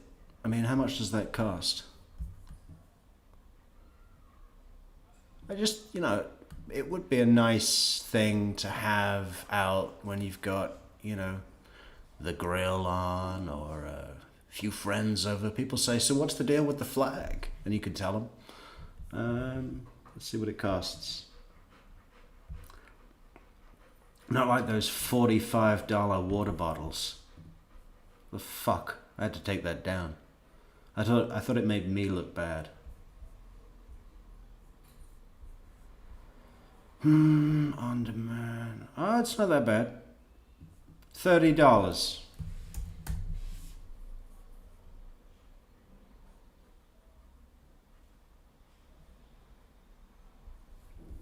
Well, might as well add it as a campaign. Even if we just sold one. I mean, we don't get that $30. Most of it goes to them. They send us, you know how much they send us? They send us like $8.75.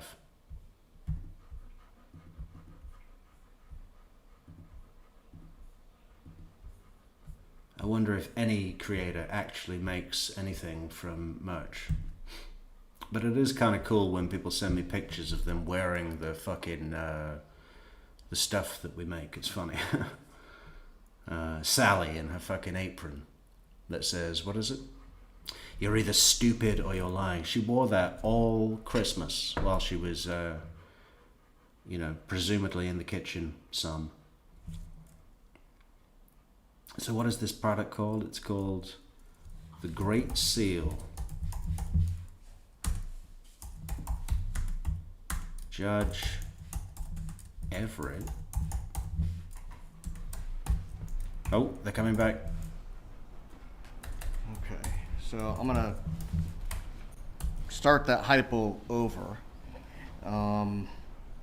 So reasonable doubt can arise from the evidence, a conflict in the evidence, or a lack of evidence. And so the hypothetical, the bank robbery, someone goes in, witnesses identify the defendant from the stand, video evidence shows the defendant on the surveillance. Closing argument, the defense attorney gets up and argues that the state didn't put on any evidence to show that it wasn't the defendant's twin brother. How do you know it wasn't his twin? What kind of doubt would that be? Let's go to number 20. What kind of doubt would that be? Does anyone agree with her? Number 23, you grimaced.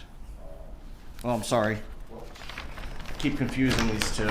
The chart's different. Number 11. No, he's out of control again. This is terrible.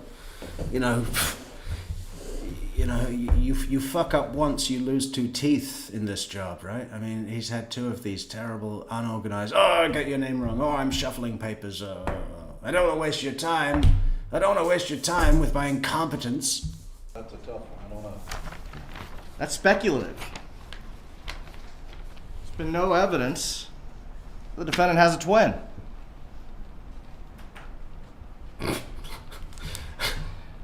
That better not be your defense, Zellman, for fuck's sake.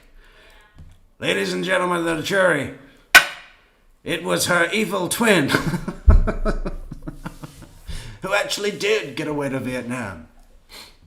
Now, the defendant took the stand in that case, testified that he has an identical twin brother who is a bank robber, and oh, by the way, I have an alibi. Now it's evidence. You understand the difference? Yes? Okay. That is a doubt which attaches to the evidence from the witness stand that was admitted during the trial. Reasonable doubt.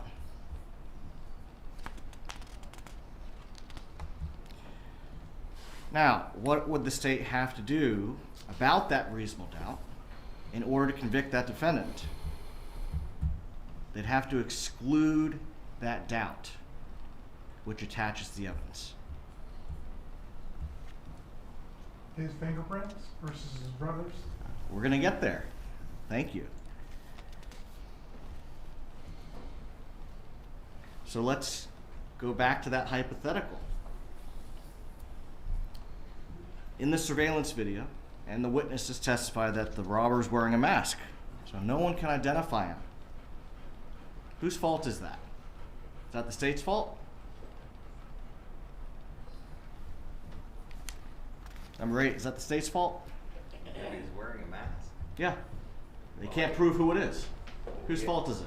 The burden would be on the state. Right. So there's no identification. The Don't Be an Adelson shirt will be going into a revamped version of it, Ashley Rose. That was the first one we ever did, so it was ages ago. So we're going to do a brand new, revamped version of the Don't Be an Adelson t-shirt and put that in the new merch store. So the lack of identification is what? Reasonable doubt. Yeah. Let's go back to that same hypothetical. You got a mask. Robber's not wearing gloves, and he touches the table, he touches the glass door. You can see all that in the surveillance video. Goes to your fingerprint question. But reasonable doubt can arise from the lack of evidence. In this hypothetical, the detectives never bothered. We're not going to need to worry about the lack of evidence, man. Just come on. You know, nothing is going to arise from a lack of evidence. Are you crazy? To dust for prints. Would everyone agree that that would be a lack of evidence which bears on a material element of the offense, identity? Would everyone agree to that? And that the state has failed to exclude that by not gathering the evidence. Does anyone disagree with that?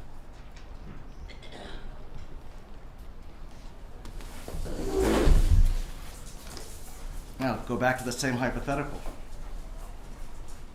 Surveillance video shows that the robber is on his phone. The witnesses tell law enforcement that the robber was talking to someone.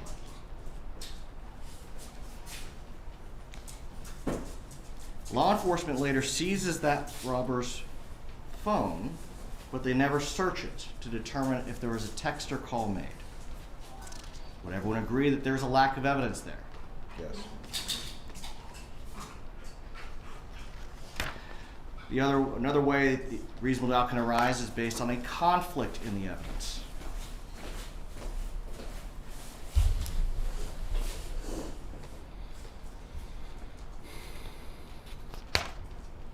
In the hypothetical that I just gave you, can someone identify any potential conflicts? Can you? Not off the top of my head. What if they were to dust the table or glass for fingerprints, but it's not conclusive? What if the guy was somebody who visited the place earlier and could be seen doing the exact same thing?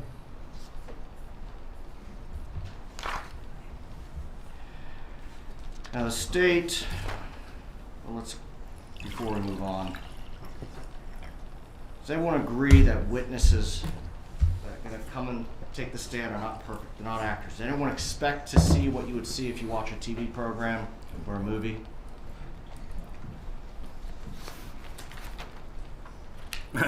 We're not in a movie. 13, you were smiling. I am. I think before stepping into this whole process, there's an idea in your head that you put in there by culture on what it all looks like.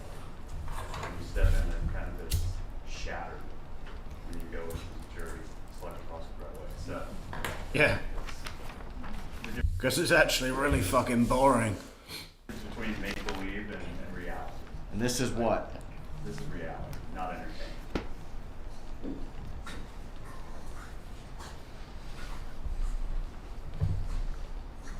Judge is going to instruct you on how to weigh the credibility of witnesses.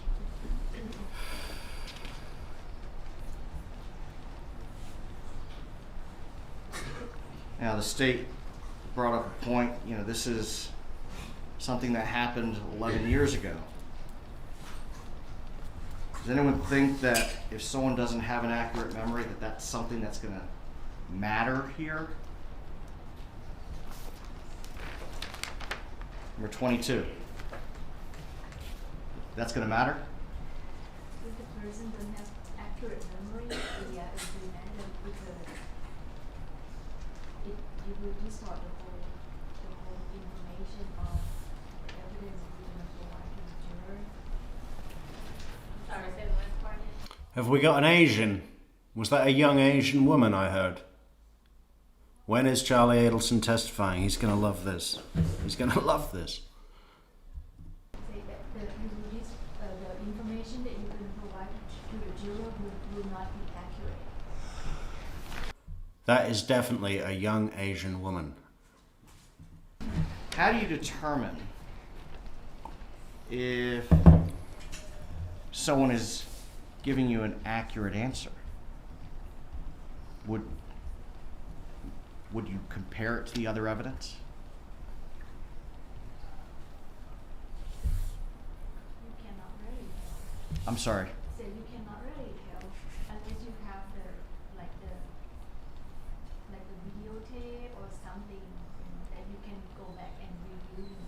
one of the instructions the judge is going to give you is you can believe or disbelieve any testimony from any witness. Okay?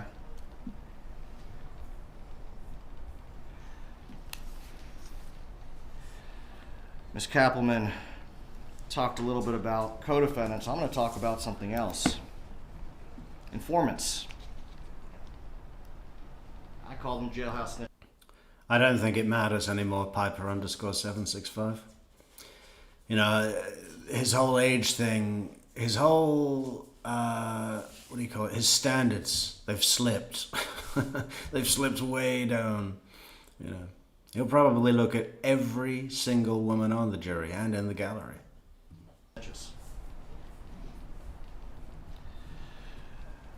Why would a jailhouse snitch cooperate with the state?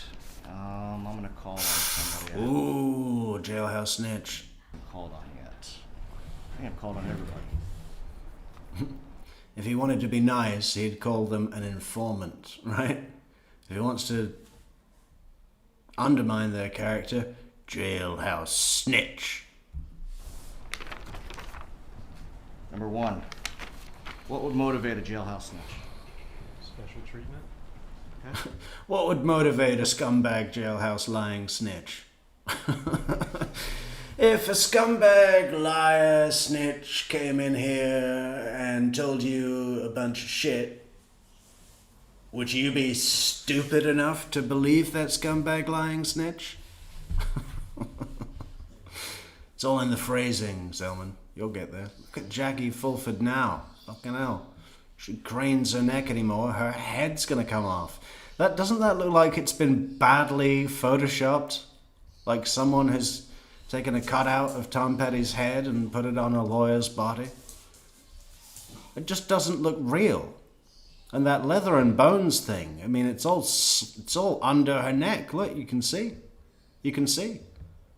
It's like some Achilles tendon from an Olympic athlete. 100-meter runner. Sprinter. Horrible.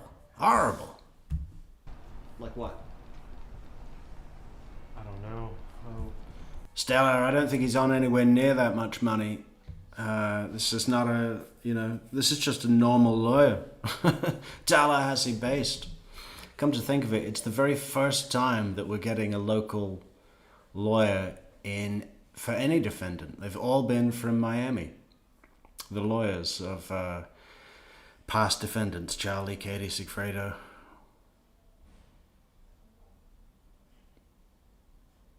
But I think Luis Rivera's lawyers, father and son team, Chuck Collins and David Collins, they were Tallahassee, and look at his sweet deal, right? What kind of amenities can they give? Maybe less time or comfort? In evaluating the testimony of an informant or a snitch. In evaluating the testimony of a scumbag liar snitch. Should you consider what benefit they got? You gotta get a horse to take a shit on one side of the scale and then put everything they say on the other side of the scale and see where that scale, In determining whether or not they're being truthful? Number 8, I saw you shaking your head, or nodding. Well, I mean, somebody can be getting a kickback and be telling the truth at the same time. What do you mean? I mean, they could have seen something bad happen and get a reduction in the sentence for telling on them. It doesn't mean that the person did something bad or did not do something bad. So... No, they're doing it for a deal. They're lying about my client to get their sweet deal. Now he's got to work out a way to say that artfully. Let's see what he's got. They could get the benefit, but it doesn't mean that what they're saying isn't truthful? Yeah, I mean, So, they have a could be drink. lying or telling the truth. Just because they got, a benefit or anything doesn't weigh on that other side of the... In 28 minutes, I'm going to have to go to the supermarket. This is a nightmare. This is a nightmare. equation in my mind. Ah, they're gonna fucking approach when I've got 28 minutes. Look at that guy at the back of the courtroom, literally wearing a blue collar shirt.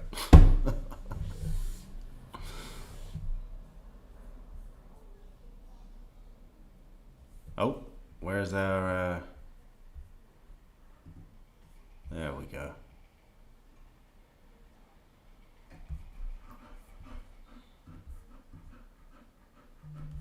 A little bit bigger. I love when it fits perfectly in the video. It's just fucking, it's like everything that I've been working towards has come true.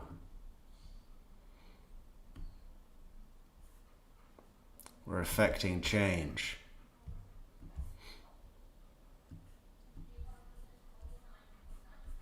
Some Seminole woman with flowers. I mean, how long are we gonna let that stand?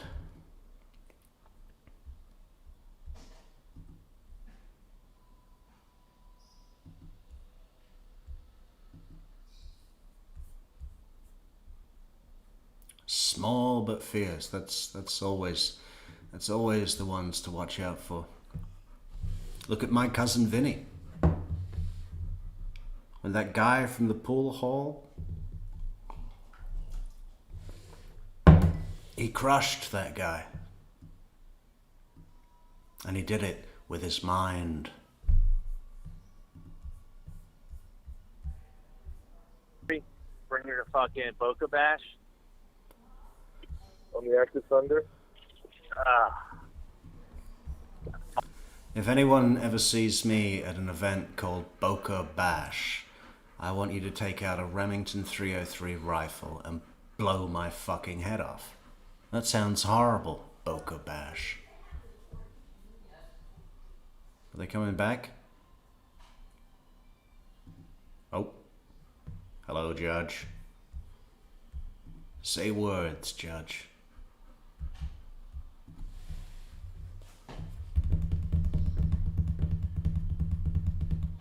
I'm currently ignoring an what is that? Mitochondria presentation for Metrix and Donna. Okay. But, you know, you've used all these big words and I don't know what they mean. Like, in a good way. Exogenous. Mitochondria. Okay. Well, you just shown me up publicly, so thanks.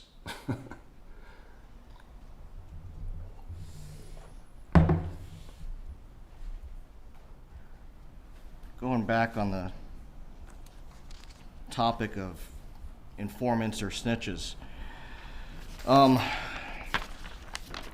we had one opinion that just because they testify doesn't necessarily mean that they're being dishonest or honest. Okay, so we don't know. How do you determine whether they're being honest or dishonest?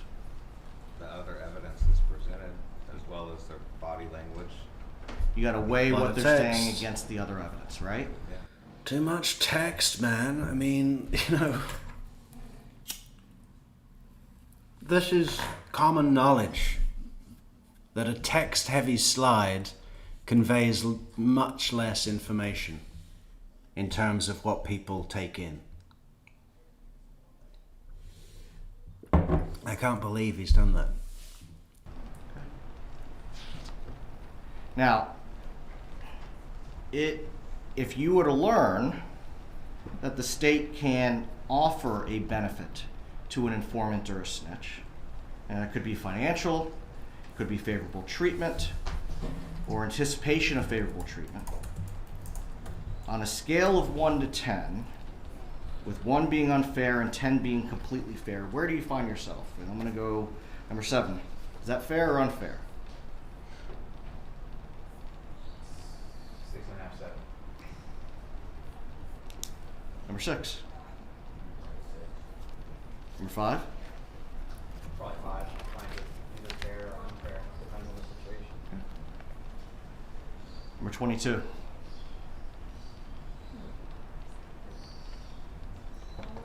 Mitochondria. It'd be balanced. Well, thank you, Paul M. Mitochondria. So the H is silent. That's good to know. Mitochondria. We're still stuck on exogenous.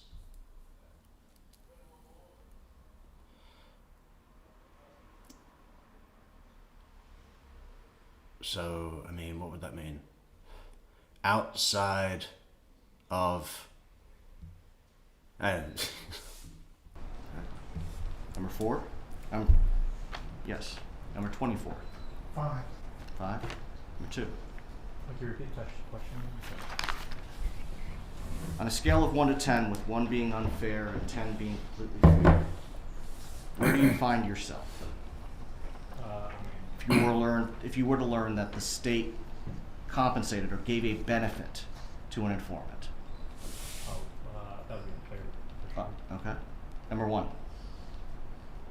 Scale of 1 to 10? Yes. 6. Oh, Great. playing it safe. Initially, I feel like it's unfair, but when you think about it, no one does anything for free, and there's going to be a lot of risk to, come in. That's the American sentiment always round, isn't it? No one does anything for free. We're not going to do something out of good nature. People pay me money. Out against a lot of folks that also could be in jail. So it's a balance? Yeah, it's a risk versus reward, and I think the higher the reward, the more of a risk someone is willing to take for that reward. Does everyone agree with that? Oh, yeah. Getting a lot of head nods, okay. Number 9. I'd say it's about equal. 5. 23. I agree with mostly what he said. If it's... Are you referring to number 8, sir? Yes, yes. Go ahead. Number 11. Number 5. Number 12. I'm gonna have to say 4. Number 13. I think I'm in the 4 or 5 range. Number 14. I think I'm at like a 7. I think it's fair. I'm sorry? I'm at like a 7. I think it's fair. Okay. Number 25. I'd say it's a 4 because the state then has more influence to pressure, whereas the other side would not have that same advantage. Number 20. Okay, so I looked it up. Apparently an exogenous mitochondria refers to a mitochondria that are introduced into a cell or organism from an external source to provide therapeutic benefits such as improving cell function and repairing damaged tissues. This process, known as mitochondrial transplantation, has shown promise in animal models for treating various conditions, including diet-induced obesity, myocardial ischemia, cardiac arrest, and lung injury by improving energy production, reducing inflammation, and enhancing cellular repair mechanisms. Well, I mean, that's exactly what we were looking for, Stella.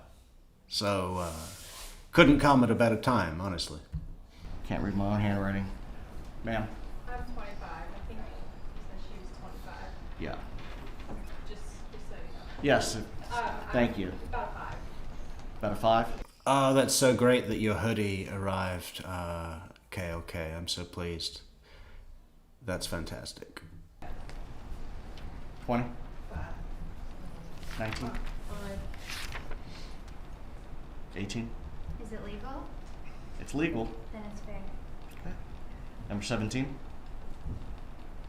You can go with the 7 as well. 16? That'd be hard for me to say, just that general circumstances really depend case by case. Okay. Just a moment.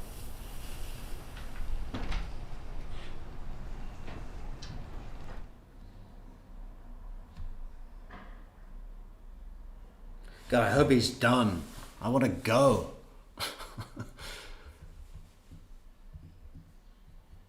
Man, the last 3 days it's just been sleep, stream, sleep, stream.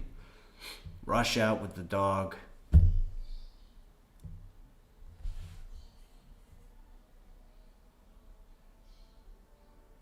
The dog.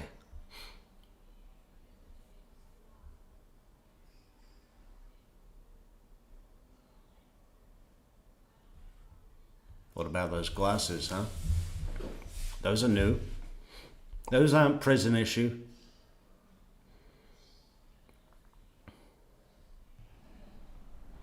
Does anyone think that the defense should have the same benefit there? The defense can do that as well? No? I'm sorry? Could the defense offer a benefit to a witness?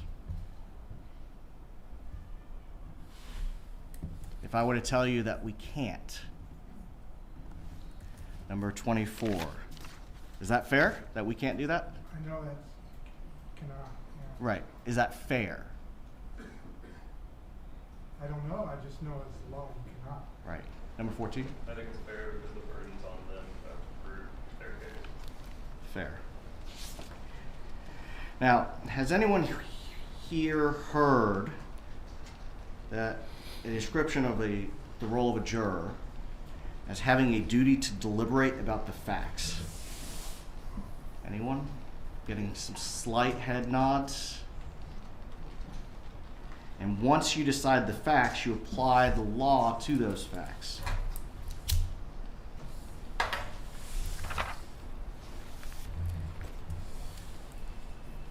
What does deliberate mean?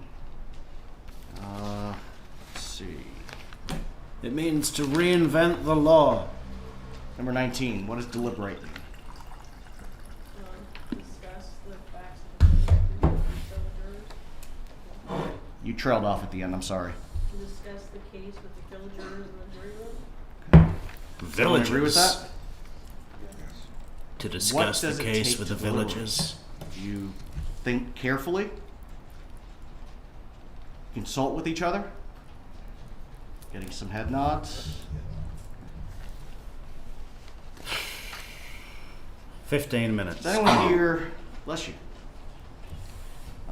anyone ever engage in a family discussion around the dinner table? Show of hands. Are there informal rules for that? Number 7. What are the rules at your house? Well, my dinner table has a 8-year-old, 6-year-old, and a 2-year-old, so right now the big rule is don't talk over your siblings and everybody gets to tell their part. Everybody gets a voice and gets to be heard. And I've had children that age before. It can be somewhat difficult to wrangle them. How do you encourage them to follow those rules? Sometimes with stern authority, but most of the time with the illustration of, hey, you want everyone to listen to you when you're talking, so you need to be quiet while your sister talks. I try to model that for them myself too. Yeah. So you redirect them. Sometimes you got to be stern. Yeah, and if that doesn't work, I use a belt. You know, the buckle.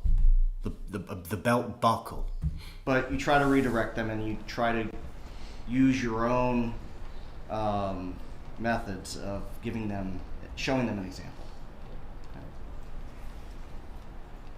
Now, for those of us who have older children, let's see.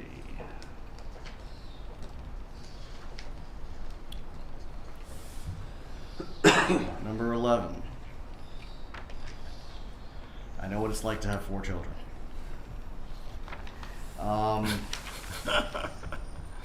How did you... Yeah, I'm filled with regret as well. You know, I wished I'd stopped it too, but, you know, she convinced me. And now I'm filled with regret daily. You determine whether the family discussion was successful? Well, I guess if we were all still speaking to each other immediately after the discussion took place was a success in my house. I can relate. Yeah. Now, Yeah. would it be That's what it's like for me now. You know, we eat together, but we all look at our food. accurate to say that the end result, the conclusion that is reached, coincided with your initial conclusion? Not necessarily. Now, if you felt strongly that your way was the right way, would you be capable of standing up to them and saying, I believe this, I hear you, I respect you, but I disagree? Absolutely. And that's exactly how it was in my household. You have the right to your opinion as well, and let's all try to understand each other and respect each other in that regard. Yeah. And then we'd all go out onto the front lawn and salute the flag, and then we'd, shoot our guns into the air. Sometimes I'd throw my hat into the air and try and shoot it, like Yosemite Sam. So in other words, can you accept that sometimes we just don't reach an agreement? Absolutely. Now, number 6. I think you touched on this a little bit earlier, but if you were engaged in that conversation and you disagree with everybody else's conclusion, but it's 6 o'clock on a Friday and you're hungry, are you going to change your opinion so you could go get something to eat? I don't think so. Does everyone remember why that statement causes me concern? Are you going to change your opinion? Anyone here willing to change their opinion if they believe that their interpretation is correct? Anyone? Getting crickets. I'll change my opinion if the evidence suits it. My opinion's not set in stone or anything. Well, let's back up a little bit. If you believe strongly, after having this discussion, that you're right, are you going to change your opinion so that everybody can go home?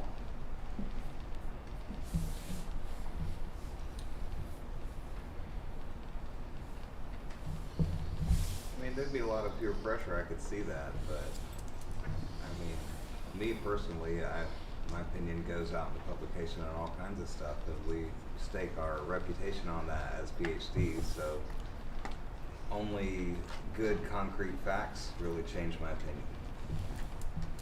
So, short answer would be no, you wouldn't change your opinion. No. Would anyone change their opinion so that they could go home? I'm getting shake. Okay, great. Well, it depends how long they're in there for.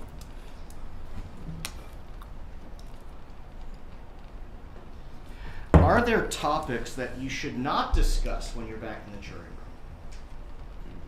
Anyone want to volunteer an example? Anything you may have heard secondhand inadvertently through somebody, work, home. What about whether the defendant should testify? Is that something that you should discuss back there? I know, What does it I mean, mean he's if the completely, defendant he's completely taking too long. This is way over the top, and he's not, the jury know it's way over the top, so this is not building rapport. He's keeping them here longer than necessary, and he would have had so much more respect for his side if he'd come in, snap, snap, snap, done, He thinks by spending more time with the jury, that gives him an edge. It doesn't. Or even if it does, it's outweighed by pissing the jury off. doesn't testify? You discuss that.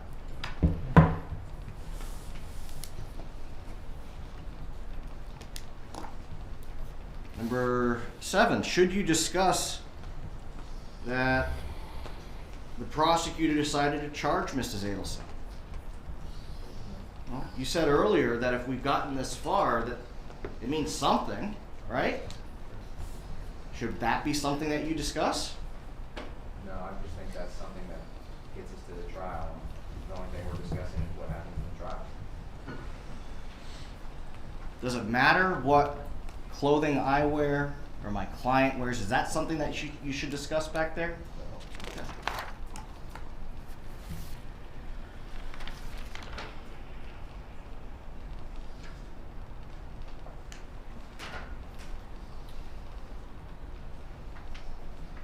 Trying to find somebody to pick on for this. Number 13. Can you give me a definition of something that's, an example of circular reasoning? It's an argument that plays back upon itself. So the argument is used as the evidence or proof that the argument is true. I'm going to give you an example too. I like that. I don't think everyone's going to agree with me on this, but good guys don't make mistakes. Law enforcement officers are good guys. Or Yeah, that's a good point. Maybe the defense wants to take all the rest of the day doing this shit so they don't get to openings because they don't want to overthink these openings. Jackie Fulford wants to base it, on the jury that they select and, just don't overthink it. gals. Therefore, law enforcement officers are good, or I'm sorry, let me back up. Good guys don't make mistakes. Law enforcement officers are good guys. I'm a law enforcement officer. Therefore, I don't make mistakes. Circular? Yeah, find someone to pick on is no good at all. No good at all. Take that out of anything. Who's the lucky one would be better, or something positive. It's not accurate, is it? Do we want to avoid that type of reasoning when you're deliberating? Anyone disagree with that?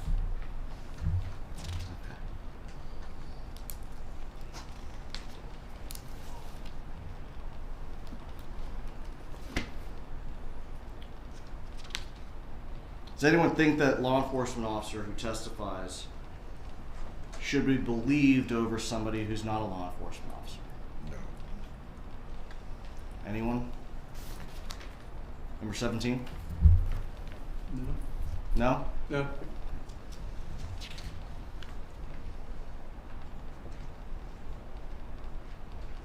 When you're back there, would you be deliberating if you automatically accepted as truthful without the exercise of any skepticism the testimony of a law enforcement officer, number 17? Ask me again, please. Would you automatically believe testimony of a law enforcement officer without... It looks like I'm going to have to leave this running, I mean, he's going all the way up. I think he's... And then George is going to come back. Okay, so, I think I'm going to have to leave it running. Otherwise, the store's going to close. exercising any skepticism? No. You wouldn't be deliberating, would you? You're just accepting what they tell you.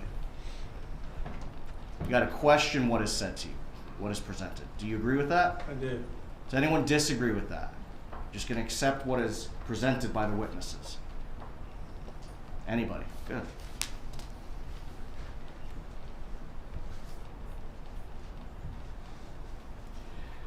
Now, I'm going to go back to you, number 8. When you're deliberating... Okay, I guess I'm going to go because I got to go. But we'll be back as soon as we can. We'll leave it running. Hopefully it lasts all that time. You have concluded your conversations. You believe that you're right.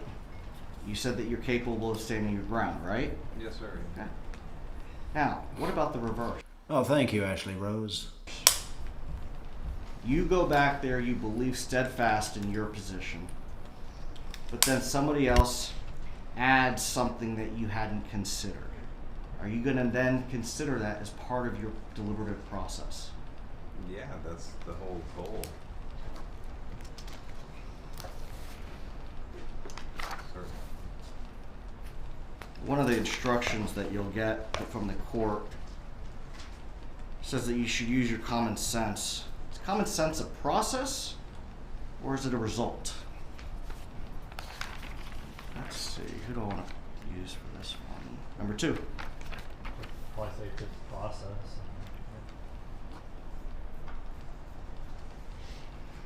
And so if common sense is a process, should you automatically accept the state's conclusions without discussing it? What should you do? I mean, common sense might be common, but it's not always the answer, so you could have something different. So you need to be skeptical of everything. Even common sense can be wrong sometimes. So. Are you capable of saying, if someone's common sense result, their process, leads them to one conclusion, but your common sense process leads you to another, how do you resolve that? Or can it be? Go back to what you assume is common, the common sense, and kind of discuss those, what's so common about it, what are you hinging the common part of it on, like what do you actually think is so reasonable about it? Thank you. Ma'am? Number 26, go ahead. I don't think we can, in all fairness, always trust our common sense, because I think we all have to say we have common sense, but circumstances change, and when circumstances change, we need to rethink whatever our common sense is telling us. Does anyone agree with that? Getting some nods. Anyone disagree with it?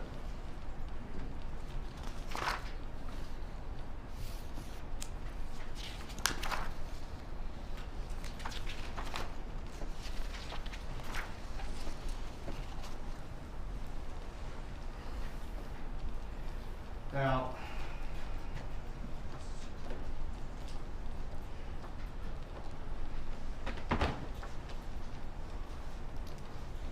you've heard the court read the charges against my client. One of the things I want you to understand is what's going to be necessary as you are evaluating the evidence. Ms. Kappelman asked, how do you determine someone's intent? Does everyone remember that?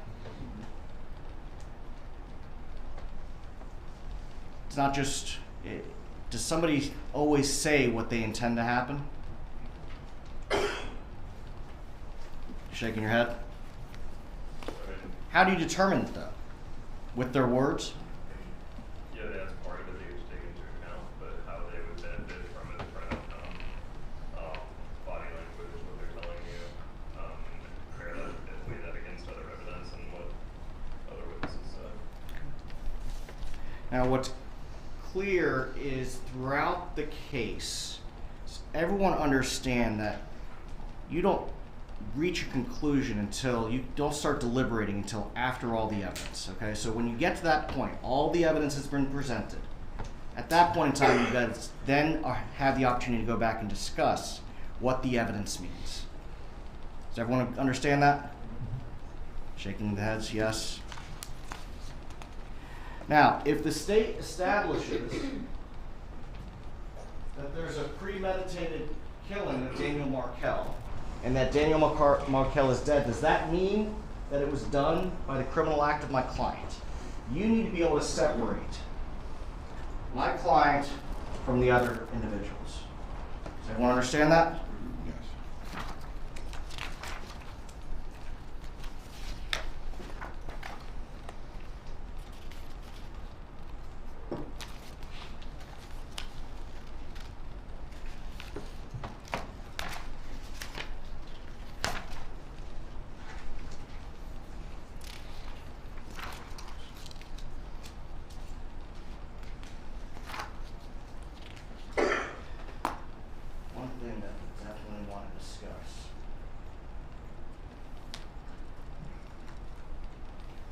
Principle.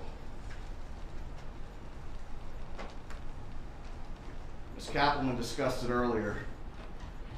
The important thing to take from this is the state's going to have to establish Mrs. Adelson had the conscious intent for Daniel Markell to be killed. How do you determine if someone has that? Number 5, how do you determine if that happens? How do you determine if the state can prove that? There'd have to be some sort of evidence, like witness testimony, writing, something along those lines, that there was premeditation, some sort of plan.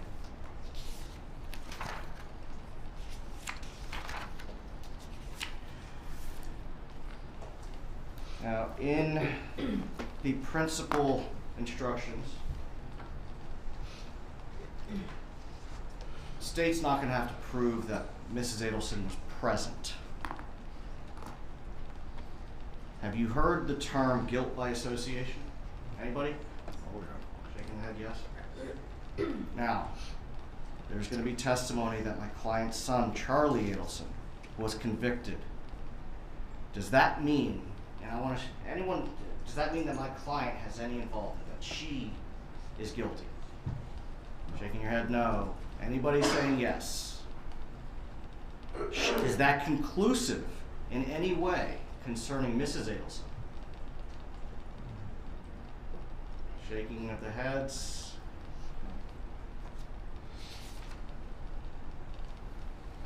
Let's see. Number 7.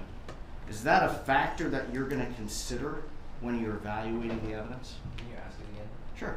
The fact that my client's son, Charlie Adelson, has been convicted of these charges, is that something that you're going to consider when determining whether or not my client is guilty? Sitting here right now, no, but if the state uses some sort of, I mean, it would just be determined on if the state has a connection or if they present some evidence, that would have to be considered. Is it conclusive? No.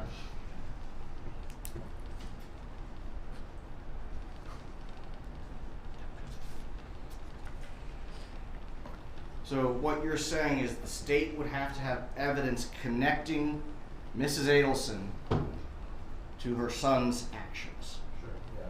Just him They doing would wrong isn't enough. have to have evidence beyond a reasonable doubt. Yeah.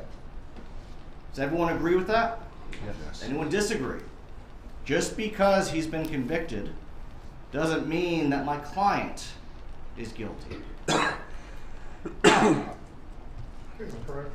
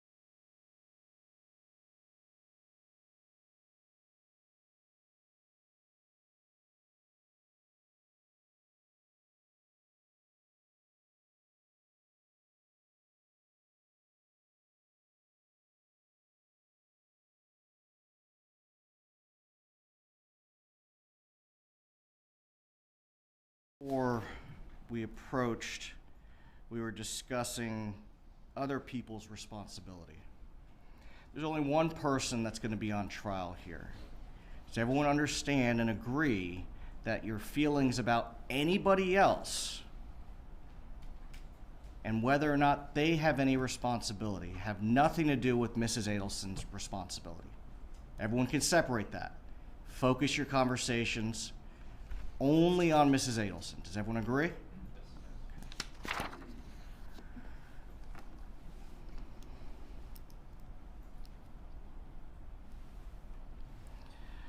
Let's see.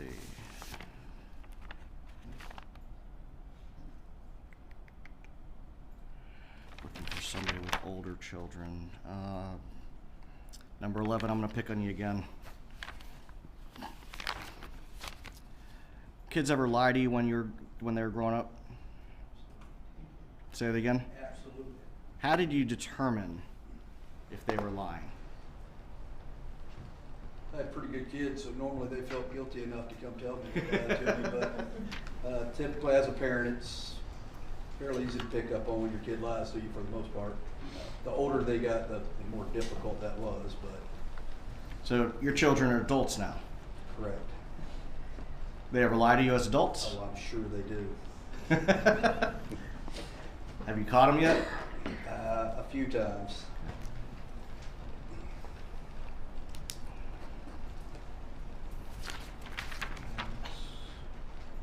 Number 16, how do people react when they're scared? Very much depends on the person. Someone's going to have a lot of big emotions. Someone else might kind of go into a fawn response. Some people don't react the same. Sorry? People don't react the same when they're scared. Correct. Everyone agree with that? Yes.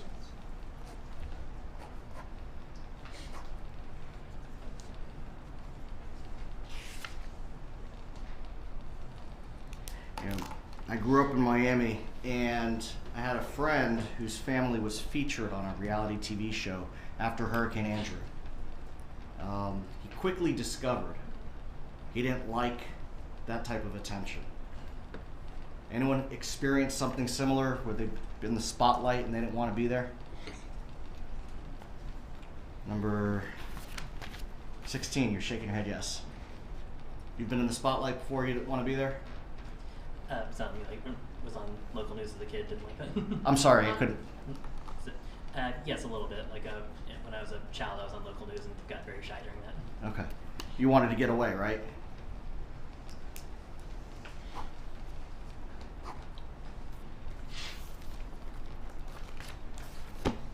Does everyone understand that that feeling you want to get away from unwanted attention? Yes?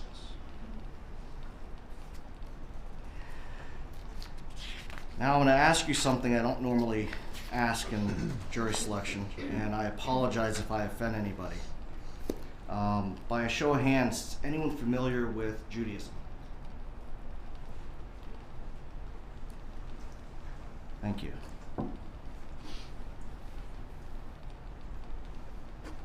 Are there important life events that happen in the lives of Jewish children? Was your grandmother at yours? I'm not. Oh, okay. My grandmother was at mine. I'm going to bring up something else that's a little unique.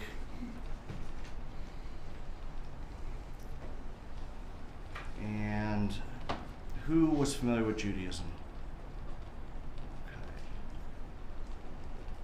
Okay.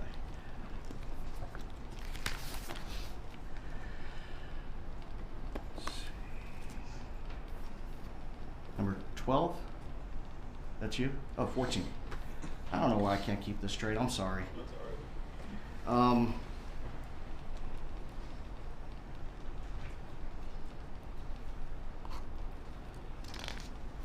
Actually, I'm going to skip that. Let's see.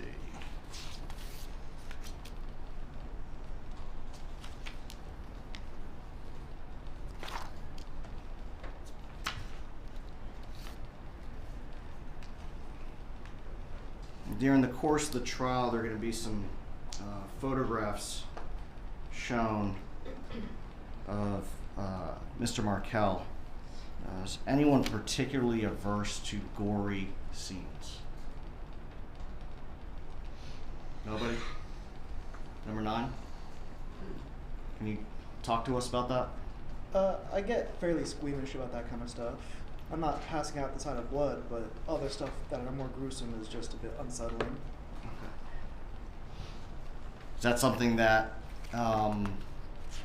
you wouldn't be able to review that evidence? I should be able to review that evidence. Should be? Yes, Or will be? Will be able to. Okay.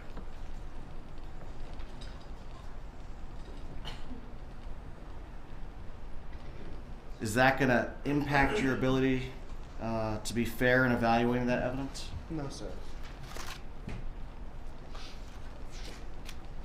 I want to ask a somewhat provocative question. At this point in time, does anyone here believe the state actually knows what happened?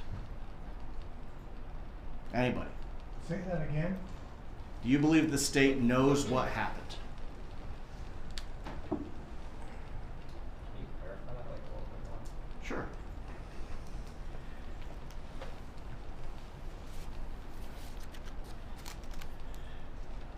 As we sit here today, now remember, prosecutors were not witnesses to this case, correct?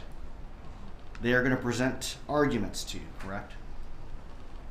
So as we sit here, do you believe that they know what happened? Or do they believe what happened? You understand the distinction? Does everyone understand that? Yes. Okay.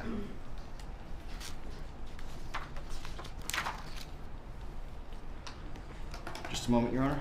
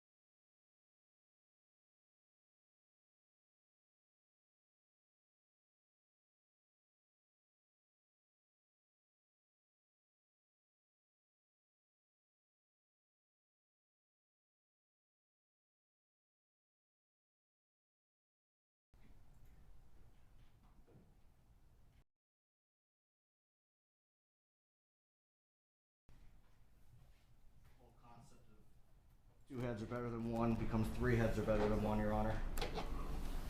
And nothing further. Ms. Kappelman, do you need to make any inquiry of Juror 26?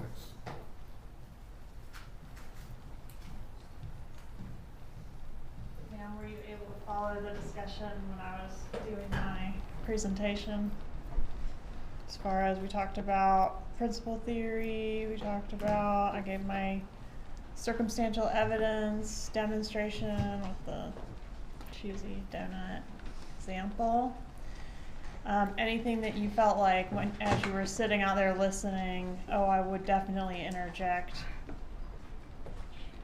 at that point? Or has your mind been numbed so much at this point you can't harken back that far? I was listening to everything you were saying.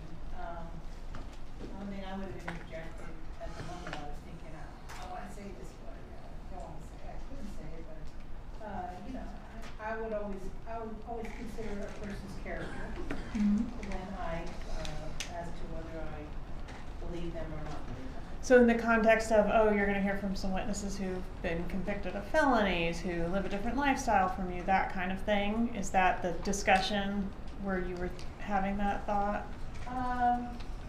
I try to be open-minded, and I think there are all kinds of people, not everyone, so I don't want to prejudge a person because I don't know what the circumstances are. That's why I Yeah. go to ponder the evidence and decide from that point. Okay, so can we agree then that although that's those types of characteristics or character, as you said, are something to consider, they're not the end-all be-all, and you can keep an open mind to the testimony, does it fit with the other evidence in the case, that sort of inquiry? Definitely, I think considering everything is extremely important. Okay, as opposed to being the type of person that, oh, I hear they're a felon, I'm done, I can't hear anything they have to say. I think that's very negative thinking to think that way. Anything else during my time up here where you were bursting at the seams to share something with me? Okay, thank you, nothing further. If parties at this point can join me in the jury room along with the court reporter. For everyone else that is going to remain in the courtroom at this time, I'm going to instruct you once again, do not discuss the case with each other or anyone else. If you do need to stretch your legs or use the restroom, you may do so, but you do need to return to this courtroom. We're in courtroom 3G. No one is to take a tour of the courthouse by themselves. Please come back to courtroom 3G as soon as you finish with the bathroom, using your phone or stretching your legs if you need to. If the parties can please join me in the jury room.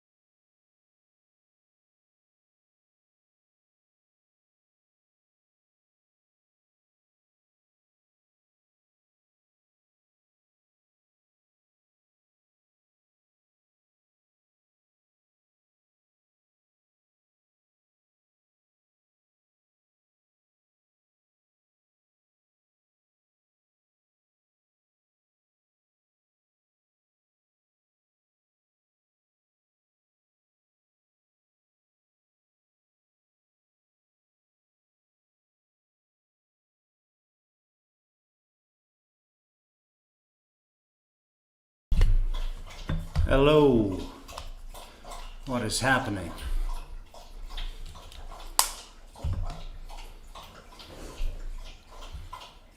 Who's here? Is anybody here?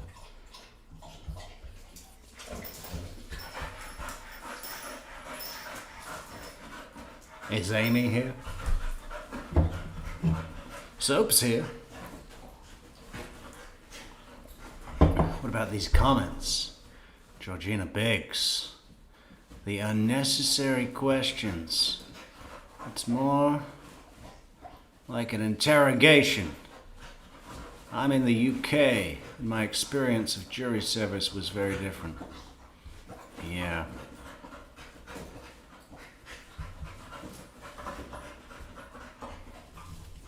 Yeah, there's a lot of pushing them around and putting them to the test. Now tell us all the evil shit you've done publicly, on the record. It's your duty.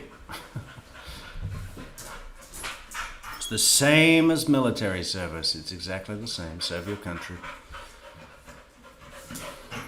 Amy's here. So are they done for the day, Amy, or what? So why don't you have a relaxed time now? You would like to have a drink. Okay.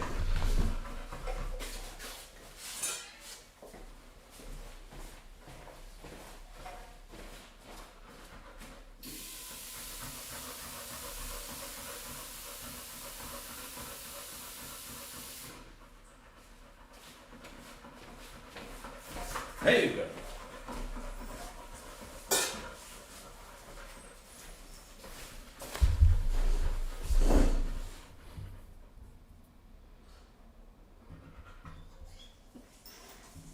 Yeah, of course. Where's our seal? Our brand new seal. Ah, yeah. Everyone rush over to get a Judge Everett flag. I don't know about the design of this. I would have just preferred to have a standard flag. This maybe some people like it.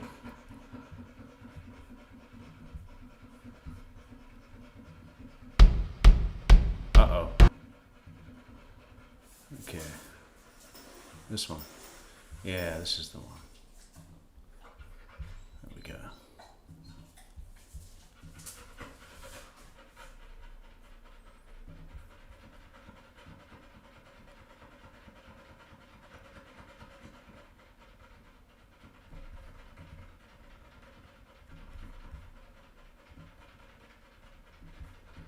Okay, now we're properly back.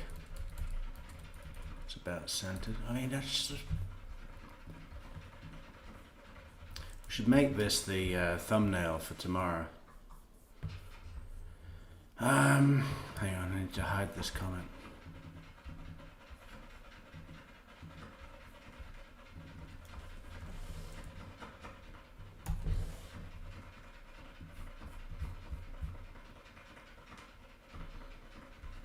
Okay, that's going to be a good thumbnail for tomorrow or something.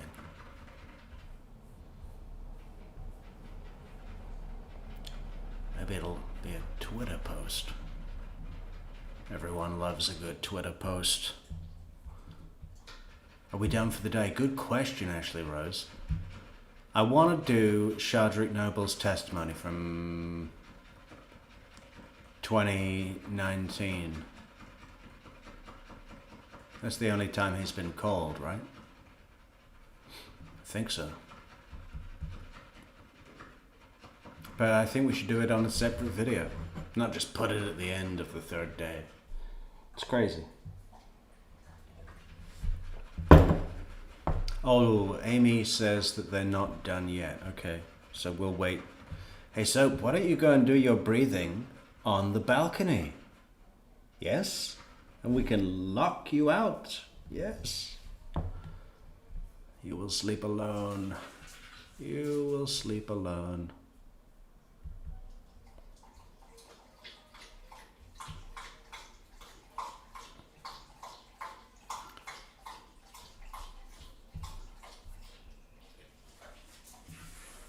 Fucking awesome. We just have to ask our girlfriend, Brian, not to post any pictures. You think he'll be able to not post pictures for like 4 hours? That's why I go with Russ and Ted and all those idiots. What's that? That's why I go with Russ and Ted. Yeah, no, I was actually talking to him about that, about taking her out with them. I don't care who, you know.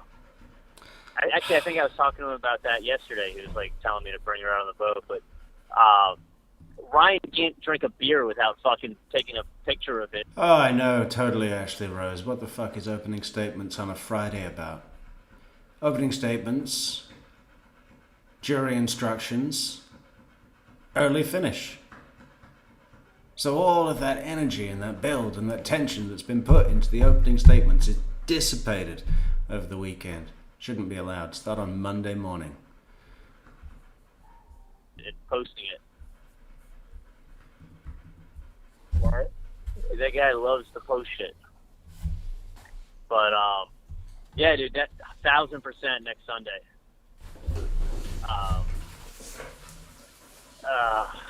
So I tried to get her to hang out tonight to get a drink because I got no work on Wednesday, and then I was gonna have her come over to my house and chill in the backyard on Wednesday and fuck her there.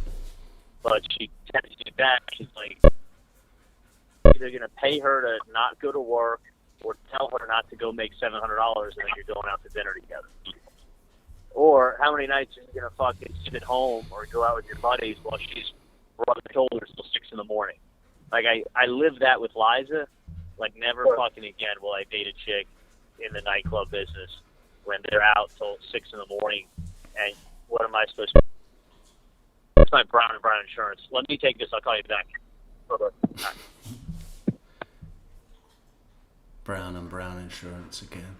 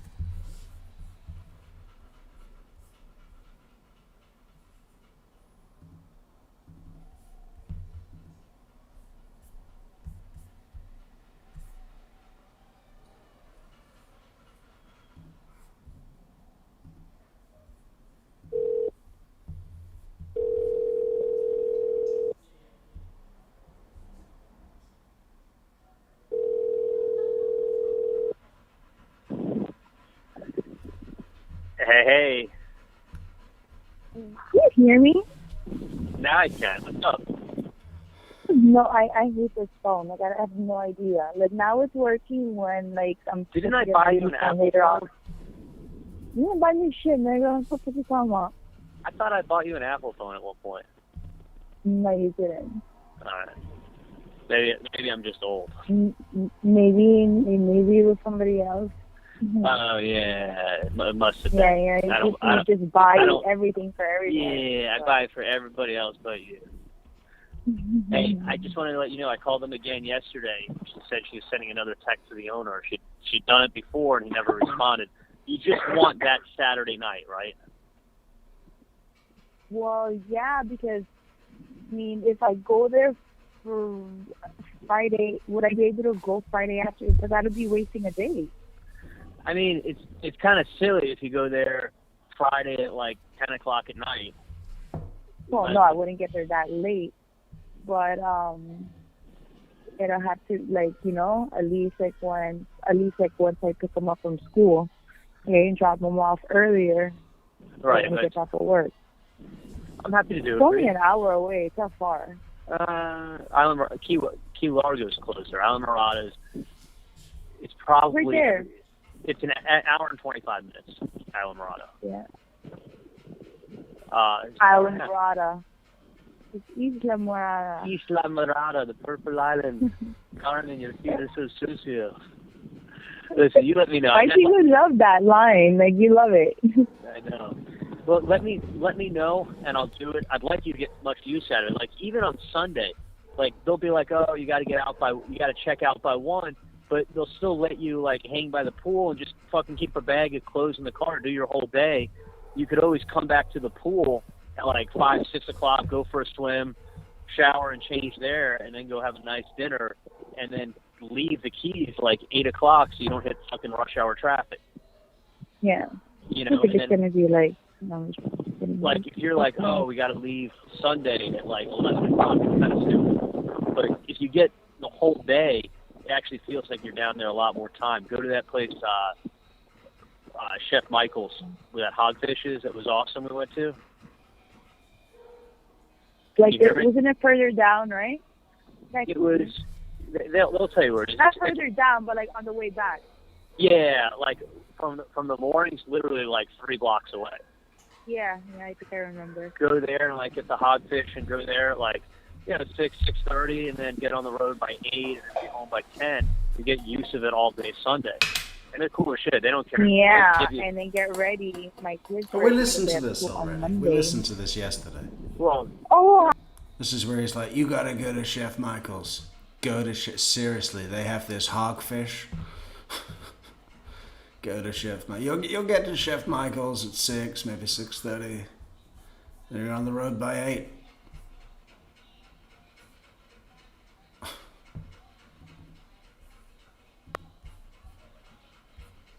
Oh, Soap, please go outside, for fuck's sake.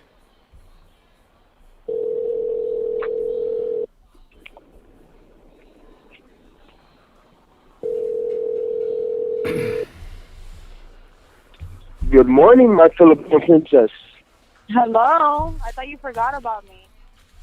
Never. I just woke up. You just woke up?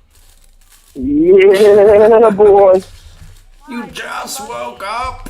No breakfast is waiting for me. Nothing. Well, mister, you know how much of a crazy day I have today, and now I have to head to freaking buttfuck Egypt. Ooh, I can So I start Monday. I had to meet the other lady, his partner, Carolina. Good. Whoa, Carolina. I Oh, my know, the God. way she looked at me, she was already like, it's a competition, because she's very pretty. How much are they paying? She's gonna pay me, like, well, she said, like, 10, like, when she went over it, and I told him, I was like, he's gonna pay me cash, though. I was like, look, my only situation is I need to get paid cash. He's like, okay, like, you'll be growing with our company. Like, we need My only situation is I don't want to pay any tax. So if I could just take my salary, out of the petty cash, that'd be better for me. So I don't have to declare. like, we need somebody to organize. We're not, like, you have perfect English. Oh, you'll fit right in. I know. Morgan? Yandra got me a little desk, and so I'll be in her. Oh, so you're in her office with Yindra? Yeah. Well, like, he works nice. there. He's a realtor, but he goes in and out. Oh, nice. So, yeah. So the Yandra was like, I don't. I'm so happy for you, babe. How much? I don't know. That's a commission, but at least it's part time. And What's the hours? I told him, I was like, in the first month, he's like, I kind of need you a lot because I need you to do a lot of the listing. Okay. You see, Katie's one of those morons where if she gets a job,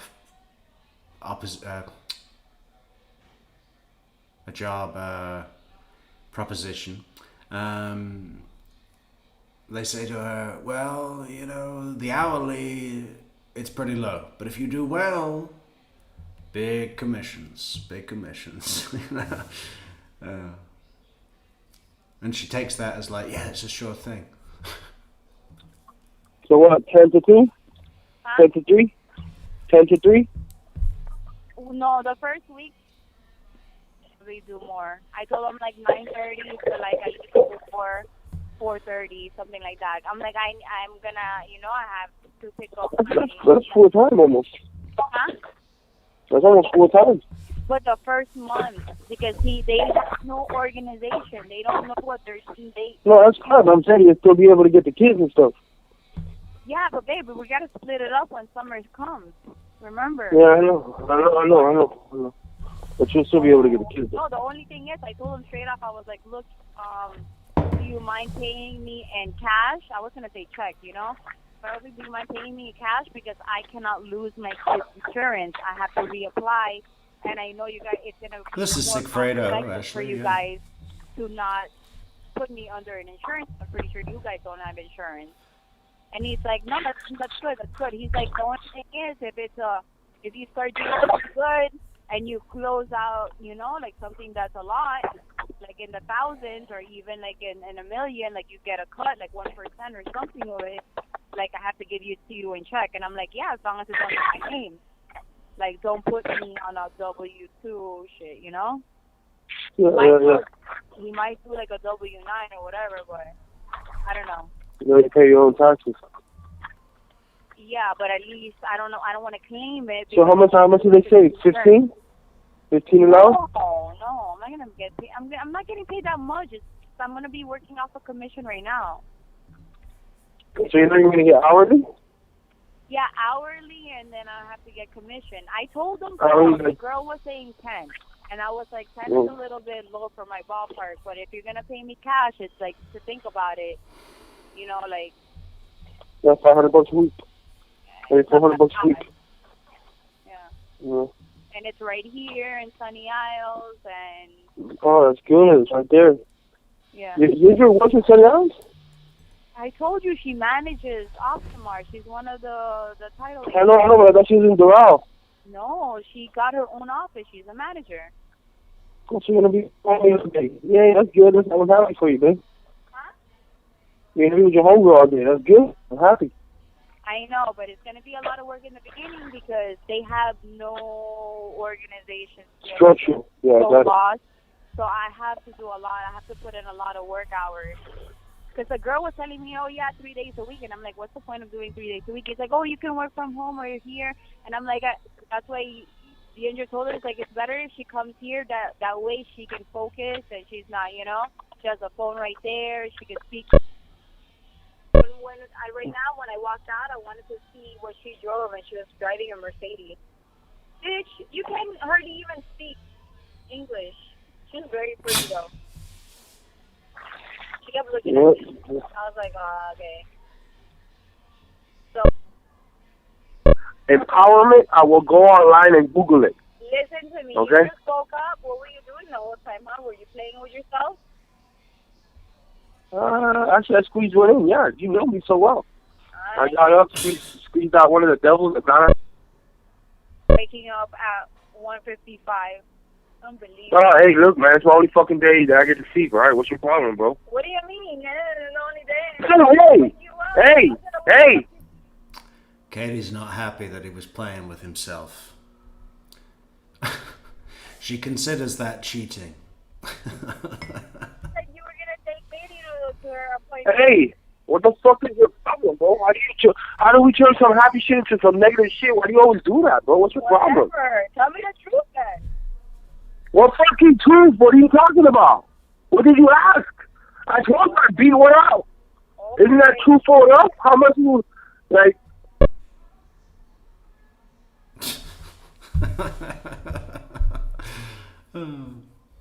Funny. So they're still not back, huh? A lot of waiting around for this jury selection. Too much, too much.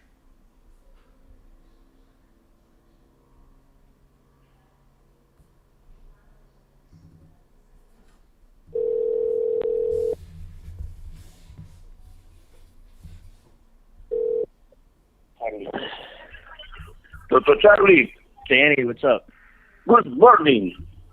Hey, doctor.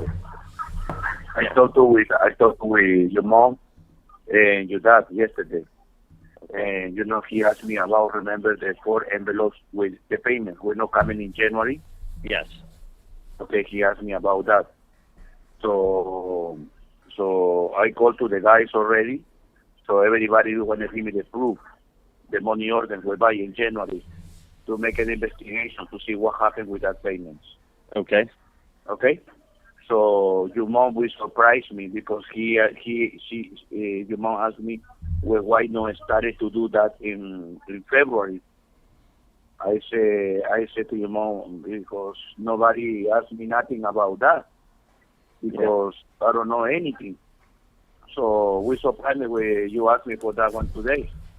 And she said, Buddy, the line is me know nothing. said, no, I think so. You started to do that investigation in February. I said, no. I said, no, because Charlie don't ask me nothing about that. And Mr. Harvey and you too, no? Nobody asked me nothing. Yeah. That's what I know, started nothing. And she said, Danny, okay, please, started to do that. So yesterday I go to the 4 apartments. So these 4 apartments is going to the place where buy the money orders to see what happened with the payment. Is he who changing the money order, or who cashed that money? So that information the people will want to give me Tuesday or Wednesday. But at the same moment, everybody will want to give me the proof for the money orders. Okay. So I don't know if you want to make another investigation for your side. That's the way I tell you to Mr. Harvey. Mr. Harvey said, well, no, where the people do that. I say, okay. Yeah, let them do that. Then we'll Okay, go from there. So you don't ask me nothing about that. If you know, we started, long Yeah, time no, ago, I we know. started. I didn't. I thought they were handling it with you. Yeah, because I think I give you chance, no, the to clean, where maybe the envelope will go into the C realtor, because that 4 envelope will go into the C icon realtor. But things say whenever we pick it up. So okay, we want to start it. Yeah, I'm started already the investigation about these 4 envelopes. Okay. Okay, perfect. Okay. Another thing, doctor. I have. You remember when I told you we have a problem with the 2 breakers? Yeah. I need to buy 2 breakers. Well, we will have a problem. One apartment will have a problem with the stove, and the other one with the water heater. Remember 206 where I changed the both things in 206? Yeah. And the water heater. So the problem is now is the brake. If the other one is one wrenching, it's not working. The stove is not working. I'm part from 27 because I be with my guy with the electric guy we do the water heater. Okay, I'm being with him. So maybe I'm coming out for 2 hours to 27 to do that. And then we're going for maybe 10 minutes to your house to install the new Fantastic. Well, this is really boring, this call. I'm just going to change it. Fuck that. Should we go post-bump? This is April 20th. Hey, honey, how are you? Good. What's going on? I'm sitting and watching the boys at their tennis clinic. They're having a wonderful time. Oh, that's awesome. Yeah, I was concerned because I thought they'd only enjoy the private lessons, but they're having fun because, there's 6 kids on the court, and they're all about the same level, so they're having fun with them. It's great. That's fantastic. Yeah. That's really So, good. how's your day going? It's good. It's good. I'm just leaving. Just got some coffee with a friend, and everything's good. I'm actually gonna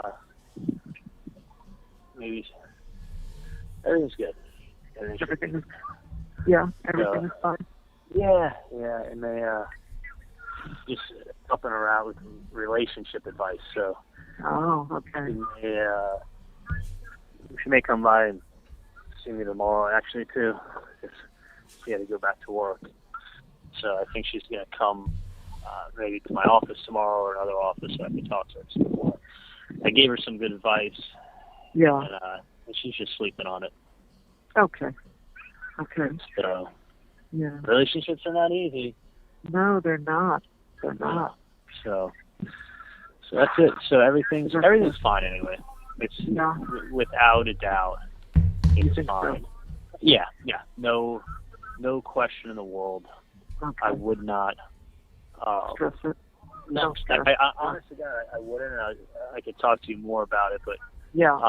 I mean, if you want, you can always come up to the. Well, you're gonna be hanging out with Dad tomorrow, right? Tomorrow. What's tomorrow? Tomorrow's Thursday. Dad is off. Yeah, we're gonna be doing a lot of stuff for the holiday, getting the dinner ready, and a lot of recipes and a lot of cooking, and Passover's a rough holiday to cook for. It's not an easy one, but it's not like Thanksgiving, which is fun. Bringing 10 lobsters and nobody complains. You're probably right. No one would complain. Well, it's only us and the kids and Dave, because Dave doesn't have the children. Oh, really? Yeah. So it's just the boys and us and Dave. That's awesome. Yeah. So do you think everything will be good for Saturday night? The dinner should go well. Yeah, I think June. Well, June's trying out for the Miami Dolphin cheerleaders. Oh no, I didn't. Oh, yeah, wow. no, she's actually Is she a dancer? Oh my gosh. So those pictures of her from the Miami Dolphin cheerleader squad were as 2016.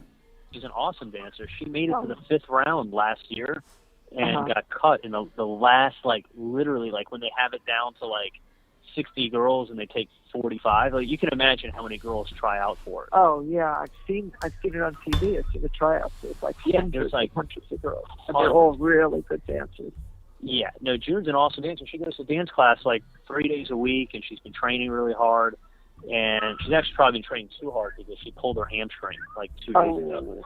Oh boy. So no, but she could do head kicks and double turns and splits, and no, she's been a dancer literally her whole life, dancer and cheerleader. So she made it. This is her 3rd time trying out, but she made it last time to the 5th round, which is the final round, and then didn't make it. And so it's been her dream. So Saturday. Yeah. Saturday when? Well, she's doing the tryout Oh, Saturday. no, that's not yours. You have to, 1 second. You have to go back and get your racket, honey. He gave you just that to use. Go back and get your 2 rackets because yours is too small. I'm sorry. So after the Dolphin tryouts, she's going to come to. She may come. What time is it? Well, what time do you want to do it early because the kids don't stay up too late? So 5:30. Yeah, because I'm planning on being up in West Palm at 11. So I'll get done racing 11 to 12, 12 to 1 to 2, home by 3:15. Well, just tell me if June is coming because I'll set the table for her. Yeah, I'll find out if she's me know. coming or if she's going to. Maybe I could have her just drive herself after the tryouts. Okay, if she's coming Just at 5, depends. I just need to know. Yeah, she may get out at 5 and be in gym clothes. And if that's the case, she's not obviously going to drive at gym clothes. She's going to shout. I'll get you a new one. So Okay.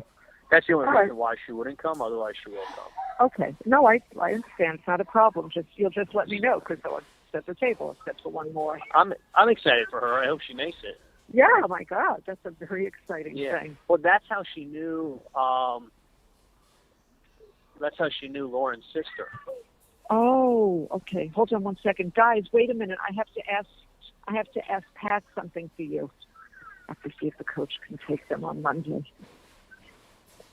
Let me just run out to the court for a second. I'm going to call you right back, honey. Okay. Yeah, guys. Okay. Bye.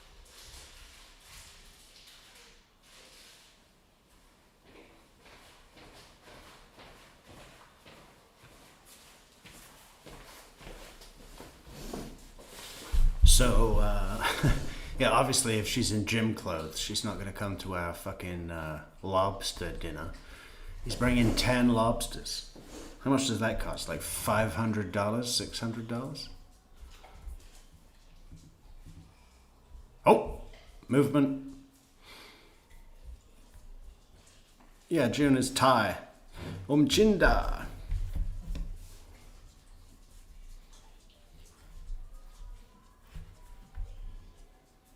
Members that have been excused at this point, you will be free to collect your things and you will not have to return at any other point during this process. Oh, let me allow the court reporter to get so.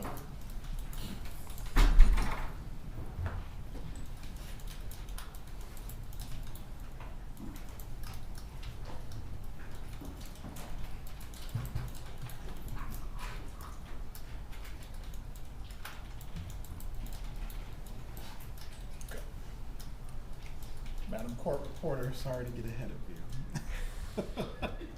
At this time, I'm going to announce the numbers that have been excused, and you will not need to return for any further jury service in this matter. We give you our sincere thanks for honoring your summons and participating thus far. Juror 24, you are excused. Juror 22, you are excused. Juror 6, you are excused. Juror 7, you are excused. Juror 8, you are excused. Juror 9, you are excused. Juror 12, you are excused. And Juror 26, you are excused. Watch your microphone.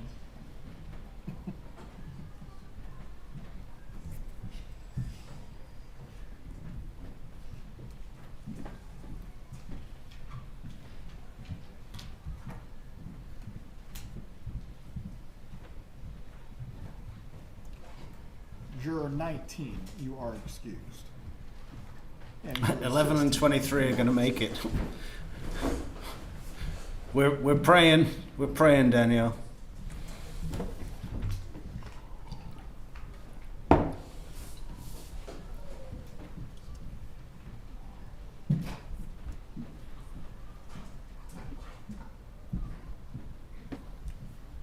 We are also going to reconfigure the box at this point as well. Juror 5, please shift down next to Juror 2.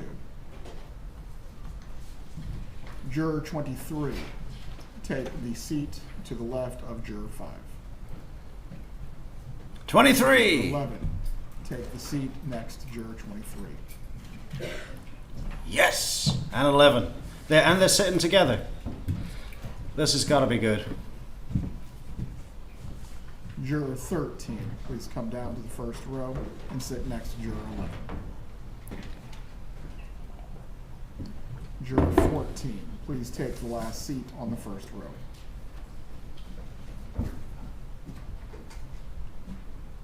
Juror I hope they 17, just rename them shift 1 down to and take 12 the seat after. on the second row closest to the wall.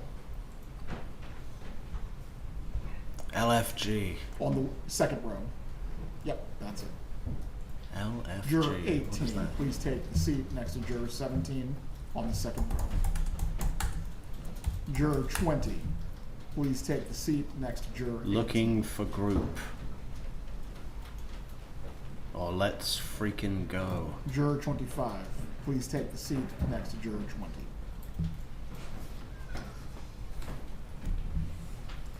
When you hear your number, please walk up and take the first available seat. Juror 27.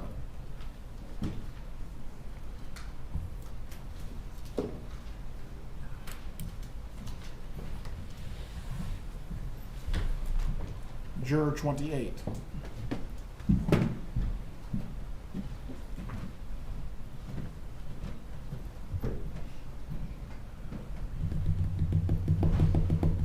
Juror 29.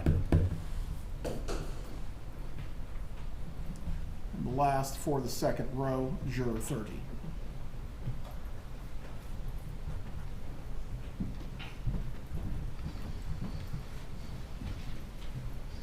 Got it, Stella. The seat closest to the wall on the third row, Juror 31.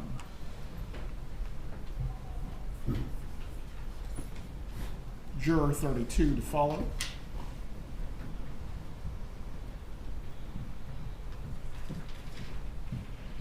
Juror 33 after that.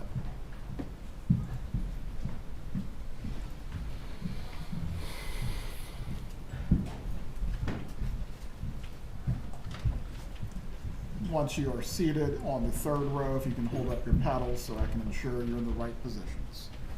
31 closest to the wall, 32 next to her, thank you, and 33 right there. Juror 34, please come up as well. Juror 35. And Juror 36.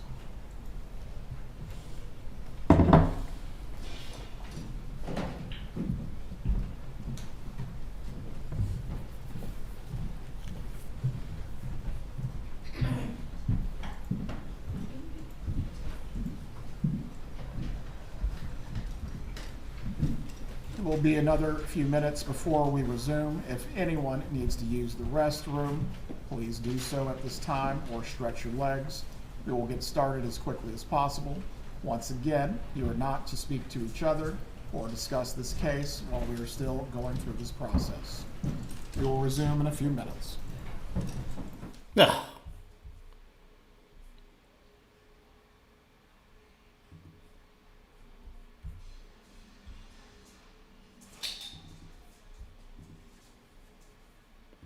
I want to play something visual. Let's play something visual.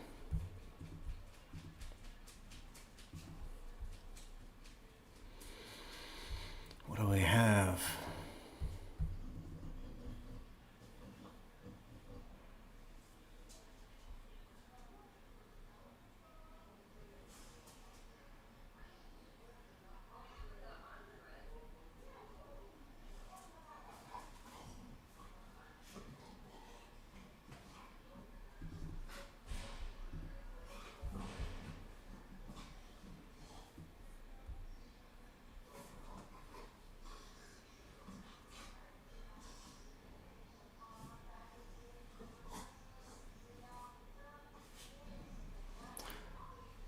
Just about 10 hours after Markel was shot.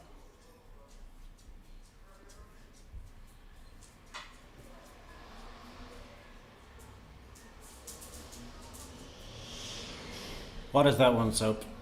Bring that to me. Bring that here to me. Bring that here to me. Okay. You bring it here, I'll throw it. That'll be fun, won't it? And we can look back at it later. And we can say, remember that great time? Oh, 11 and 23 are the best. I don't remember why. Danielle can tell you. She's an expert. Oh.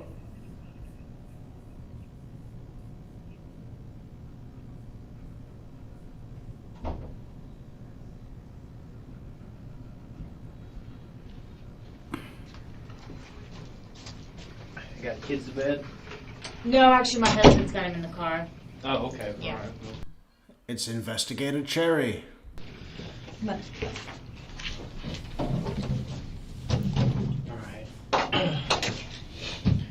I'm Investigator Cherry. Thanks for being here. Yeah.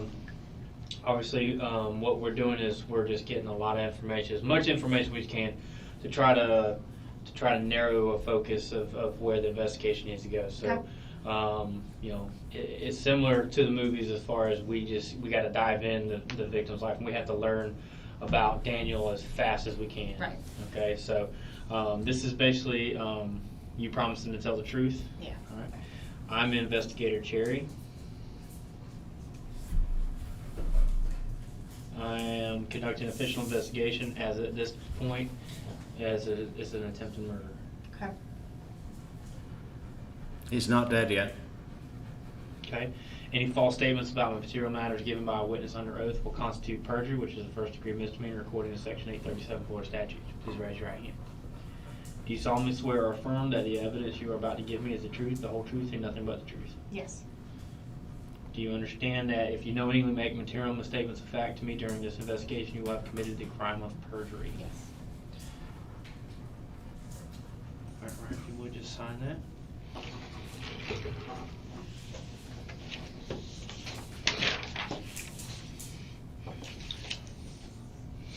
Number 11 is the juror. Number 11. And 23. Ryan Cox, COX.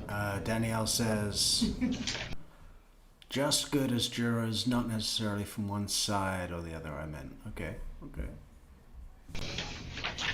Okay.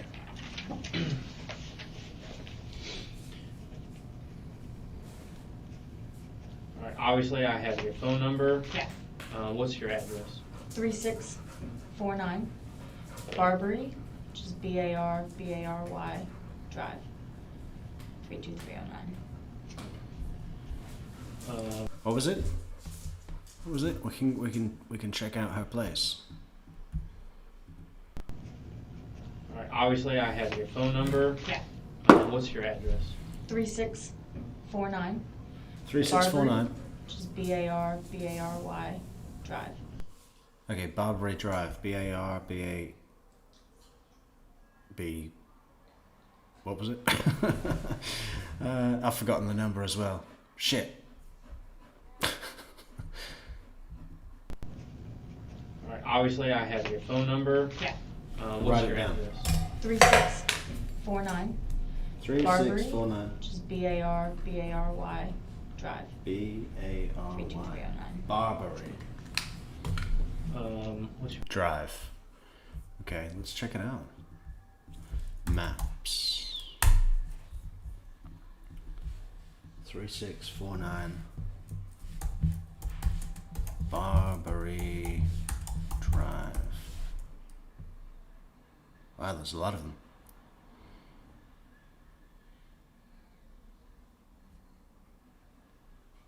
Well, Tallahassee, obviously. Tallahassee.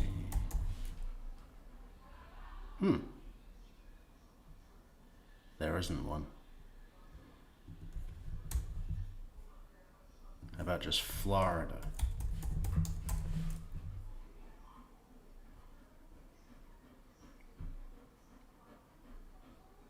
What? Did she say her zip code? birthday? 120, which is Barbary Drive. 32309. 32309. What's your birthday? 12180. How do you know Daniel? I know Daniel from law school. So I met him, I was still a law student when he moved down from when he was teaching up in New York, when he was engaged to Wendy. And I met both of them around the same time. Wendy had been friends, had gone to high school and college and also law school for part of the time with a good friend of mine in South Florida. So we met each other in the law school and started talking about South Florida, and kind of became, I guess, quick friends then. And then I started to get to know Dan. I didn't know them very well in law school, but they're also members of my temple. So I would see them when I came back up. I was a public defender down in Broward, and he would teach criminal law. So he talked to me a few times about coming and talking to his class about, I guess, what it was like to practice post law school. And then when I moved back, we talked a lot about getting together. And then him and I became close once I found out that they were divorced. I kind of reached out to him in terms of ways to raise my son Jewish. I'm in an interfaith marriage, so I kind of reached out to him in terms of getting some tips on how to do it on my own, and we started doing Shabbat dinners together and things like that.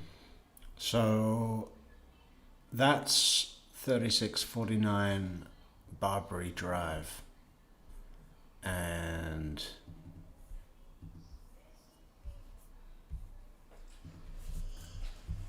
that's what it looks like when she drives down her street.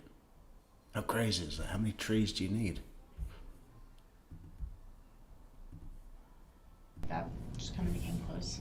Okay. After that. And that would be in the last year. Okay. All right. Yeah. Are you a lawyer now? Yeah. Where at? I practice at the legislature. I do policy now, so Okay. I don't do trial work anymore. Gotcha. Yeah. All right. Okay.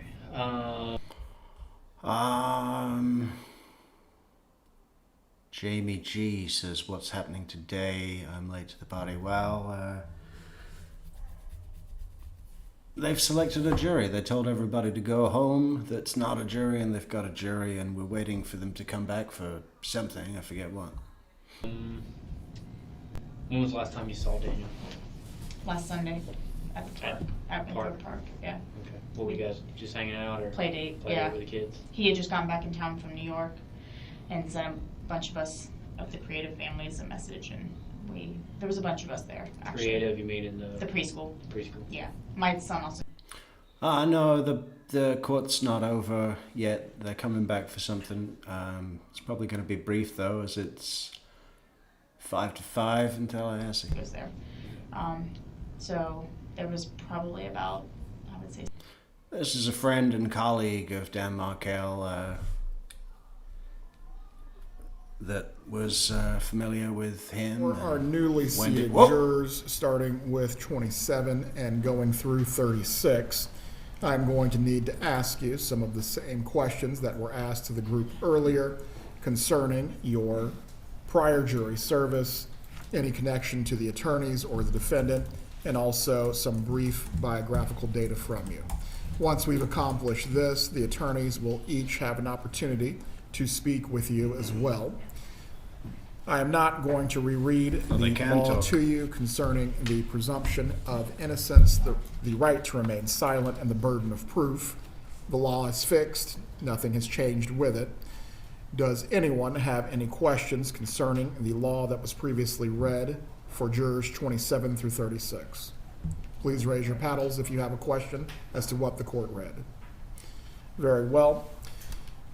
I'm now going to ask 27 through 36 as a group, have any of you previously served on a jury? Please raise your paddles if you have. Juror 28, please tell us where and when you previously served on a jury. Do you recall if it was a criminal or civil proceeding? Do you recall the charge or the type of case? Without telling us the verdict, did the jury reach a verdict? Yes. Were you the foreperson of that jury? No. Did anyone else have their paddle raised for having previously served as a juror?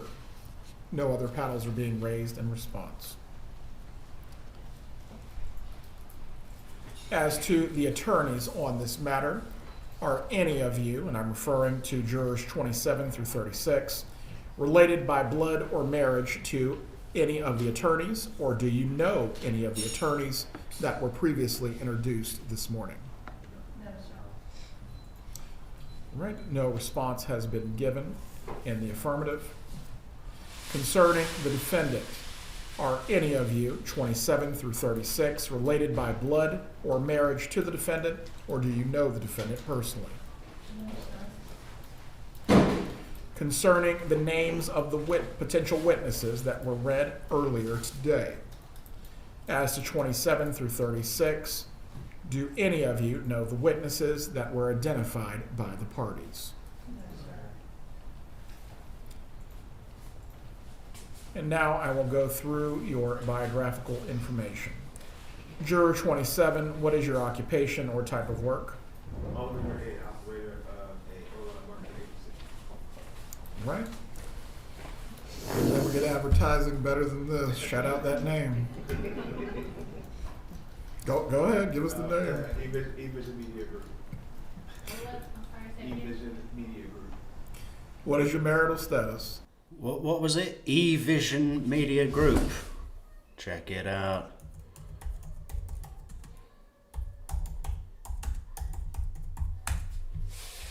eVision Media Group. Married. What is your spouse's occupation if they work? Physician assistant at Capital Regional. Do you have children? Yes, 2. And what are their ages and do they work? 22 and 12. The 22-year-old does work, full-time student at UCF and is working at student council. And the 12-year-old is just at home. More rounds. Looks like they're gonna just keep going, run all night. Yes, sir. How long have you lived in Leon County? 13 years. Do you have any close friends, neighbors, or relatives that work in law enforcement? Close friends, yes. Have you, any close friends or relatives, ever been charged with a crime? Yes, my brother was indicted, a federal indictment on fraud. Have you, any close friends or relatives, ever been a victim of a crime? Yes, my aunt was murdered, 17 years ago, and a close friend of mine was also murdered. Thank you. A close friend of mine was also murdered. Juror 28, what is your occupation or type of work? I'm retired, environmental manager. What is your marital status? Widow. Do you have any children? Yes, sir. 126 on Saturday, Sunday. Works for Civitech. Right. How long have you lived in Leon County? About 21 years, sir. Any close friends, neighbors, or relatives that work in law enforcement? No, sir.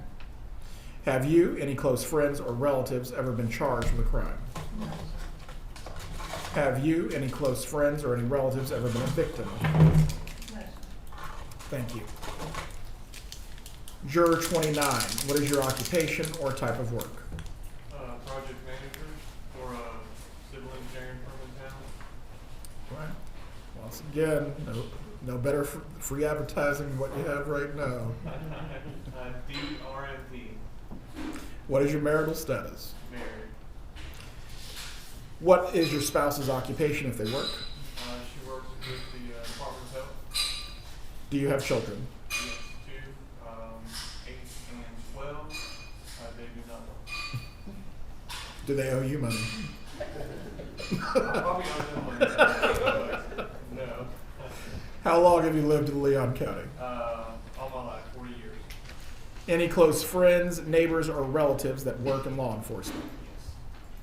Have you, any close friends or relatives, ever been charged with a crime? Yes, close friend. Have you, any close friends or relatives, ever been a victim of a crime? My wife's uncle was shot and killed probably 10 years ago. Right. Thank you.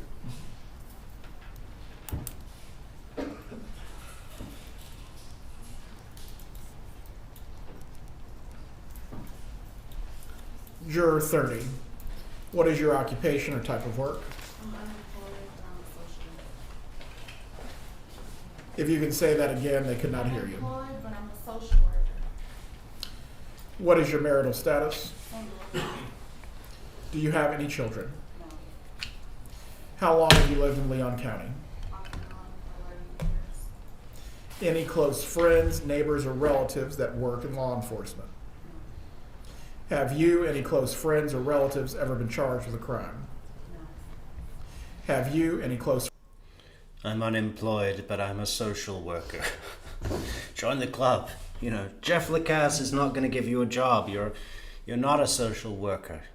You're a social sponge. Friends or relatives ever been a victim of a crime? My parents auto Thank you. She said her parents' auto theft.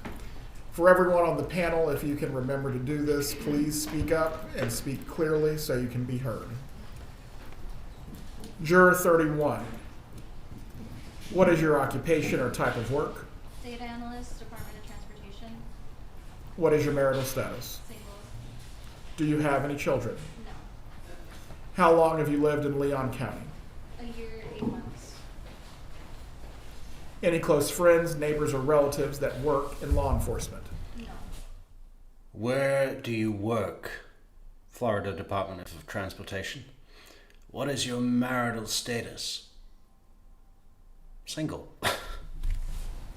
Have you, any close friends or relatives, ever been charged with a crime? My brother has DUI. Have you, any close friends or relatives, ever been a victim of a crime? No. Thank you. Juror 32, what is your occupation or type of work? I work part-time at a restaurant. What is your marital status? Married. What is your spouse's occupation if they work? He's the owner of a restaurant in town. Shout out that name. Carrabba's Italian. Do you have any children? Yes, sir, 2. I have a 17-year-old and an 8-year-old. Right. What was the name of the restaurant? We have to check out their menu. Yes. Married. What is your spouse's occupation if they work? He's the owner of a restaurant. He owns the restaurant I work in. Shout out that name. Carrabba's Italian. What? His occupation if they work? He's the owner of a restaurant in town. Shout out that name. Carrabba's Italian. Okay, I need some help with that. Did anyone get that? All I heard was Carrabba's. Do you have any children? Carab is Italian. Okay, thanks. Yes, sir, 2. I have a 17-year-old and an 8-year-old. All right. Does your older child work? He does not. How long have you lived in Leon County?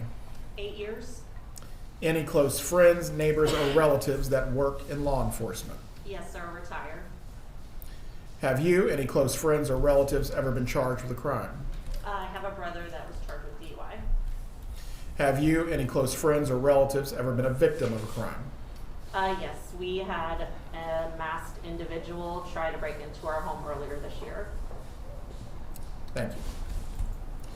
Juror 33, what is Judge your Everett. occupation or type of work?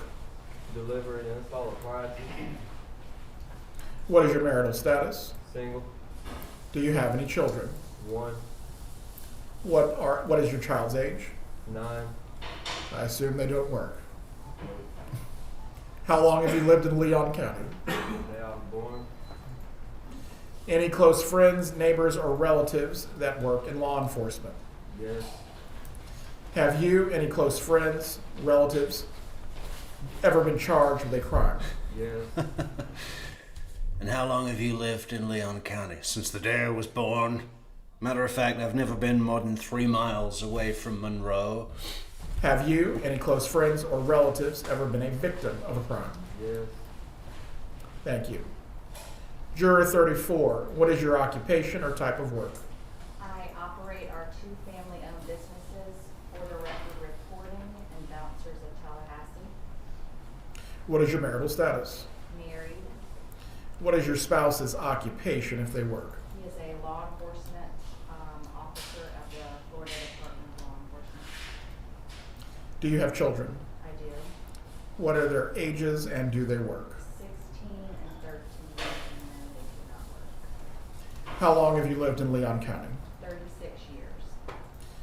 Do you have any close friends, neighbors, or relatives that work in law enforcement? Other than my husband. Have you, any close friends or relatives, ever been charged with a crime? No, sir. Have you, any close friends or relatives, ever been a victim of a crime? No, sir. Thank you.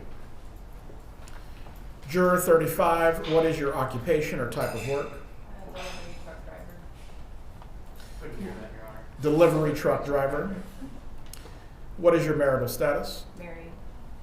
What is your spouse's occupation if they work? Customer service coordinator for a truck company. Do you have children? No. How long have you lived in Leon County? 3 years. Any close friends, neighbors, or relatives that work in law enforcement? No. Have you, any close friends or relatives, ever been charged with a crime? No. Have you, any close friends or relatives, ever been a victim of a crime? No. Thank you. Juror 36, what is your occupation or type of work? Excuse me, I'm a little under the weather. I'm a fiscal specialist for the state of Florida. I actually work for People First. Okay. You're not contagious, are you? I hope not. It's Go- just go- from go- this cold air. Go ahead and put that mask on then. I wanted y'all to hear me. What is your marital status? I'm single. Do you have children? I have one son, the age of 10. And I assume he does not work. No, sir. How long have you lived in Leon County? Fucking Judge Everett's laying on the sugar with this one, isn't he? I think he likes what he sees. What did he just say? You're not contagious, are you? Even if you were right down my throat? I would say, I've been in Tallahassee for the last 17 years. I went back to Fort Pierce, Florida for a year or 2 for school, and then I came back. So I've been enough. Any close friends, neighbors, or relatives that work in law enforcement? No, sir. My step grandfather was a state trooper, but he's retired now. That's the only officer that I'm aware of. Have you, any close friends or relatives, ever been charged with a crime? Not me, thank you God. But yes, I have it. My dad, my sister, and my brother. This was years ago. I'll say back in 2004 was my dad, and then 2005 and 6, my sister and brother. Have you, any close friends, or a relative ever been a victim of a crime? Not me, a friend has been, and that was basically, she was a minor, and I had to basically be summoned to vouch that someone Judge. If you can repeat that, go ahead.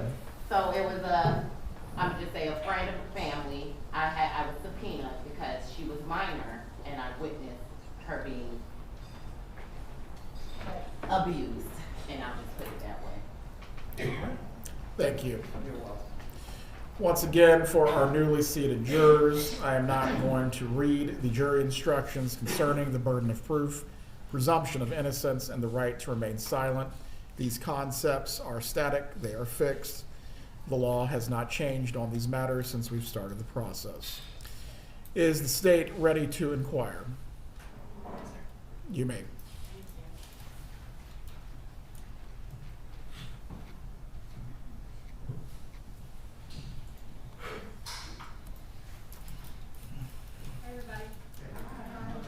Catherine Dugan. I'm representing the state of Florida in this case, along with Georgia Kappelman. I know y'all are tired, hungry. It's 5 o'clock. I'm going to try to be really quick. I want to go over just a couple of concepts with our new folks to see if y'all have any strong feelings about any of them. But if any of our original folks that are here in the first and second rows, if you have anything that you want to add, change your answers on, an idea that popped into your head, just raise your hand and let me know. All right, so Ms. Kappelman talked about reasonable doubt. The state's burden in a criminal case is we have to prove the case beyond a reasonable doubt. We have to prove a crime was committed and that Mrs. Adelson is a person who committed that crime. And we talked about the definition of reasonable doubt. It's not a forced doubt, something you're making yourself believe. It's not a speculative doubt or a possible doubt. We could all sit around and come up with maybe this happened, maybe that happened. The doubt that you're having has to be reasonable. Does everybody understand? Okay. And we talked about why it's beyond a reasonable doubt, because it's impossible unless you're a witness to be convinced beyond all possible doubt of anything. Okay? Hearing that though, do any of our new people feel that I understand what the burden is, but it should be higher than beyond a reasonable doubt? I would personally have to be convinced beyond all possible doubt in order to reach a conviction in a criminal case. Does anyone feel that way? First or second row, or third row? Okay. And who decides whether the doubt you're having is reasonable to believe, given all the evidence in the case? Who decides? Sarah, they're not doing openings today, no way. That? You guys do, right? Okay. And you do that thinking back on everything you heard in the case, using a totality of the evidence that you heard. We had a couple of people when the defense was asking questions that some of you mentioned, Mrs. Adelson, maybe she did something to be charged, and while I understand what you're saying, that's not something for you to consider in a criminal trial. The law is that she's innocent until proven guilty, and that it's the state's burden to prove the charges beyond any reasonable doubt to you all through the evidence you hear from the witness stand. Does that make sense to everybody? Okay, so that's something that should not be considered. The evidence in the case and whether it meets that burden is what y'all consider, okay? And speaking of evidence, if you're picked as a juror, your job is going to be to focus on that evidence. That could be physical evidence, like a picture you can hold, or it could be testimonial evidence. That's going to be a lot of what y'all are hearing. People are going to be coming up to the witness stand that may have knowledge or information about the case, or people who investigated the case. You're going to be listening to the words that they say, watching their body language, so that you all can determine the facts of the case and what happened here. And then you're going to apply what you've heard to the law Judge Everett gives you and render a verdict. One thing that Ms. Kappelman touched on is that it's not the jury's job to decide the sentence. Knowing that, though, is there anybody who feels that I just would not be able to reach a verdict if I didn't know what the sentence is going to be? Anybody on the first row or second row or third row? Okay. Another thing I thought about is, You know, obviously this is a first-degree murder case, and when you hear first-degree murder and you talk about possible sentencing, sometimes people think death penalty. That's not something that's on the table in this case, or could ever be a possible sentence here. So just want to make that clear for everyone when we're talking about that, okay? And I didn't see anyone's raised hands, so everyone is okay leaving this sentence up to the law and to Judge Everett, and you all decide the verdict, right? Okay. We talked about the principal's instruction. You guys heard the law on that. Even though maybe you're not the person who pulled the trigger in the bank robbery example that Ms. Kappelman did with the court reporter, if you had the intent that that trigger be pulled, if you did an act or said some word that encouraged or assisted the person who did the shooting, then you can be considered a principal and treated as if you were the person who pulled the trigger and did the shooting. Does that make sense? All right. Now, okay, so I have another example that if you are, let's say during a football game, if a quarterback throws a pass to a wide receiver, okay, the wide receiver catches it in the end zone, it's a touchdown. If scoring a touchdown is a crime, who is a principal to that touchdown? What do y'all think? Let me see. What do you think, Ms. Tolbert? After what you just said, I'm confused. But I will say, I guess the guy catching the ball would be the one in trouble. Wide receiver? Catch the ball to make that touchdown happen. He wants it. He's running, trying to catch it.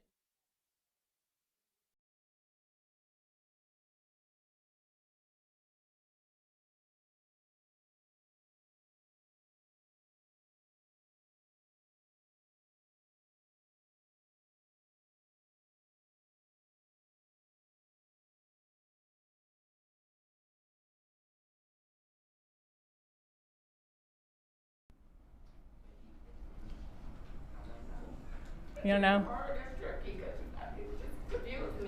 Okay. Is he doing an act or saying a word to assist that touchdown? The person blocking or the person throwing the ball? The person blocking. He's doing his position. He's doing what he's supposed to do with the game. I'm confused.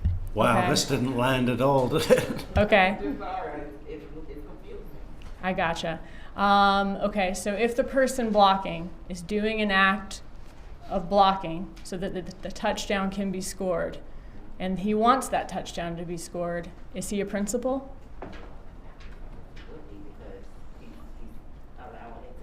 Okay. Does everybody agree with Ms. Tolbert there? Oh, she.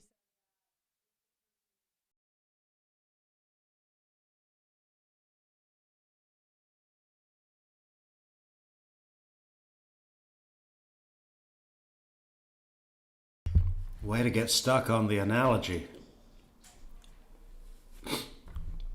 Sarah made it for a 3rd grade level. She should have made it for a 1 grade level.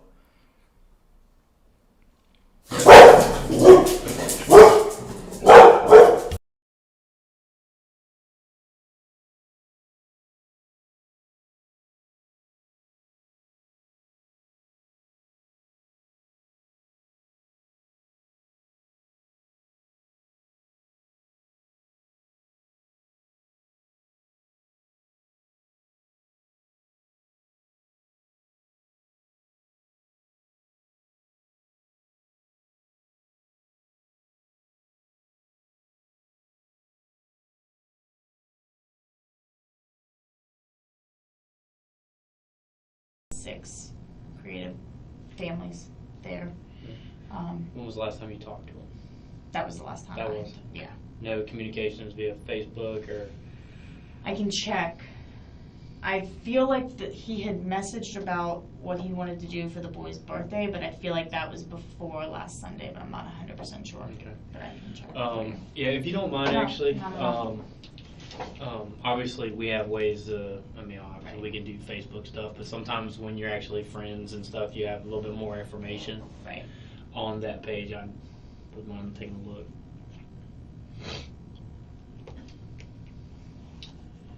It was, He messaged later that afternoon about going to Truesdale That's with the Sunday. kids, yeah.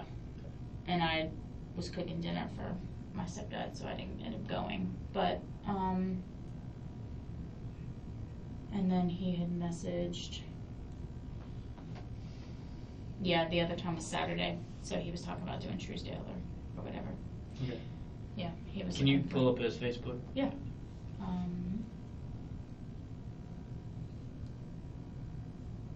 And I don't have a lot of battery. I tried to charge when I came up here, but.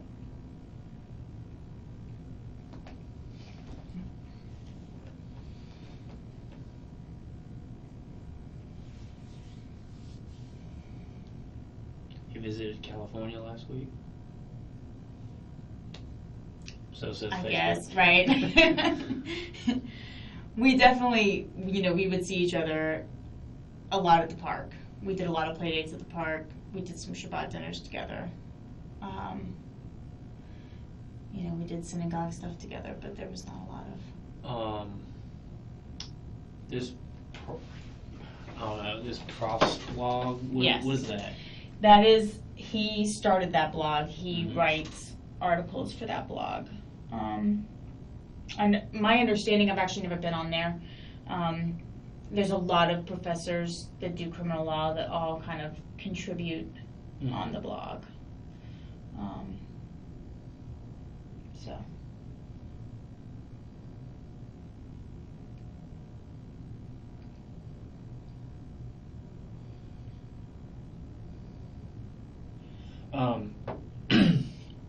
You wouldn't happen to know the passcode on his phone or iPad? No.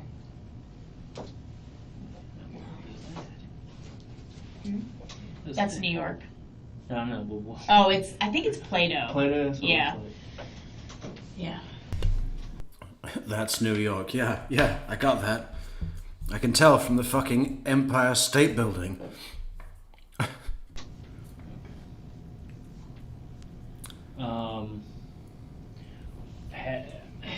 Has he been unusually stressed in the last week or so about anything particular? I mean, not that I'm aware of, but like I said, there was a lot of people at the park. I was only there for about an hour, and we didn't get a lot of one-on-one time. The only downside to doing play dates like that is that you're running around with your kids, and so right. My kid likes to run around a lot by himself, so I wasn't really talking with a lot of people. And I definitely didn't get to self, so I wasn't really talking with a lot of people. And I definitely didn't get to talk to him much one-on-one, unfortunately. Tell me about Wendy and the divorce and how that shook out. Yeah, it was a pretty bitter divorce. I mean, I will be honest, I have never heard her side. Her and I have not had any one-on-one time since the divorce happened, so I know what he told me of his side. It was, my understanding was that pretty much just one day she filed and changed the locks and kind of, from his statements, it was not really expected. And then From his statements, it was a Visigoth-like sacking of the marital home. I've always loved that. What a descriptor. He put that in his filings, his court filings. Visigoth-like sacking of the marital home. about, I'm trying to remember the timing, September, I think was when she moved out, and they finalized it on August. So almost a year of, and they were just about to go to trial, I know, when it settled. He never told me any financial, any stuff like that. I mean, the only stuff he kind of talked to me about was she wouldn't let him Skype and things like that when she had the boys and, things like that. But I mean, I know that it did shock him, and he So it was like a sudden change of heart, according to him. Yeah. And like I said, I have never talked to Wendy about it.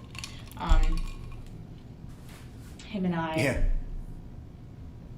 Yeah, we Don't would talk, bother. but a lot of times, again, we were having dinner with the boys, and I tried to not talk too much when they're there, especially because it was pretty, they had been living separately for about a year at that point, but it was still pretty new.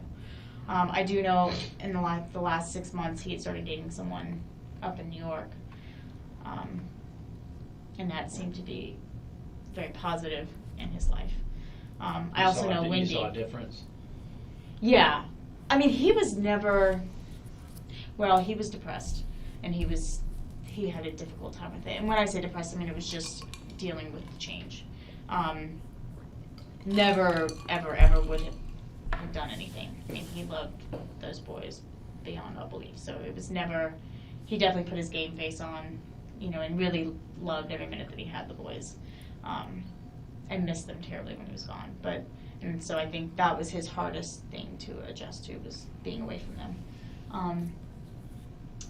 You know, but I think there was just, I guess, hope again kind of started to set in. You know, I really only talked to him once about her. But he had been the girl in New York, yeah. And he went up there a lot. He was teaching up there. He was doing I don't want to say a seminar, but he was doing a class where he'd go up once a month and do a seminar or something like that. And he met her through that, and then would see her I guess once a month he would see her when he went up there. And I think she was coming down here some as well. I'm not 100% sure, but I feel like she was. I also know Wendy's dating someone because she brought him to my son's birthday party at the park. I don't remember, I mean, I kind of remember what he looks like, but I don't remember his name or anything like that. What did it look like? I don't know, how long ago was it? That was May 21st, I want to say. It was the middle of the week. That'd be Jeff. It was Jeff. Or I guess it could have been anyone. Daniel Sack. Actually, if I go to these. See y'all later, going back to school night. Yeah, May 21st. What does that mean? He was tall, skinny. I'm sorry, he was definitely 5'8" to 6 foot. I'm short, so. 5'8" to 6 foot. Right, exactly. Narrowing it down from that is a little difficult, but he was definitely lanky. Blonde hair, kind of, I don't want to say mohawk, but clean cut, but then hair kind of pull it up in the front, and then he wore glasses. I don't really remember what the frames looked like. Pale complexion, and that's about all I remember. I went through, on the way over here, I went through my phone to see if he was in any of the pictures that were taken, and he's not. Okay. But I know she'd said they've been dating, I think she said she met him in October of last year. But aside from that, I don't know anything about him. What, so he teaches at the law school? Yeah, he teaches criminal law and criminal procedure. How long has he been doing that? He's been at this law school he came in 2006, I want to say, I think.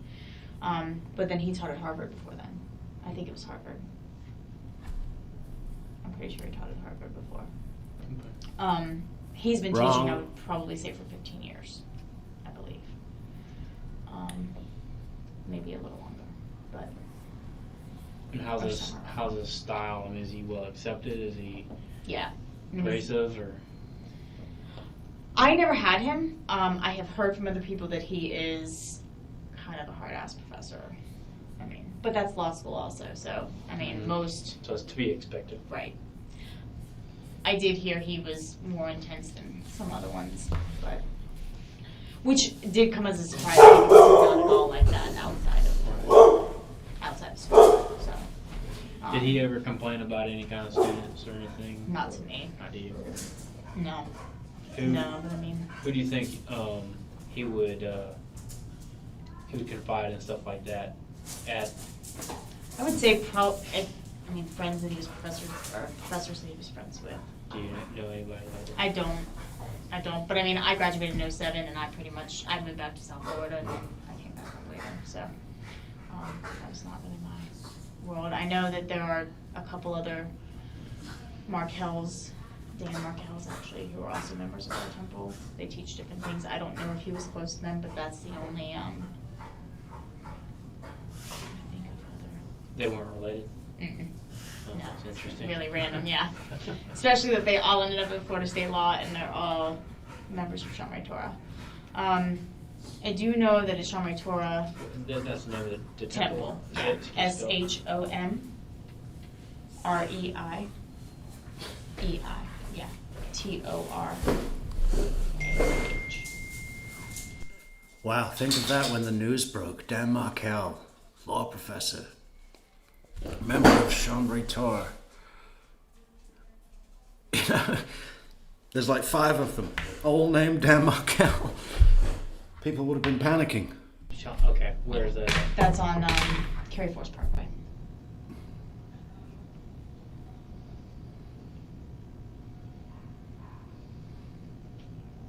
I know he's close with Sam Kimmelman there. At the church? Yeah. Sam Kimmel? Yeah, KIMELMAN. Do you have a phone number for Sam? No, but I know my stepdad does, and I can find. Actually, let me see. I might.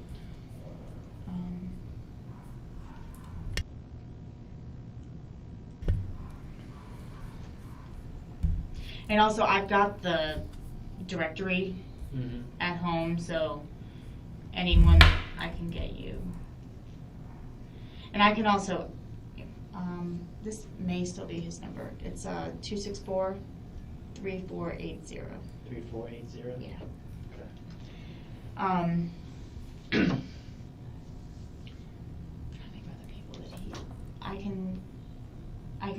I'll go through the directory and see if any names are ringing a bell, just in terms of who he spent a lot of time with. Did you ever hear him talk about firearms or owning a gun or anything like that? No. We didn't really talk about that. I certainly don't remember him talking about that. But I don't know if that's just because he didn't or because it didn't ever come up. Right. I mean, it's not something I generally talk about. I don't know anymore or anything like that, so.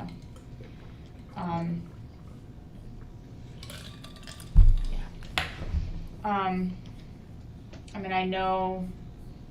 They're still out of the courtroom. I mean, what is going on? Yeah, trust me, I wish I knew more. You know, we had started to become close. Wendy and I have recently talked more often. My husband and I had separated for several months. And so her and I had started talking during that time. I reached out to her to try and get details on, their kids seemed pretty adjusted for having gone through that. So I reached out to her to try and get tips on how they can do that to make sure that, you know, the kids were okay. What did happen today? I mean, have they got the final jury, or they're still doing another round? They're almost at the final jury. We're hearing from Georgia Kappelman. We're hearing too much from Josh Zellman. He pissed everyone off already. And yeah, we're just waiting for the jury to come back. I forget why they left. I don't even know what's going on. And then we decided that Charlie would move back in to jail with some financial stuff. And so she said I could start coming over and staying at the house when she's out of town and things like that. So, I mean, there's been more conversation recently with us, but we haven't seen each other one-on-one. She came to my house yesterday to drop off some clothes that the boys had outgrown for my son, and brought me some soup because I had a bladder procedure yesterday. But that's the first time I've seen her since the party, and the party was the first time I had seen her since. Oh, that's interesting. Wendy Adelson brought her some soup that probably Jeff made for her. Oh, you've got a sore throat? I'll come over with some soup. She just doesn't even take it out of the Tupperware. She just puts it in a bag and brings it to this woman. Yeah. That would be a Wendy thing to do, right? Someone nice makes her a soup for her fake sore throat, and then she just puts it in a bag and gives it to someone else. I made you this soup. Not only is she like disrespecting the gesture made to her, but she's claiming a kind gesture for herself. That's such a Wendy thing to do. She loves that. And that was the first time I'd seen her in. So it's been really been you know, not to sound callous, but it's been more about the conversation, been more about your situation than. Yeah, right, Tamer. I mean, Wendy will be she is an early witness. They really tend to go chronologically, and you can't go chronologically without starting with Wendy early, right? Really going on with her. Yeah. I mean, she had told me about the boyfriend. Her and I would talk a lot about getting together, and then She's also not a short witness, so, I mean, if she is called tomorrow, I think in the past, she's been called on the second day. But, you know, if she is called tomorrow, it'll probably take us all the way up to the end of the day. They'll start off with Jim Geiger, if he's still alive. Then that cop that looks like he's like a dead body. I forget the name of the ride at Disney. I don't know. But, you know, he looks like, he just looks like death. didn't. Something would happen. Exactly. My wife does that all the time. Right. I'm getting together with so-and-so, and like it's like an hour till, and she's like, oh yeah, they canceled. Right. Either I'm tired, or the kids are sick, or there's lots of that, especially at preschool. Yeah. So. This seems like a very nice woman, though, doesn't she? Like, she looks very, what's the word? Agreeable. Like, it's like if you planned a day out with her, it'd probably be enjoyable, but safe. Safe and enjoyable. And we just hadn't really had a chance to do that. We actually talked about it again, doing that next week. It was over last night, but, and she messaged me this morning talking about the soup, and that was at like 9 o'clock. So, but, just asking if it was okay. I got it written down. What is your number? 954 770 4165. 4165. Mm-hmm. All right. You know, we're kind of casting a really wide net, so it's hard for me to like focus in and ask. Right. Make sure I ask the right questions. I understand. So, feel free to call me. What I'm trying to do So, is go through there my outline anything to pick out the key topics I want to address, so that we're not here for another hour and a half. Figured that. That'd be nice. You guys have other places you would like to be at this hour, as do we. So do we. Did everyone hear when I discussed the concept of implicit bias earlier? Yes. Yes? Do you all agree that you will make a conscious effort to be aware of that if you were selected as a juror and in your deliberations? Yes. Okay. By a show of hands, for the new ones, anyone in a leadership position? Okay, we got quite a few. Mr. Oh, I'm sorry.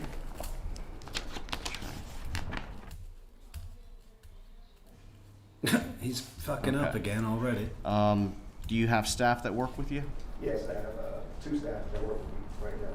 Okay. That I've been operated for the last 13 years. I've had a staff of 10 at times. Okay. How do you, when you're a leader, try to draw out other people so that everyone is involved in a conversation? You want to set up a process or a system to do that. I'm You want to set up a process or system to do that. I think it's the easiest way out for it, to get everybody involved, kind of let everybody know. Let's have a system where we delegate. Everybody has a time to speak or give their thoughts, and then we collectively come back and And so, as a leader in that type of scenario, you would make sure that everyone's voice is heard. Yes, okay. Even the ones that don't really want to speak. everybody has to be heard. Everyone has to be heard. Correct. Okay.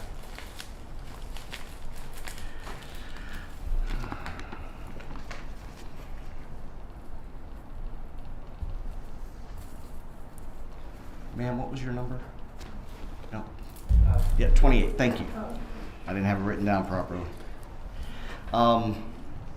Ma'am, what was your number? Jesus Christ. I really liked that thing that Sarah Dugan did where a juror spoke up and she called her by name, you know. That's such a good tactic. That's way better than, ma'am, I'm sorry, what was your number again? I'm disorganized, I don't know what I'm doing. You know, Sarah Dugan showed amazing attention to detail. But she did look down. It's quite possible she has a diagram of where each juror is sitting with their corresponding names. But if she's that prepared, she still gets the points because that's awesome. You know, it shows what better way to show an individual and a group that you're respectful of them by remembering all of their names individually. It's great. It's great. Goes a long way. You raised your hand when I asked about leadership position. How do you avoid a misunderstanding? To clarify, I'm hired now. Congratulations. Thank you. When you were Microbial, anything exciting today? Well, not that much. I mean, we have had the opportunity to hear from the attorneys. We saw quite a lot of Zellman. We saw Sarah Dugan getting going. We saw Georgia Kappelman getting going. Yeah, I mean, we're getting very close to having a jury. We're definitely going to have opening statements tomorrow and start the witness list of the state. Maybe even get Wendy as a witness tomorrow. I mean, I think probably not, though. My guess would be probably not. Opening statements, jury instructions, you know, that's most of the morning. And then lunchtime, I just don't think they're going to start Wendy if it's at the end of the day. End of the day, last witness on a Friday? Come on, save it till Monday. working, and it would apply now to how do you avoid misunderstandings when you're in a group setting? Repeating what somebody said, making sure there's active listening and active communication. Going back to people and making sure that they repeat what's been said or repeat the question. So in other words, not just listening, but comprehending. Does everyone agree with that? Yes.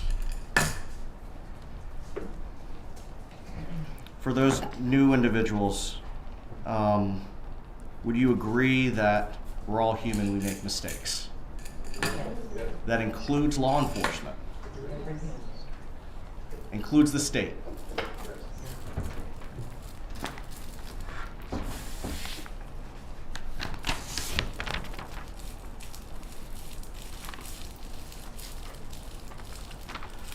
Number 32, you said that your family was recently victim of a home invasion type of incident? Yes, sir. I'm sorry? Yes, sir. Is that something that, I assume that you all were home? We were not. We were actually out of town and our cameras picked it up. So we called law enforcement as soon as we saw it and they came out and did their thing. People arrested? Yes. Well, I'm glad that you guys weren't home. Yes, me too. Did you do anything, heighten security after that? I mean, we already had things in place for security, so we haven't taken extra measures on top of what we already had.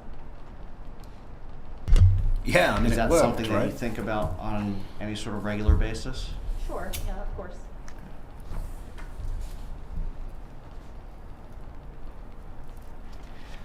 Now, would that or could that be something that you would think about if you were selected as a juror in this case? No, I think they're two different situations.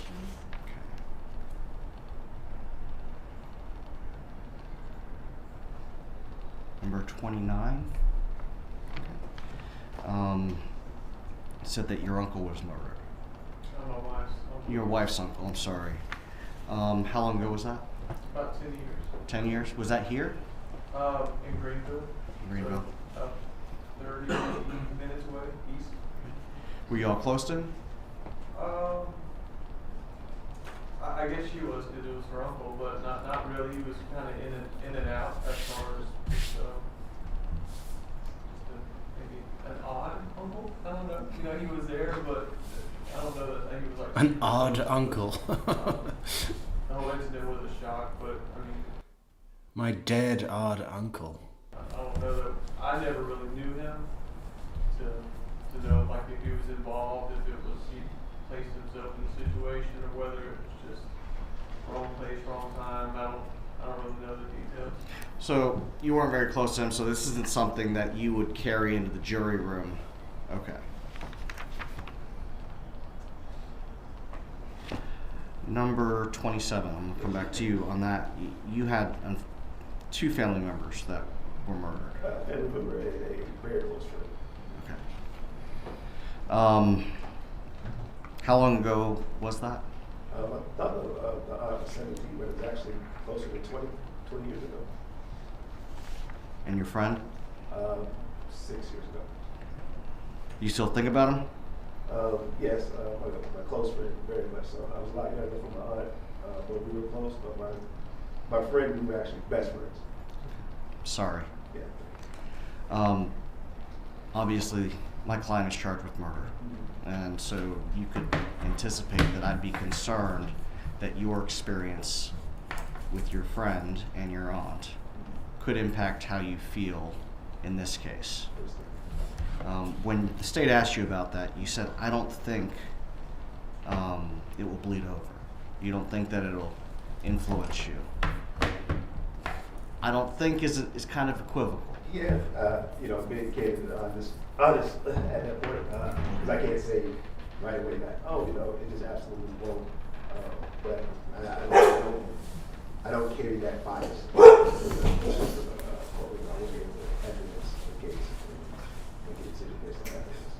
But as you sit here, you can't say to me, Mr. Zellman, I'm not going to think about that at all. Yeah,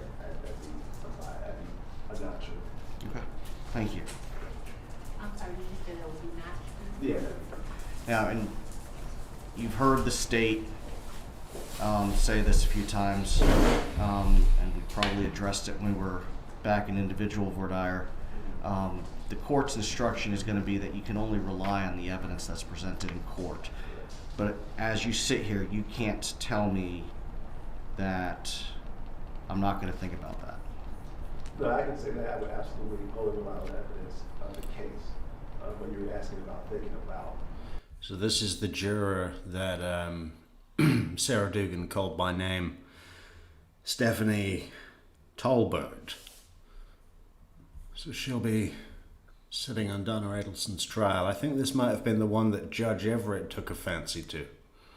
What did he say? You're not contagious, are you? Because, well, how do we hide this again?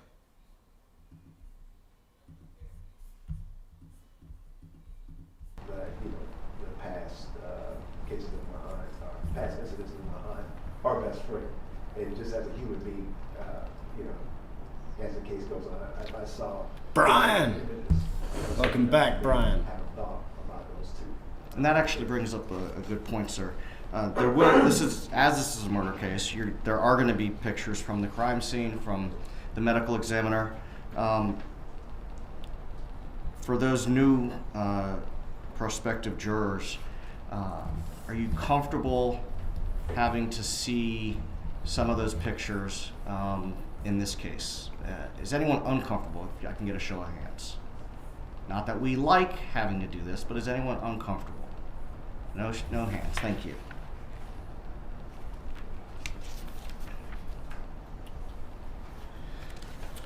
I think it's Mr. Toad's, Brian, because his eyes are so far apart from his head.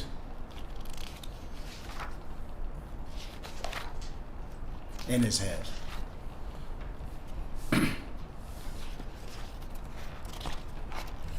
I'm going to go through briefly some of the hypotheticals that I used to discuss the burden of proof. It's, beyond a reasonable doubt. Did everyone hear the bank robbery hypothetical that I addressed earlier? Yes. Okay. Number 33. So with that hypothetical, the first one, where the witnesses to the bank robbery identify the defendant, the surveillance video depicts the defendant, and the defense attorney gets up in closing argument and says, the state didn't prove it wasn't my client's twin brother. What kind of doubt is that creating or raising? You remember what we discussed earlier? What was discussed earlier with the prior panel? Yeah. What kind of doubt did we discuss?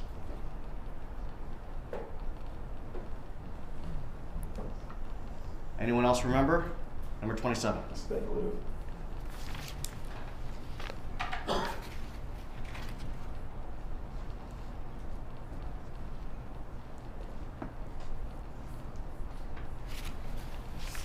And speculative doubt is not what?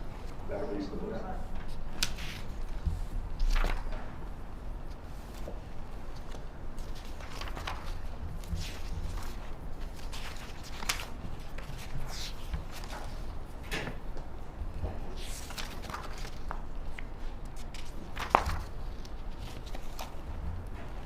That haircut's fresh. I wish we had Anyone ever had Michelle a here. knee-jerk reaction? Jump to conclusions? Okay, I'm going to pick on number Mr. 30. Charisma. You ever jumped to a conclusion before? You realize that you were wrong?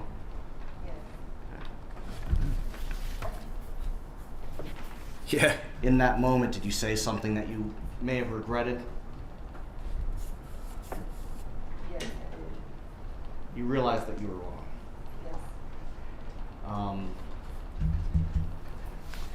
Everyone else have similar circumstances happen?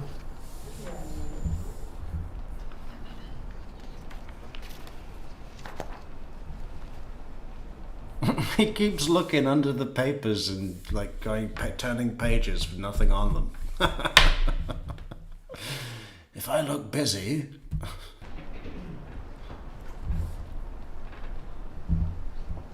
Just a moment, Gar.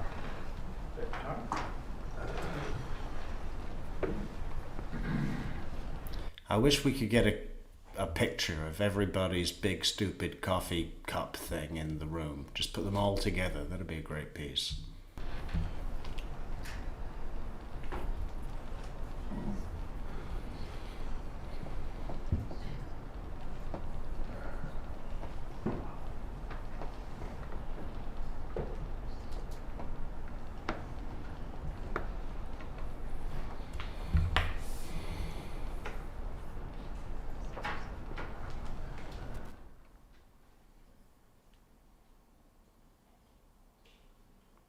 I know, right, Melanie?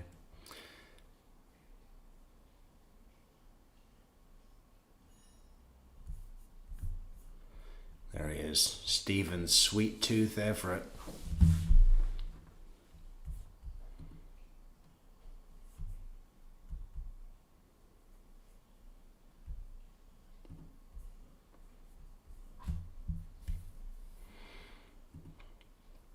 Brian says, I love how Judge Everett made the same jokes about children working in free business. I like the one where he's like, good morning. Oh no, that won't do at all. Let's try that again. Good morning. Everyone loves that. Earlier that you had a family member who's retired law enforcement? Yes, sir. And who is that? My husband's uncle is retired with Leon County Sheriff's Department and worked, I'm sorry. and also worked for the governor. Okay. Are you close with that individual? Yes. Do you hold is their opinion of you important to you? Sure, yes. Okay. Now, would you have any concern if you were selected as a juror in this case? Heard all the He does look a bit like Stephen Avery. That's a funny one. Fucking hell. Yeah. What did you do with Teresa Hallbach? Where's the rest of her body that you burnt? Evidence and returned a verdict of not guilty, how your husband's uncle would feel. No. Okay, thank you. Same question for number 34. No concern? It's your husband. No concern at all.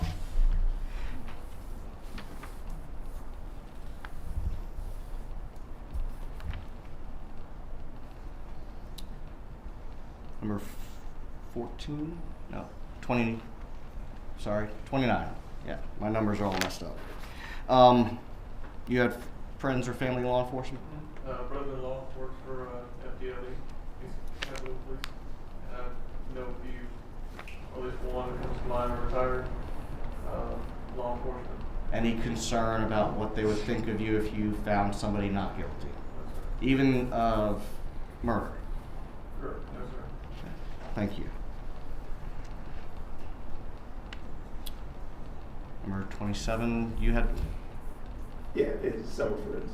But they several friends, they all work back in Sarasota County. Okay. But no concern. You're not concerned? Oh, I'm glad to hear it, Danielle. I want to redo the Stephen McDaniel, well, the whole case. There's a bunch of things to cover. Yeah, it's a great story. No. Okay. Anyone else have their hand? Grant Armato too. I mean, we've got to come back to that and just do the whole thing again. What an interview! What a, both of these interviews have got, special cops, man. I mean, it's just, especially the Stephen McDaniel thing. I think they're fantastic. Under paddle raised to law enforcement. Did we talk to you about that? Well, we can't talk to you about it again. So, but specific as to the new people. Sorry. As to the new people, anyone been divorced? No divorces for the new people? Good for you. I haven't been. How many rocks are we on, Zillman? What's this? Your fourth divorce you're going through right now? He looks like a man that gets divorced a lot, don't you think? So lucky.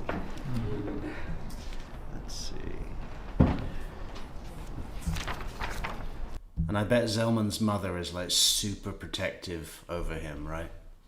Hates all his wives.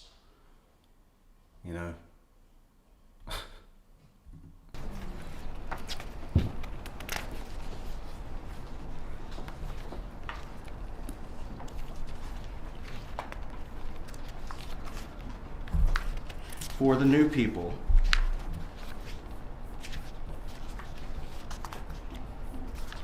all this paper fondling, What is he doing? Sarah Dugan came up here, was like, okay, I know you all want to go home. I'm going to keep this short. And then was like, psh, psh, psh. Bit by bit, easy. And the jury really appreciated that. They don't appreciate Mr. Toad fumbling papers.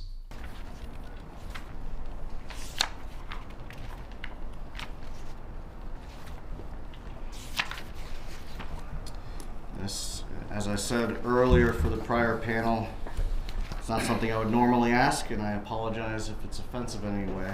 But just for those new people, can I see a raise of hands of anyone who has any knowledge of Judaism? There's certain events in our culture that are important in life events, correct? Yes. Can you give us some examples?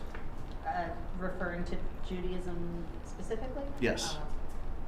Bar mitzvahs is what comes to mind. How about the bris? The bris is a big one.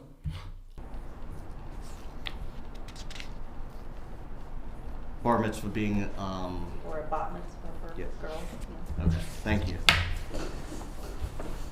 Anyone else familiar with Judaism?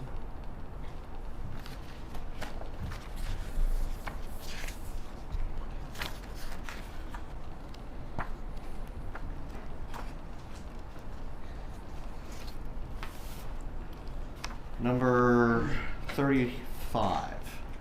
How do you feel about, some call them jailhouse informants or jailhouse snitches? How do you feel about them? I can't say that I have an opinion. You can't say you have an opinion? I don't have an opinion about them. Okay. Or I haven't formulated an opinion. Okay. Why do you think that somebody would, a jailhouse informant or snitch would? Yeah, well done, Danielle. Danielle has taken it upon herself to stand shoulder to shoulder with Mr. Toad, which is great. I love that. It had to be someone, Danielle, and I'm glad it was you. Testify against somebody. What would motivate them? I don't know. Maybe they want to do the right thing, or maybe they get a quid pro quo out of it. They get something. They get something in return? Yeah, possibly like a lighter sentence, or I don't know. Maybe they get like I don't know, more benefits.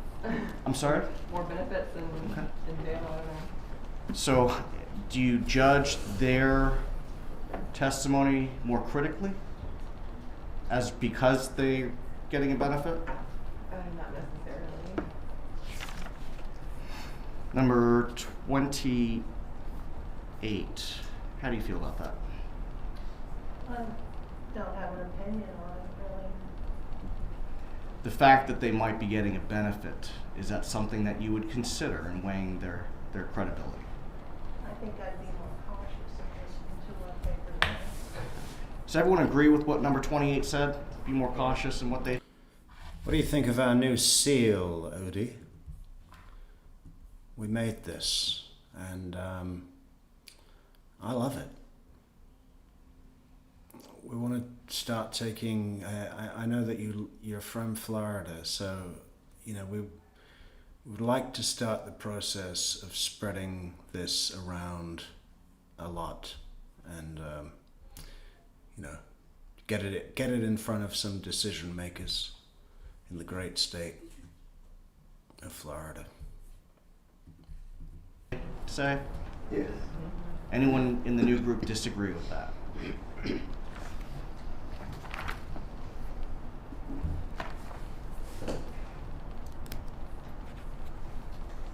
Ma'am, do you disagree with that? Me? Yes. I No? would also be more cautious. I can't hear you. I would also be cautious. Okay. I'm with you on it. Thank you. Good use of your paddle. Just a moment, Your Honor.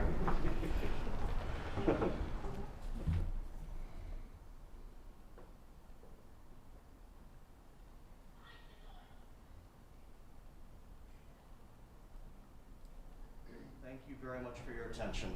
Nothing further, Your Honor. We are going to take another break. Once again, I am going to instruct you not to speak to each other. You are definitely not to discuss the case. If you need to use the restroom or stretch your legs, you may do so at this time. Please return to the courtroom as quickly as possible after you've done so. The attorneys and the court reporter can join me in the jury room. Are they going back to the jury room already?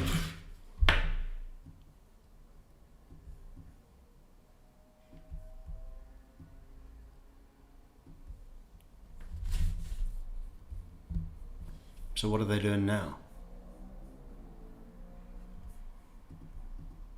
Did he say something important? Was that it? Is he wrapped up? I was reading something.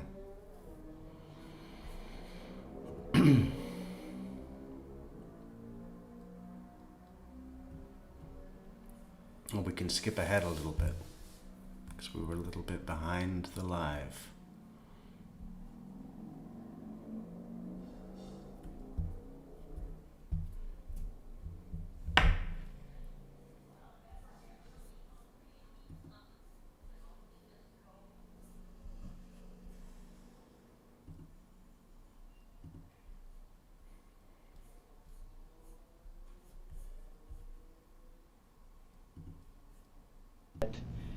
Once you heard that something happened, I mean, did something jump out at you just says, oh, I really wonder about that one thing?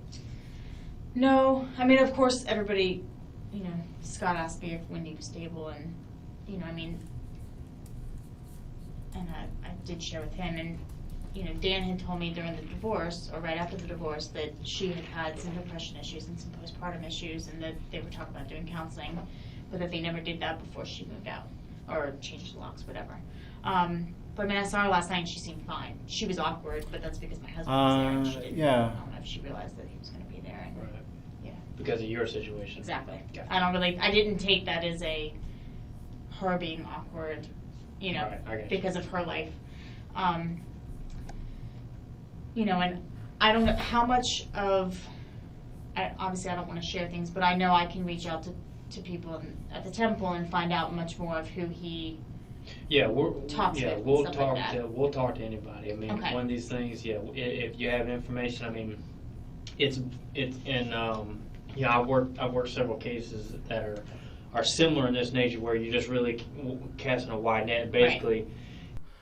So this is Judge Everett's crush on the jury. Pretty sure that's the one that he was talking to about being contagious. And attractive lady.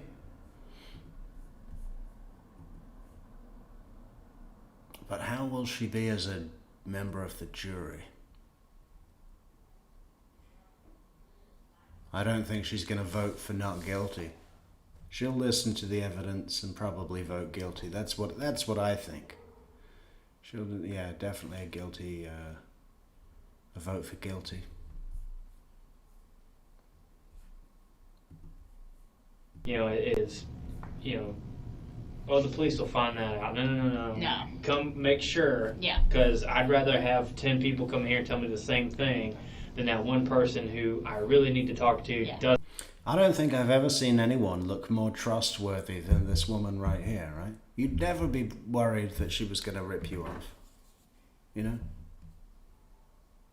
She's probably punctual as well. She says 3 o'clock, it's 3 o'clock, which is great. Assuming that we know about it. Right. So there is a gentleman, Seth Miller, who I know he's close with. I don't know if he would have a better idea of who Dan would talk to at the school, and his wife works at the law library. But him and I were talking, and he's like, I really don't talk with Dan about anything personal. We kind of stay out of. Did you guys you and Dan ever talk about any kind of cases or anything that he was working on, or anything that he seemed passionate about, or anything like that? No, but anything criminal law. Well, any of that is. Apparently, he was working on a case, or was concerned about something that had happened up in New York. I guess there's a case going on where rabbis were charged, like 4 rabbis were charged with like husbands who were refusing to divorce in the Jewish faith or whatever. Okay. Are you familiar with any of that stuff? But that wouldn't surprise me that he would be involved in something like that. How's that? Yeah, just because of his. The faith. He's very involved in the Jewish faith. Plus, he lived in New York, there's that's kind of the world of his crossing. So it would be fascinating for his religious and professional beliefs. Yeah, but also with as much time as he's been spending up there, it wouldn't surprise me if he's trying to get involved in that. And then also if maybe one of his students up there, or maybe the woman he's been dating, who I'm 99% sure is also Jewish, knew some of these people, or it wouldn't surprise me if some of these, if there's a more personal connection. But that's kind of everything that definitely melds all of his passions into a case like that. Can you pull up that Facebook thing again? I want to write down his blog thing. Yeah, it's I saw it earlier today, and I was like, Blogs. PRAWFSBLOG. Say it again. AW. Hold on. Is that what she said, Piper? Let's go back a minute or two. in the Jewish faith. Plus, he lived in New York, there's that's do you kind think it of would the be just world of his straight? crossing. So it would be fascinating for his religious and criminal. professional beliefs. Yeah, but also with as much time as he's been spending up there, it wouldn't surprise me if He's trying to get involved in that, and then also if maybe one of his students up there, or maybe the woman he's been dating, who I'm 99% sure is also Jewish, knew some of these people, or it wouldn't surprise me if some of these, if there's a more personal connection. But that's kind of everything that definitely melds all of his passions into one, a case like that. Can you pull up that Facebook thing again? I want to write down his blog thing. Yeah, it's I saw it earlier today. I was like, Blogs. PRAWFSBLOG. Say it again. AW. Hold on. Let me. She's great. And do you know the woman's name? The girlfriend? He's been dating up there? Yeah. Okay, good. All right. Do you? I didn't, no. He just said he was dating a new girl, and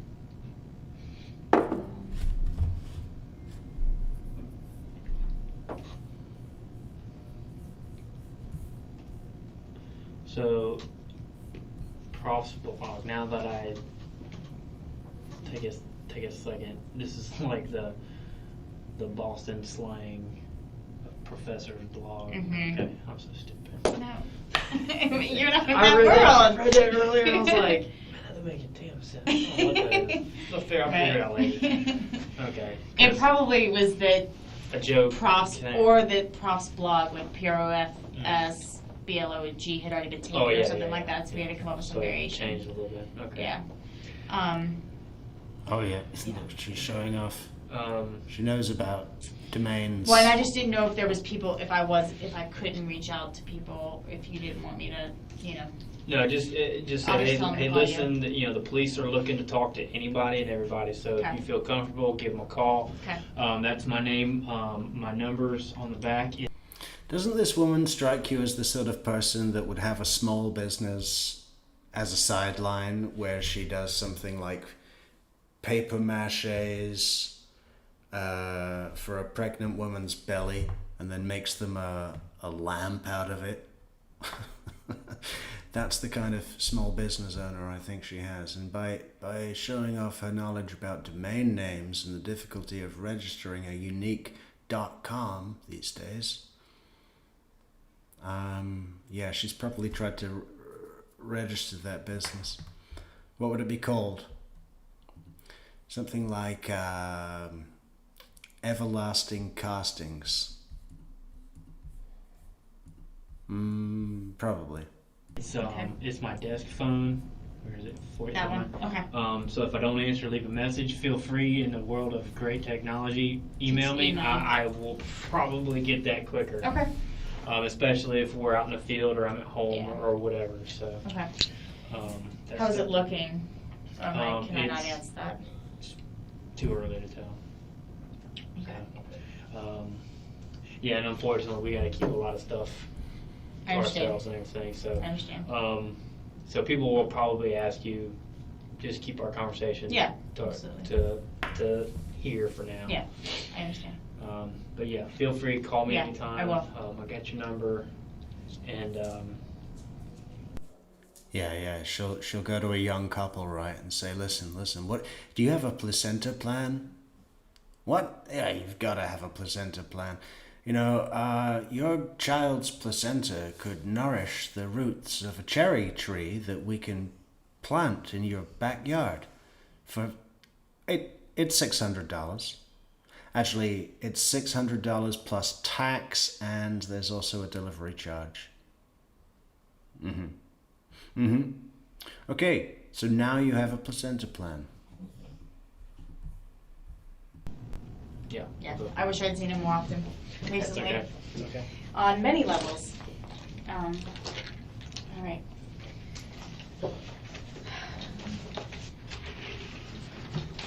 Look, she's going. And just like that, she goes back to her responsible, honest life. You know, probably going to run a couple of errands, good, honest errands. You know, probably got to take something back to Home Depot because she bought the wrong thing. And, yeah, just a light supper, cold plate of deli before bed. And then start it all again tomorrow.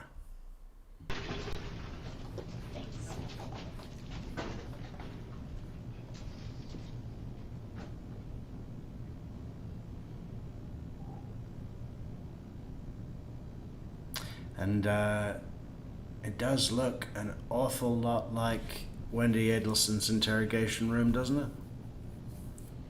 Except this camera might be a little closer zoomed in.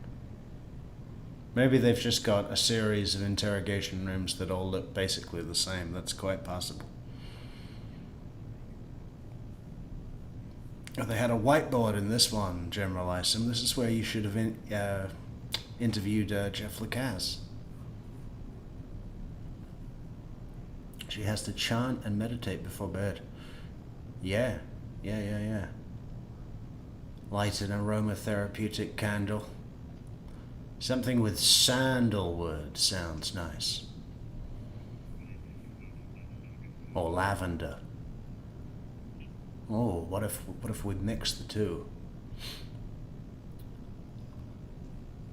So they're still, they are coming back, right? Judge Everett didn't say that they're done for the day. They're going super late. It's already 20 past 6. She strikes me as a cat owner. One cat.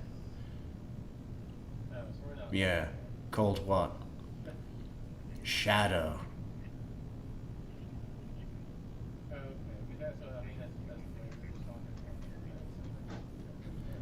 Let's see if we got another interview.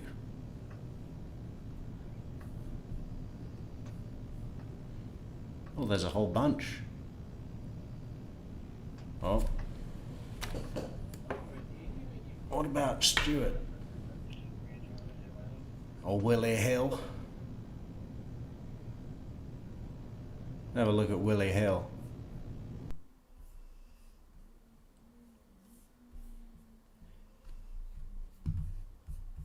You see, Willie Hill gave an interesting witness statement because he says, Mr. Hill says that he saw a red truck, pickup truck, speeding away from Trescott Drive. And he said he could see, it was quick, but he got a good look at the driver's face.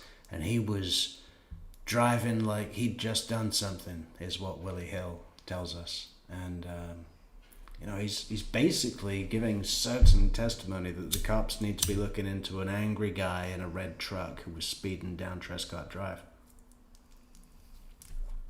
Mr. Hill is convinced it's the killer, but we know it's not. You see, that's what cops have to deal with too. I remember, I think it was when Gabby Petito disappeared. And everyone was nuts because she was, you know, disappeared in the wilderness and she's a tiny little girl and all those sorts of things.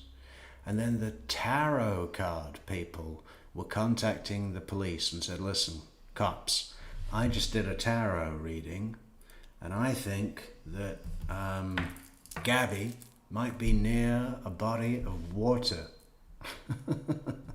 And the cops were like, okay, thanks. But, you know, yeah, we'll keep that in mind.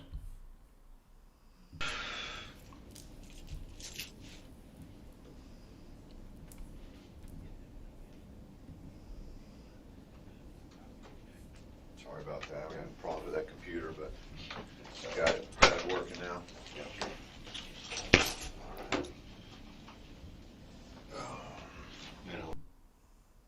Which woman, Piper? The previous witness? Oh, she's, you know, she wasn't unattractive. We're working around the clock, so I think what really came across was how reliable she seemed. Just straight up, Count on, what is her name? I forget her name. You can count on her, we're trying to get it nailed down. It's awful, that's for sure. If you don't mind, let me just get your full name. Willis C. Hill. We're watching a couple of witnesses from the day, this is July 21st. Anne Marie Marin.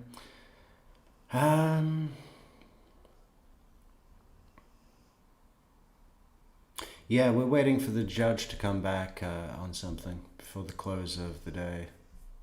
And we're just watching a witness who got it wrong. W-I-L-I-S? I-E. I-E. Willie. Okay, Willie, sorry. C. Hill. His name is Willie C. Hill, but the cop heard Willis Hill. What's your date of birth, sir? 1959. Current address for you? 4161 Ballard Road. 4161 Ballot Road. Let's check it out. You got contact number? 590 6577. Or be another Is that number. a cell or what? Yeah, that's a cell. Okay. I got another cell number. Okay. 264. 850 as well? Okay. Okay, 264. Yeah, it'll come back to 6963. 6963. Okay. And what, you said, so you're a minister? Yeah, I'm a minister at Faith Christian Family Center. Faith Christian. On Southside 310 Laurel Avenue.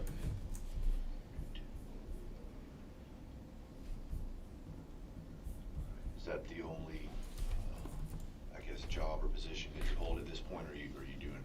Well, no, I'm a vendor of barbecue. I sell barbecue. Okay. Yeah, that's what I do. Where I sell barbecue. No, I'm mobile. I roll around town with my grill Okay. behind my truck. What company is it, just so next time I see it? It's just no company. Just you got to Okay. see me in Oh, a okay. room truck with a grill. Okay, okay. I got you. Had a lot of those police officers over there. I gotcha. Okay, so this is regarding the incident from Trescott, and I guess just tell me, you said you were in the neighborhood on Friday, Friday. that was the 18th, correct? Okay. And let me just say something to you before we go any further. Off the record here, the lady that I'm visiting, we've been together for years, but we had a little incident last year. It was a court case for an injunction and all that stuff. Okay. So we went and got all that squashed. They gave us a no contact rule for a period of time. Yes, sir. You know, That's you know, all, that's over with and everything, it's been put to bed. well, pretty much, but it's still going on. So they tell me we can't have contact with each other. So off the record, Okay. I'm just gonna tell you what I seen. Okay, all right, yes, sir. This guy, I was coming out her garage that morning. Okay, can you tell me where she's located? Yeah, 2017 Trescott. 2017? Mm-hmm. At what time did you get to her house? Were you there overnight, or did you get there that morning? Yeah, I was there overnight. Overnight, okay. And I was leaving to go to work. Okay. And I saw his truck just No, that would be Shadrick Nobles you're thinking of, Piper. This is just Willie C. Hill. flying through the neighborhood. A big But he's talking about a truck that I saw. truck, red construction truck. You know, Red I could tell, construction I said, truck. You know, when that guy, he didn't even, cause he got a speed hump in front of our house. He didn't even brake. He just went right on through that thing. And that's what caught my attention. I seen him look. I said, "Damn, that guy mad." You know, cause I did construction for a long period of time, and it was like he's on his way to get some money. Like, these guys better have my money. And I saw that look on his face. You know, like he was mad as heck. And you know, and it was about this time, and I'm just trying to. Do you remember what time exactly that was? It was a little bit after 10. A little bit after 10? Because I knew I was on my way to Walmart, and I got to Walmart about 10:30. Okay.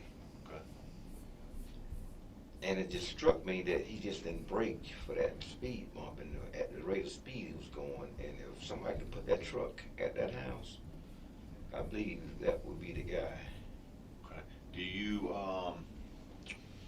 remember anything more about the truck? Was it like a pickup truck? Or Yeah, it was a pickup truck. truck. It had, you know, the double wheels on the back. That's the what really, dually type? Yeah. Okay. And like I said, it just struck me, and I can remember the guy had, his hair was like your color. Okay. It was a white guy. White male. Driving the truck, and it just struck me as very odd that he was going at that rate of speed. You know. Which way was he traveling? He was heading toward that house.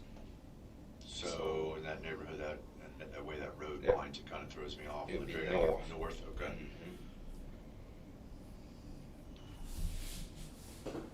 Now you never actually saw the vehicle stop or anything. That it just continued from what you know. Yeah. I mean, I just thought it was odd that he would, you know, go at that rate of speed. And Anything else on the truck stand out? Any damage? Did it seem older, newer? yeah, it wasn't a newer truck. It was an older model. But I remember it had little big double wheels on the back, and I think it was like a maroon type color truck. Did it have like tools and stuff in the back, or I couldn't tell. Couldn't tell. Okay. All right. Okay. A little after 10, north through the neighborhood, and just going at a high rate of speed.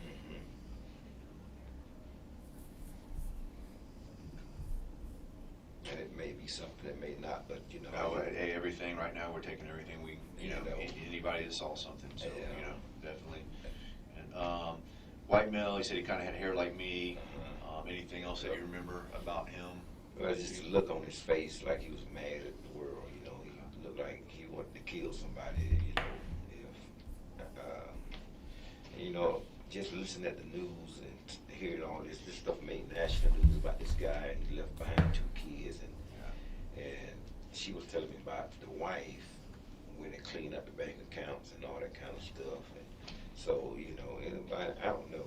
You know. Did your friend Elizabeth Trescott, was she familiar with the family at all? No, Okay.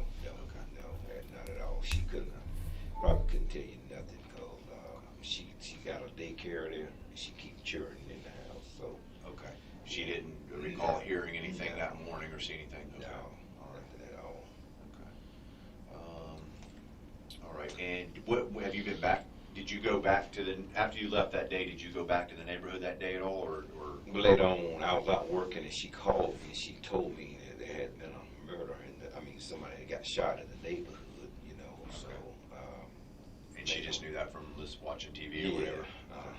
And the parents were calling her because they had apparently heard that they was concerned about, I got you. You know, what was going on, but, like I said, if you can put that truck at that house, the look on that guy's face, he looked like he wanted to hurt somebody. He was pissed off, you know. All right. You know. Okay. On another note, they were saying that you wanted to see about setting up some type of with the chief about all this gang, this shooting going on. Man, this is ridiculous. And you know what really irks me is the fact that these so-called religious leaders want to get on TV and the newspaper. No, he doesn't testify. They ain't doing nothing, man. They just talking. That's the bottom line is we got to go in.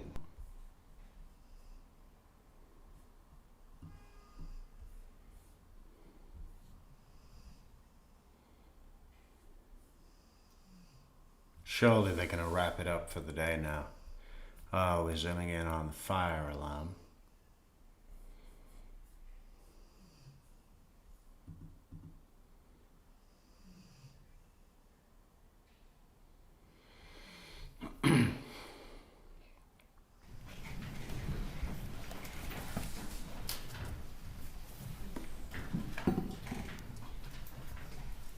To our currently seated prospective juror panel, we have been able to select a jury at this point. I did want they've to selected a extend jury. to everyone.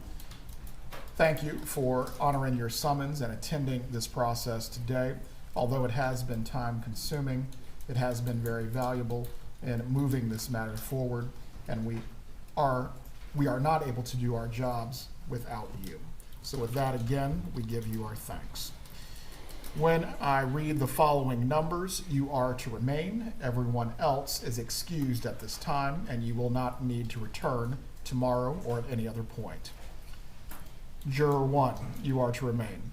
Juror 2, you are to remain. Juror 5, you are to remain. Juror 23, you are to remain. Juror 11, you are to remain. Juror 14, you are to remain. Juror 25, you are to remain. Juror 27, you are to remain. Juror 28, you are to remain. Juror 29, you are to remain. Juror 31, you are to remain. Juror 34, you are to remain. Juror 35, you are to remain. Did we get 23 and 11? And Juror 36, you are to remain. Everyone else is excused at this time. Have a good evening. Oh, I'd be pissed. What do? I'd just walk out and I wouldn't know where to go. I wouldn't know who to call. Broken. Just wander the streets. Sleep outside on a park bench. Broken. Is that it? Is he not going to close and tell us what's happening tomorrow? Or is he... Okay, he's going to let all the other jurors that aren't jury members now, he's going to let them go and then come back.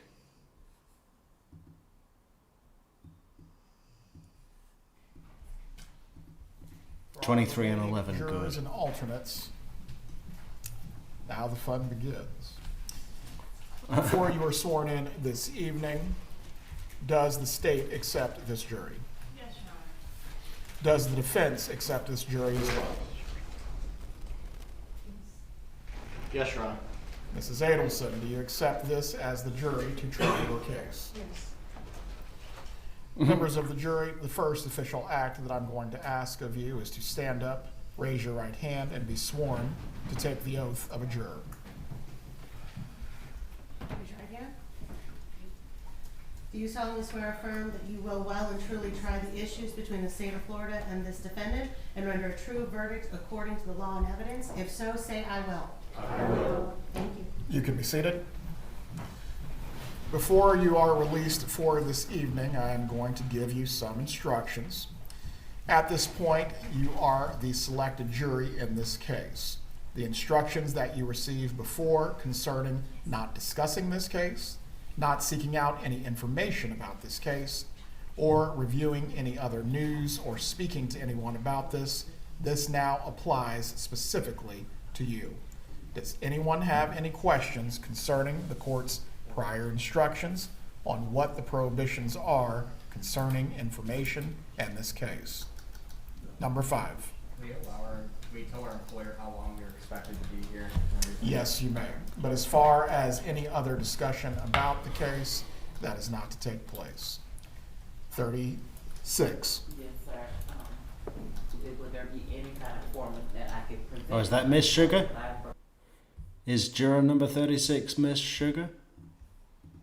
The state of Florida, and they are very particular about, you know what I mean.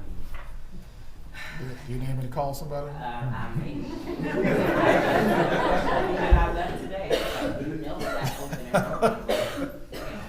that There will be a form that will be provided to you from the clerk that outlines the fact that you've been selected for the jury and the length of the trial. Any other questions concerning that matter?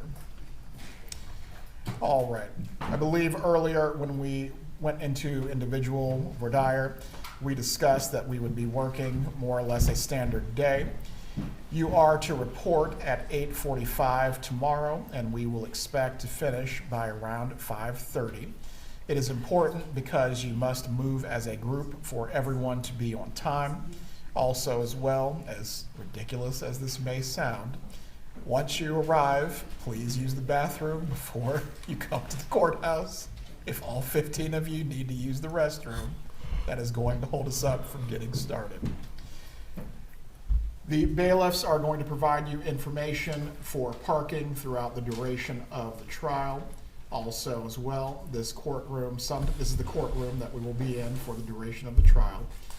It does vacillate between hot and cold. If you need to bring a jacket or light sweater so you're comfortable, please do so. You are always permitted to bring reading material with you during any breaks.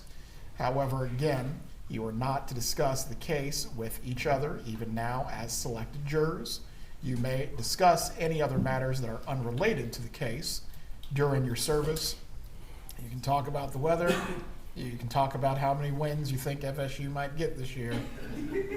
But you can't talk about the case. Does anyone have a question concerning this? Yes, sir. Sound like a kid, but what about food? Can we bring food? You can bring food. I will also have some snacks that are back there for you. Went to Costco, bought them myself. Hopefully you like them. If you don't, you always have money and you can obtain what you need.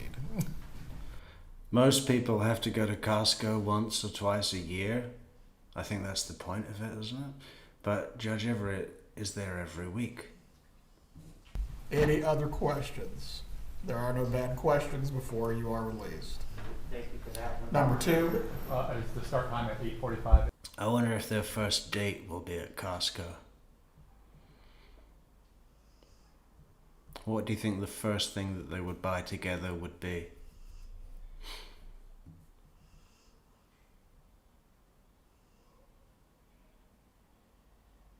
You know, a big multi-pack of everlasting gobstoppers. Every morning? You are to report at 8:45. We anticipate getting started by 9. We report downstairs? Yes. Please report to the area where you initially reported for jury selection. You're to move there as a group. Oh, 1 second. We're going to take them in there and discuss coming up with them. Very well. look at these 3 here.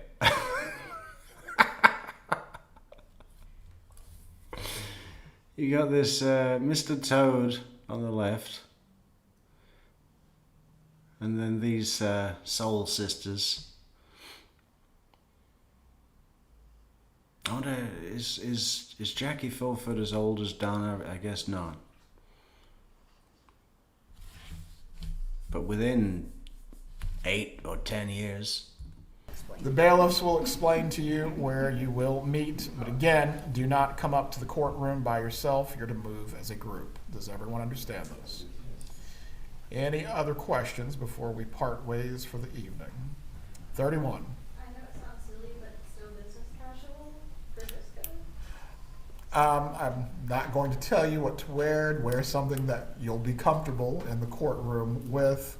Beyond that, I'm not going to critique your dress code. I'm not the principal at the high school. Yes, ma'am. 35. Are we going to be in session on Labor Day? Is it the holiday now? For Labor Day, we will not be having court. That is a recognized federal and state holiday for anyone who already has a Labor Day plan. This trial will not affect that. 29. Just to verify, so right now we're going to block out at least 2 weeks is what we're assuming. It could be shorter, could go longer, but is that a good We're start anticipating the trial ending by September 5th, but if it possibly goes longer, certainly everyone will be made aware of this, so that way you can address any issues with work or other matters. Any other questions? Very well. I will see you tomorrow, bright and early. Again, please be mindful of the instructions that you've received. We will get started with the court's instructions, the opening statements, and then we will hear from the witnesses. Have a good night. Did he give the time? Somebody tell me if he gave the time. What time was it? What time are they starting tomorrow? That was a super late finish. I mean, it's almost 7 o'clock. Brian, did you get the time that they're starting tomorrow? Did he say that? I was listening, but sometimes you just don't hear stuff. Starting at 9, okay. 8:45, oh. Well, we'll be live early, Opening. 8:45. The issue can be argued now. Mr. Zellman?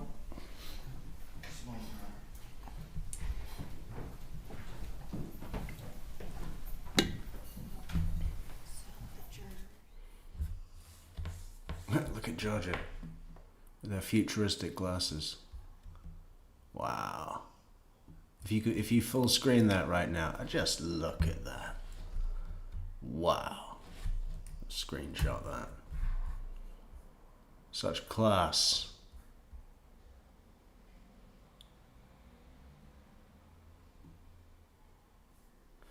I'm so surprised that she's not a Leo.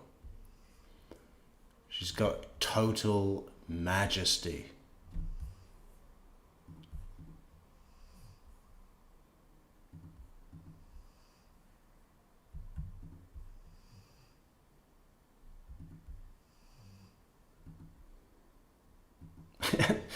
There's something funny about imagining Judge Everett going around Costco with one of those big ass fucking, you know, what do you call them? Pallet trolleys. Loading it up. And he gets for the jury members what he would like for himself, obviously, which is everything. One of everything.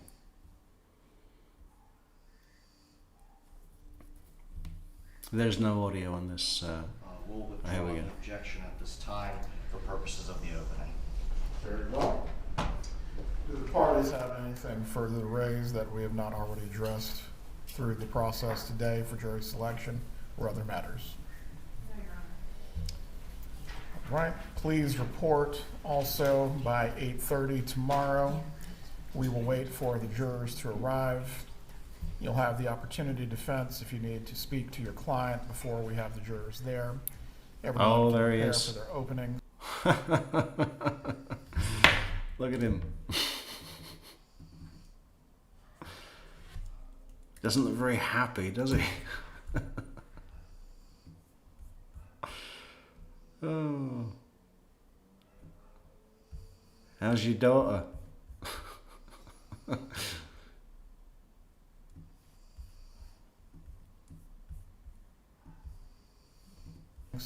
Are there any multimedia aspects to the openings that we need to address or you have not already worked out? We will be having a presentation, but I'm familiar with how to use the courtroom technology. All right. If you need to practice with that before we get started, please do, so we can move through seamlessly. All right, we'll see you all tomorrow at 8:30. Thank you, Your Honor. See you tomorrow at 8:30.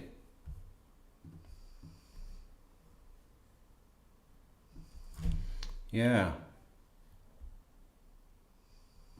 Well, I guess we'll try and be on from 8:30 then tomorrow. Big day, huh? 3 days of getting through this jury selection. It's a little bit of an anticlimax. But we start tomorrow. We start tomorrow at 8:30 with opening statements at 9. Join us again on True Crime Metrix.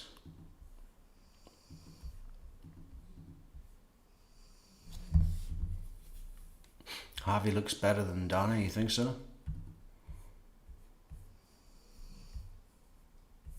We can bring him up. Let's bring Harvey up.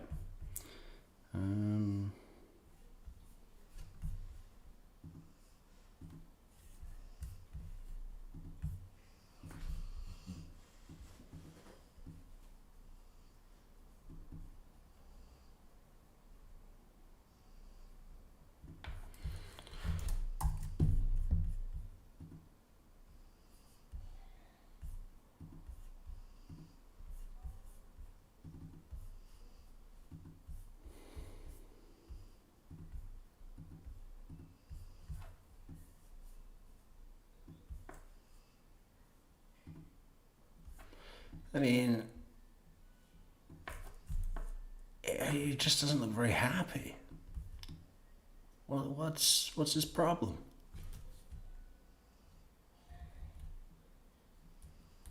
He doesn't like the jury? Donna didn't. Donna seemed to be like, well, do I accept that jury? I mean, I suppose if I have to accept that bunch of fucking babbling idiots as my jury, then I have no choice. You know, that was kind of her thing. That's why Judge Everett said, Miss Adelson, are you happy with this jury? She said, yeah. In Cake We Trust. Yeah. Oh, color bars. Color bars. I love seeing Judge Everett seal with the color bars.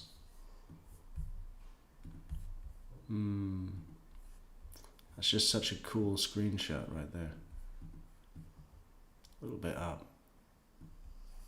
Beautiful. Anyway, we'll say goodnight, guys. Are we going to be back on with Shadrick Nobles later tonight in a couple of hours? Maybe. I don't know. We'll have to see how we feel. If I fall asleep, I'll probably just stay asleep until morning. But we'll be back in the morning. We'll be back with 8:30. Let's meet up again at 8:30 tomorrow morning for whatever's going to happen. Opening statements at 9. It's been a long time coming. Almost 2 years. Almost 2 years. Anyway, thanks for coming, guys. We'll see you tomorrow. Adios.